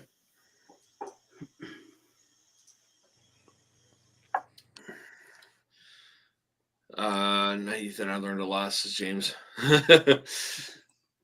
Yeah.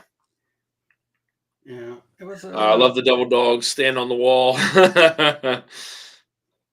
You need us on that wall. That's you right. Want us on that wall. That's right. Yeah. I mean, my stint was nowhere near what yours was, Joe, but Air Force had Once the a best Marine, base. always a Marine for me. Too. Yeah.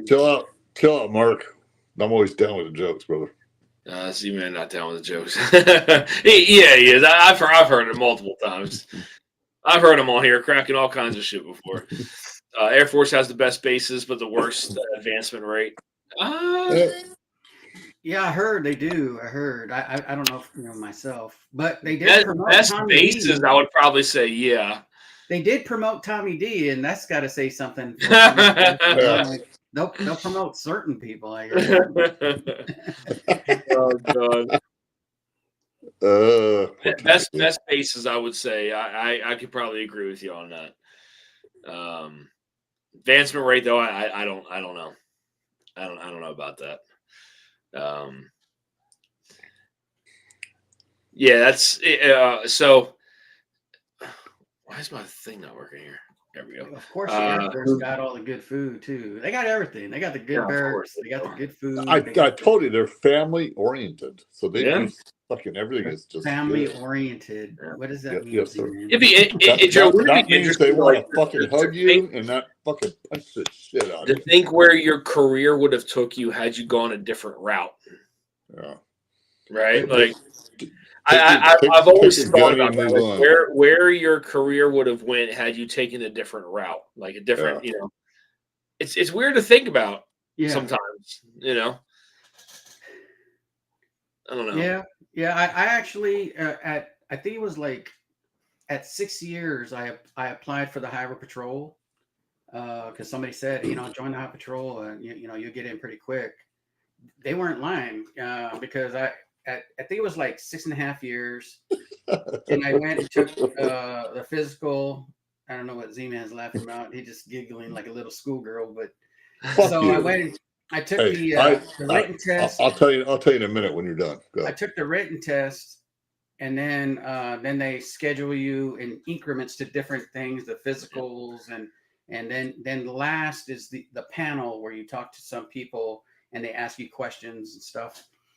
And I showed up to the panel because I passed everything else, and they were like, I went in my service Bravos, well, my service alphas, and so they were like, oh, a Marine, and I'm like yes sir, yes ma'am, and they're like, what makes you want to leave the Marine Corps? How long have you been in? So I told them how long. They go, okay.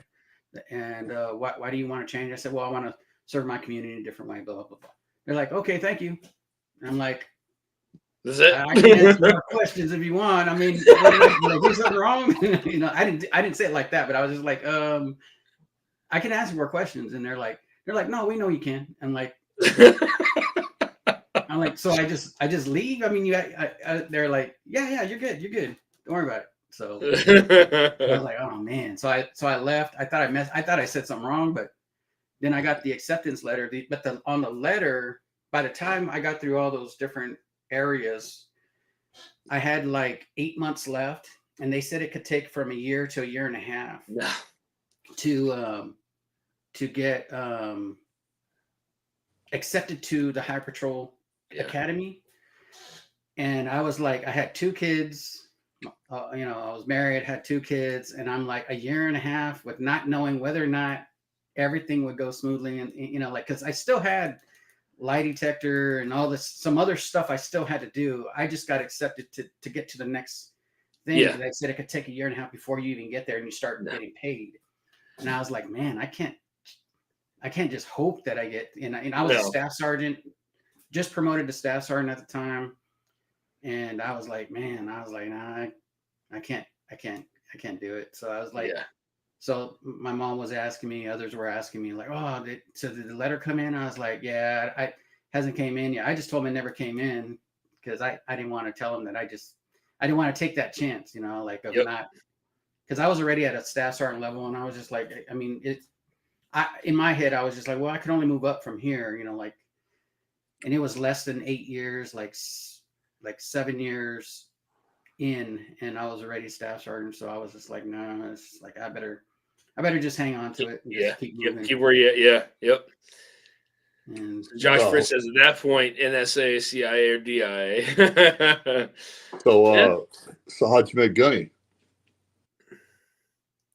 What do you mean? How'd you make Gunny sergeant? What do I mean? Seriously? Just answer the fucking question. Jesus. I mean, there ain't no spotlight on me, James. Am I under interrogation? No. Hey, you're wondering why I'm laughing at you, and I'll fucking tell you in a minute if you answer the question. How did I make Gunny? I mean, yes, sir. You get up in the morning, you work hard, you do what you need to do. You got time and service, time and grade. Bless. You got time and service, time and grade. It's like talking to my fucking. You get promoted. You know what? I love you to death, but it's like talking to my fucking wife. So, I graduated from a fucking tech school, so I had a degree in electronics and computer engineering, and I was not making enough money. And state corrections is where the fucking money was. And I had a buddy of mine say, hey, go fucking look this shit up. And I went and looked it up. And 33 fucking years later, I'm collecting 1 retirement as a state corrections officer. And I'm working for a private security company, just building shit. I'm still trying to figure out how that story relates. Good, say it. I'm just kidding now. I'm just kidding. Don't get it. I've had to work for everything I fucking got, brother. Yeah. Not me. Not me. Everything was handed to me on a silver spoon, platter, all that stuff. Just life, man. You wonder why I say shut the fuck up all the time. You know what? When you fucking got to work for a living, you 2 guys being in the military and me being in state service for fucking 33 years, it'll wear you the fuck out. Yeah, and you get tired of it, man. It's like, God bless. Yeah. Tommy D says 6-year staff sergeant. Yeah, not in the Air Force. Huh? E6 staff sergeant Marines, and Army E5 staff sergeant Air Force. Fritz says, Dan, this is the best time ever. Thank you. Oh, of course, Fritz. Anytime, buddy. I appreciate you stopping in here, man. Yeah. That's why we would consider you guys the real staff sergeants of the military there, Tommy D. Yeah, my dad was a tech sergeant, which kind of fucking scared me. I was like, Jesus. As much as we try to knock on the branches, man, I'll tell you the Air Force is I mean, you talk about saving some people's lives, man.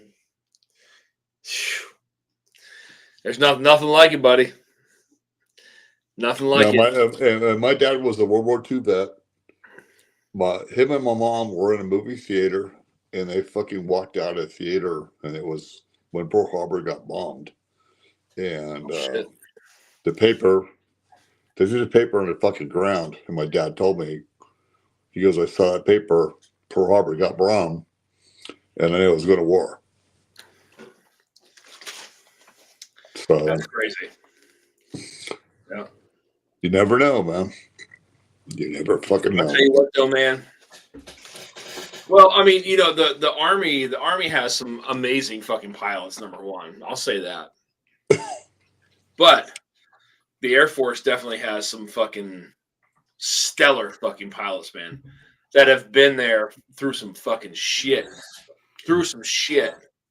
I mean, look at Tom Cruise. He made it back, and he became a instructor. He became an instructor, and he got to bang, and he got to bang Kelly McGillis. Come on. Yeah.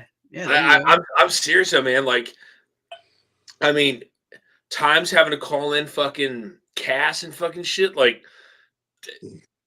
dude, I mean that's like, I don't know. I mean, I know everybody's experience is different, but I mean, just from a support piece. I mean, I don't. There was none better than the Air Force, to be honest with you. I mean, for me anyway. I mean, but Yeah. I never understood what the fuck the military was to begin with. And we lived 20 miles from Davis Monthan Air Force Base down in Tucson. And I walked out the front door with my dad, and there was some F-16s that fucking flew overhead. And he said, "That's a sign of freedom." Yeah. Yeah, that's what my dad told me. He goes, that's a sign of freedom, boy.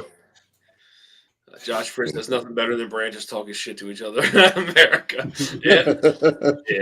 The good thing about it, man, is it's all in fun. I mean, trust me, there's times where people take it way too far, and I've seen that, and I'm sure Joe has too. But there's times people take it way too far sometimes, man. And all in all, man, it's just a friendly kind of it's all love.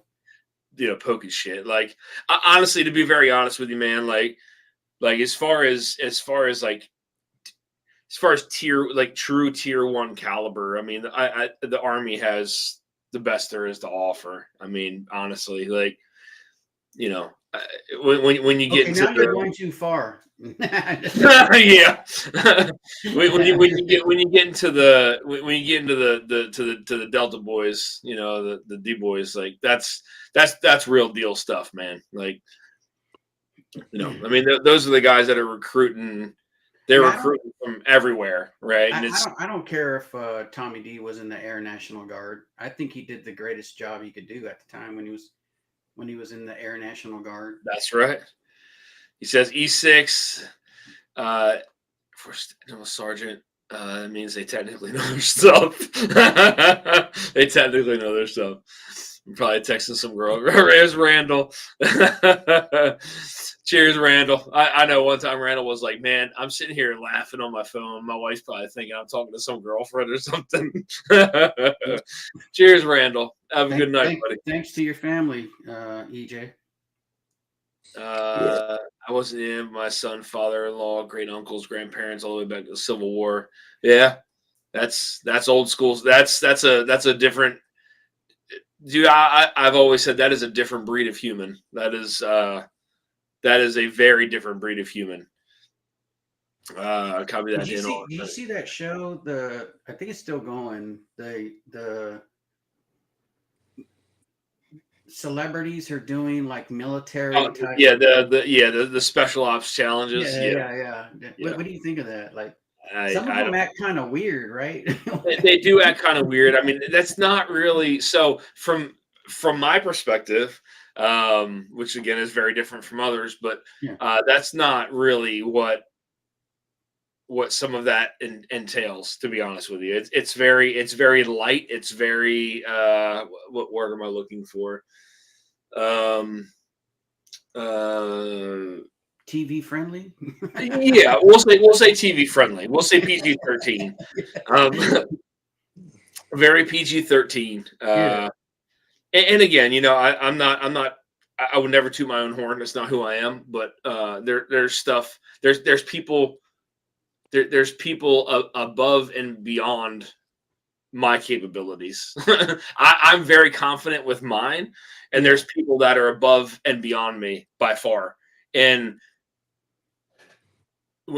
when you get to work with or around people like that, you become very humble when you get to see things that are at a level above you, and it's eye opening. It's eye opening. It's jaw dropping, if you will, if that's the word you want to use. So for these celebrities, my point was so for these celebrities to kind of go and see what a taste, quote unquote, of what some of that training may be. It is kind of funny. It is PG-13. It is watered down a little bit, if you will. But yeah. So let me ask you a stupid question. Oh. No man left. Shut the fuck up. No man left behind. That's right. True or not? True. Okay. 100%. So I want to ask. 100%. So I want to ask. You bring them home no matter what, man. If that means getting a bullet or two stuck in you to get it done, then you get it done. You bring them home one way or the other. There's some videos that are out there that are so, I'm going to just say prolific, meaning they're just in-depth detail that you don't need to fucking see as an adult. You're just like, what the fuck am I watching? Yeah, no, always bring them home, man. That's always the mindset. And and Joe may think different, but like for me, it's always been that's always been the goal is everyone comes home, right? No matter what. Different on that, Dan. Why would I think different? No, I knew you wouldn't, but that's always like the mindset is everybody comes home no matter what. Yeah.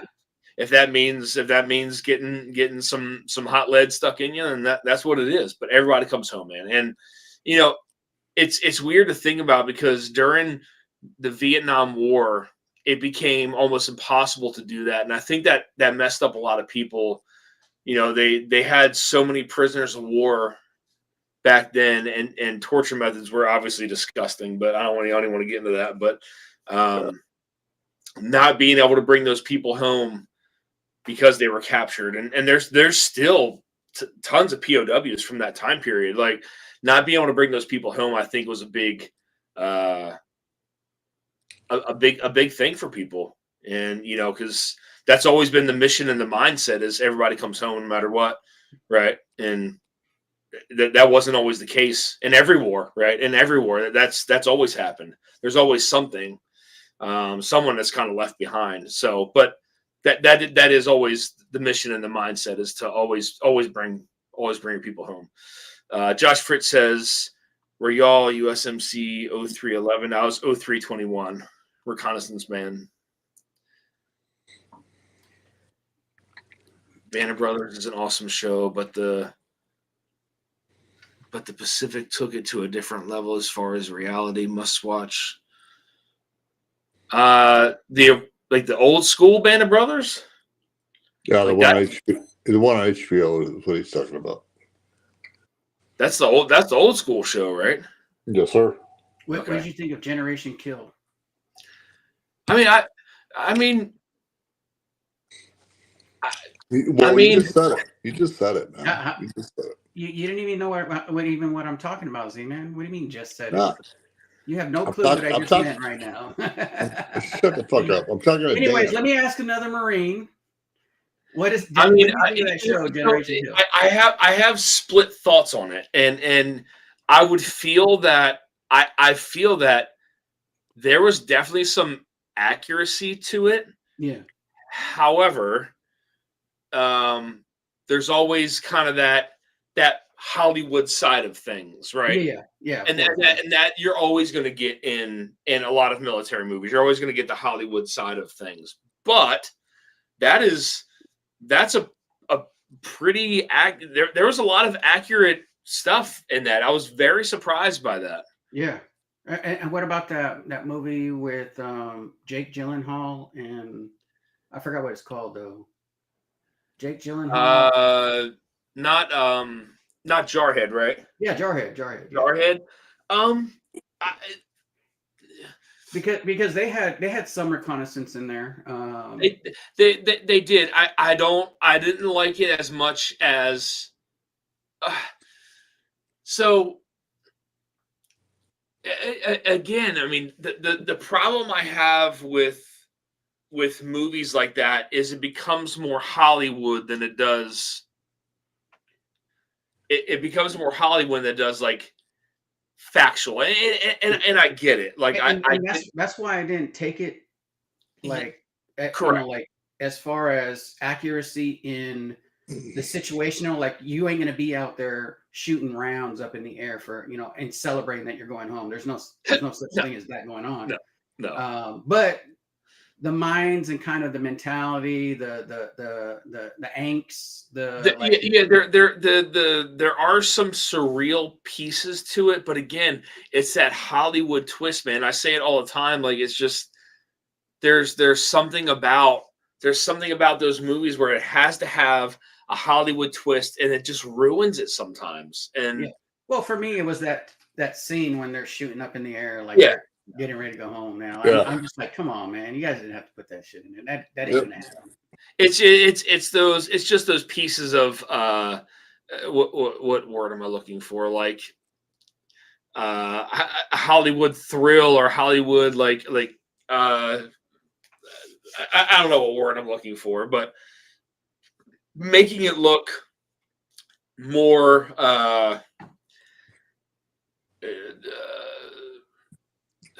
I'm having a tough time with fucking words tonight, man. Like more like bigger than it is, like more than it is. Just like you're overdoing things, because I'm going to tell you, like at the end of deployments, people aren't like woo, like no. It's like a complete opposite. Like I don't think people understand the stress levels and like how like the realization of like being in combat and like that, and that's what I mean. Like there's just such a separation between the two of reality and making a Hollywood film and just zooming everything up compared to like the reality. And like you can go back and look at films, like real film from like World War II and World War I, and look at people's faces and look at like shell shock, and like people change during war. People change like completely. A normal person, a funny, outgoing person can go into war and come back and be complete opposite of who they were. Yeah. That's what happens to people. But Hollywood has this spin on it where everything is just like, oh, we're so excited, we're gung ho. Now, I'm not saying there's not people like that, because there are people like that, right? And I know you know that too, Joe. There's people that are like that, but that's not everybody. That's not everybody. There are people, those odd few that are just gung ho, let's go, crazy off the top of the head, whatever. That happens. There are those outliers, but in reality, when you're coming back from a war zone and engaging in combat with people, that changes people. It doesn't matter who you are. That changes you completely as a human being. Thought process, mentality, like your demeanor, everything changes. And you can see it like it's hard to find sometimes, but you can find it in people, like even with interviews with people before, like prior to war and then after war, you're changed as a human being. So you're not going and seeing all these things that Hollywood likes to kind of zip up and make more attractive, because on the real, you're getting the complete opposite of that when people come back. So if that makes sense. Josh Fritz is hyping up. Yeah. So hopefully I made that make sense. I don't know if, I've had a lot of alcohol tonight, so I don't know. I say like hyping it up because it's like they're hyping it up for the movie, for the attraction of the movie, because like don't get me wrong, like coming back from a deployment is like, oh my god, like people are excited, sure, but it's not drawn out like they're making it. It's not like I said, you're not zipping and just bursting fucking rounds in the air. Like it's not like that. No.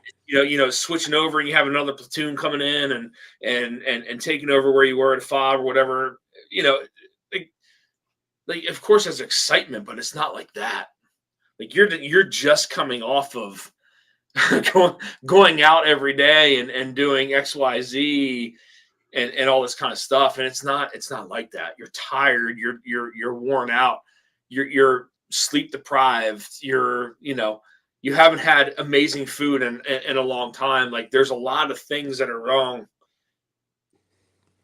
as opposed to a lot of things that are right, where they make it like look like that in Hollywood. That's all I'm kind of saying.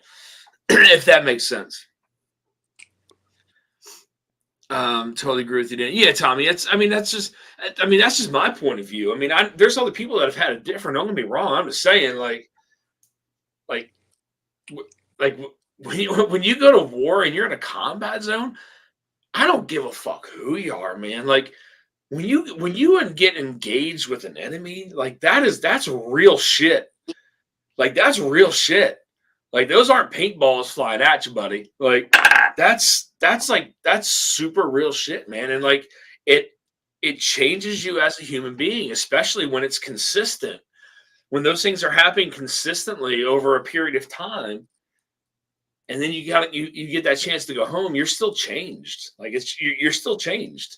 And if you go back and you watch videos of like people coming back from World War II and having shell shock and all this kind of stuff, like you can see it in their eyes, man. It's almost like they age, right? They have that whole thing where it's like the presidents who are in the White House and they change, like their hair changes colors and they look older. I think it's the stress from when you're over there. It's super stressful. The stress is beyond belief. I mean, I've seen and known guys who have bit their fucking fingernails like all the way off. Like there's nothing left because of stress. Like it's the stress of the situation you're currently in, and then when you transition out and get to go home, going into civilian role is like, wait a second, like what's going on here? Like what is this? This is new. This is different because you're just not used to it. But I don't know. Maybe I'm just rattling off too much, man. I don't know. I'm just saying. I don't think. Vietnam vet and Hamburger was the most realistic movie. Yeah. I don't think you're rattling off too much.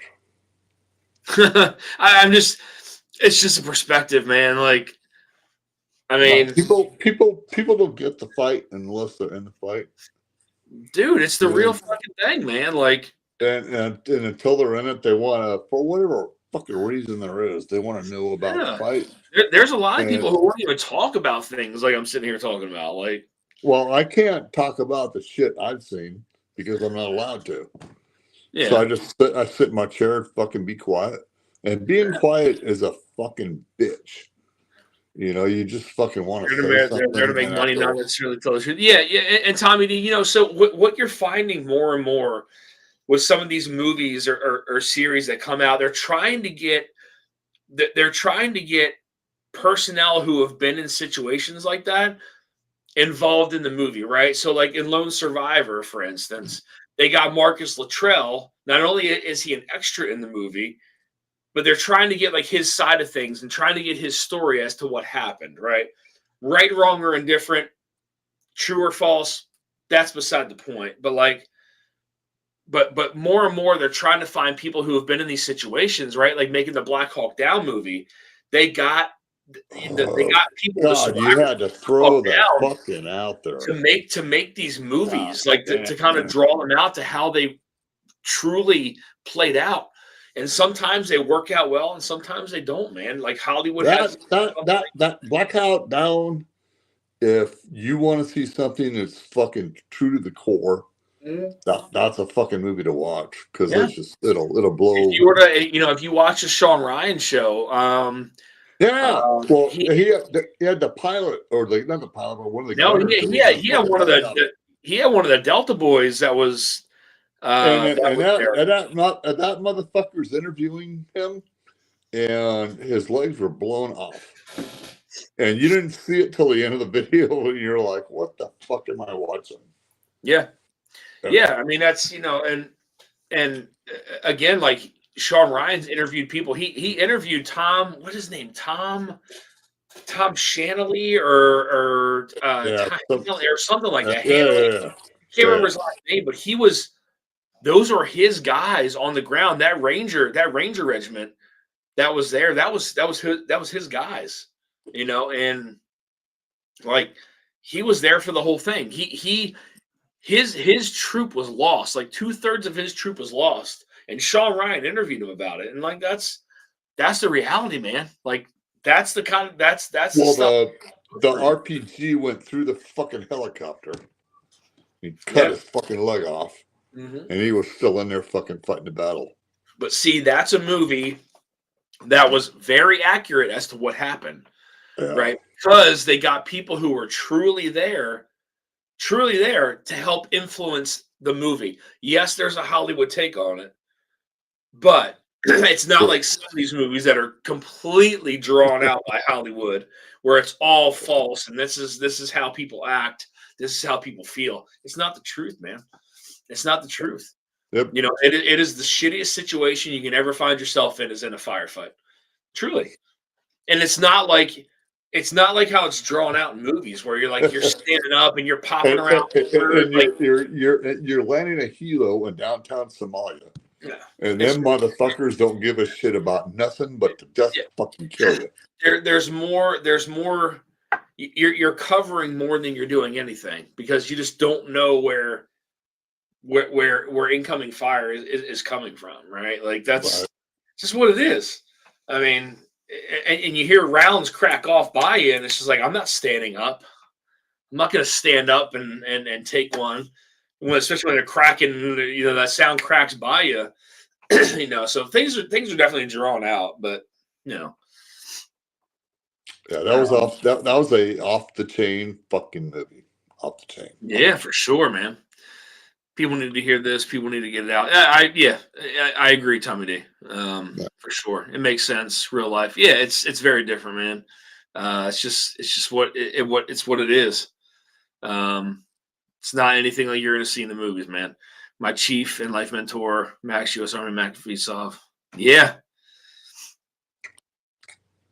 That's Those guys were the real deal, man. Yeah, you don't want to see that RIP though. That just that hurts to see that. Yes, it certainly does. But yeah, that's that's especially back in Vietnam. I mean, back when Mafia was around, like that's. I mean, and if you watch Sean Ryan show or you watch Mike Glover, those guys, they have tons of stories about McAfee Sov and those guys. Like, how do you fucking know Sean Ryan? Sean Ryan he was part of the SEAL teams. But he also has a podcast. He's got a super popular. I watched his podcast. And he's interviewed SEALs. Oh, he's interviewed everybody, dude. And I watched that shit. I'm like, what the fuck? He's interviewed Delta Force guys. He's interviewed fucking you name it. Like he's interviewed the top of the top, man. Like, so I mean that's the guys that are real deal. Joe, did Joe go to bed? Joe out? Dude, I don't know what the fuck he's doing. Oh, okay. I guess he dipped out. Yeah, man. No, that's it's just the way it is. It's Hollywood. Hollywood draws things out a little bit. They got to make it attractive for people to watch. So, but to me, there's certain things that that Hollywood leaves out, and it's expected because they don't want to put things in movies that are going to bore people, but it is what it is. Everybody should be watching the share. There you go. There you go, Josh. Perfect example. She was a CIA. I don't know what her capacity was with the CIA, but she worked with the CIA. getting intelligence, a lot of intelligence in. Sarah Adams was on the Sean Ryan show. I think she's been on there more than once, at least maybe 3 times, maybe. I can't remember.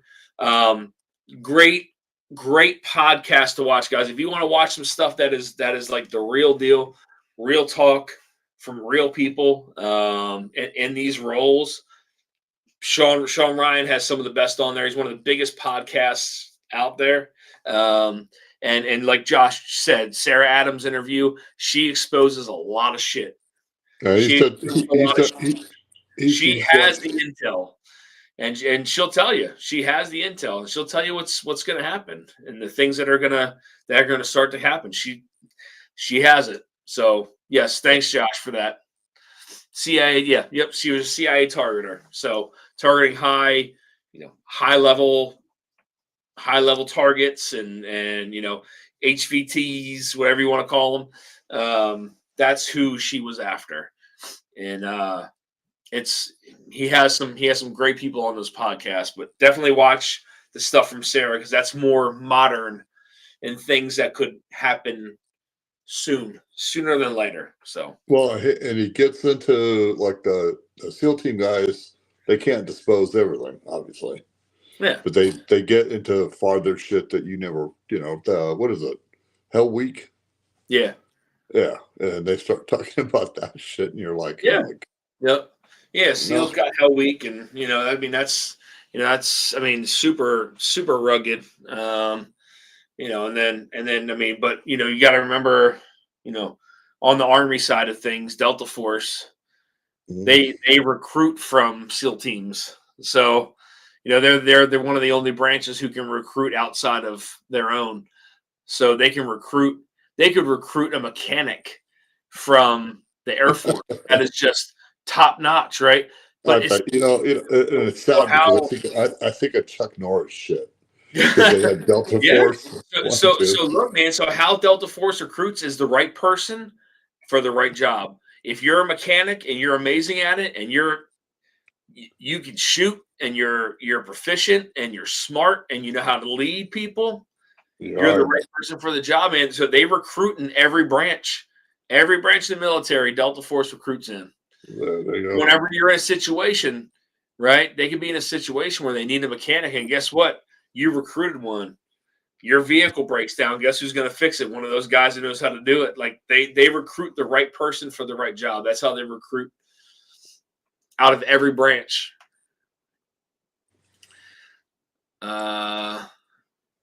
It's coming, G homeboys. I've been trying to get a hold of you. It says ASMR Whiskey. Oh goodness, guys, it is 12:17, guys. I'm sorry. I know I kind of probably bored you with some of this talk here, guys, but it has been a fun night. I love talking about this kind of stuff. I love it. I was hoping Joe could hang out for a little bit longer. Not sure where he went off to, but guys, thanks for hanging out tonight, guys. Much appreciated. Again, thank you all for the super chats.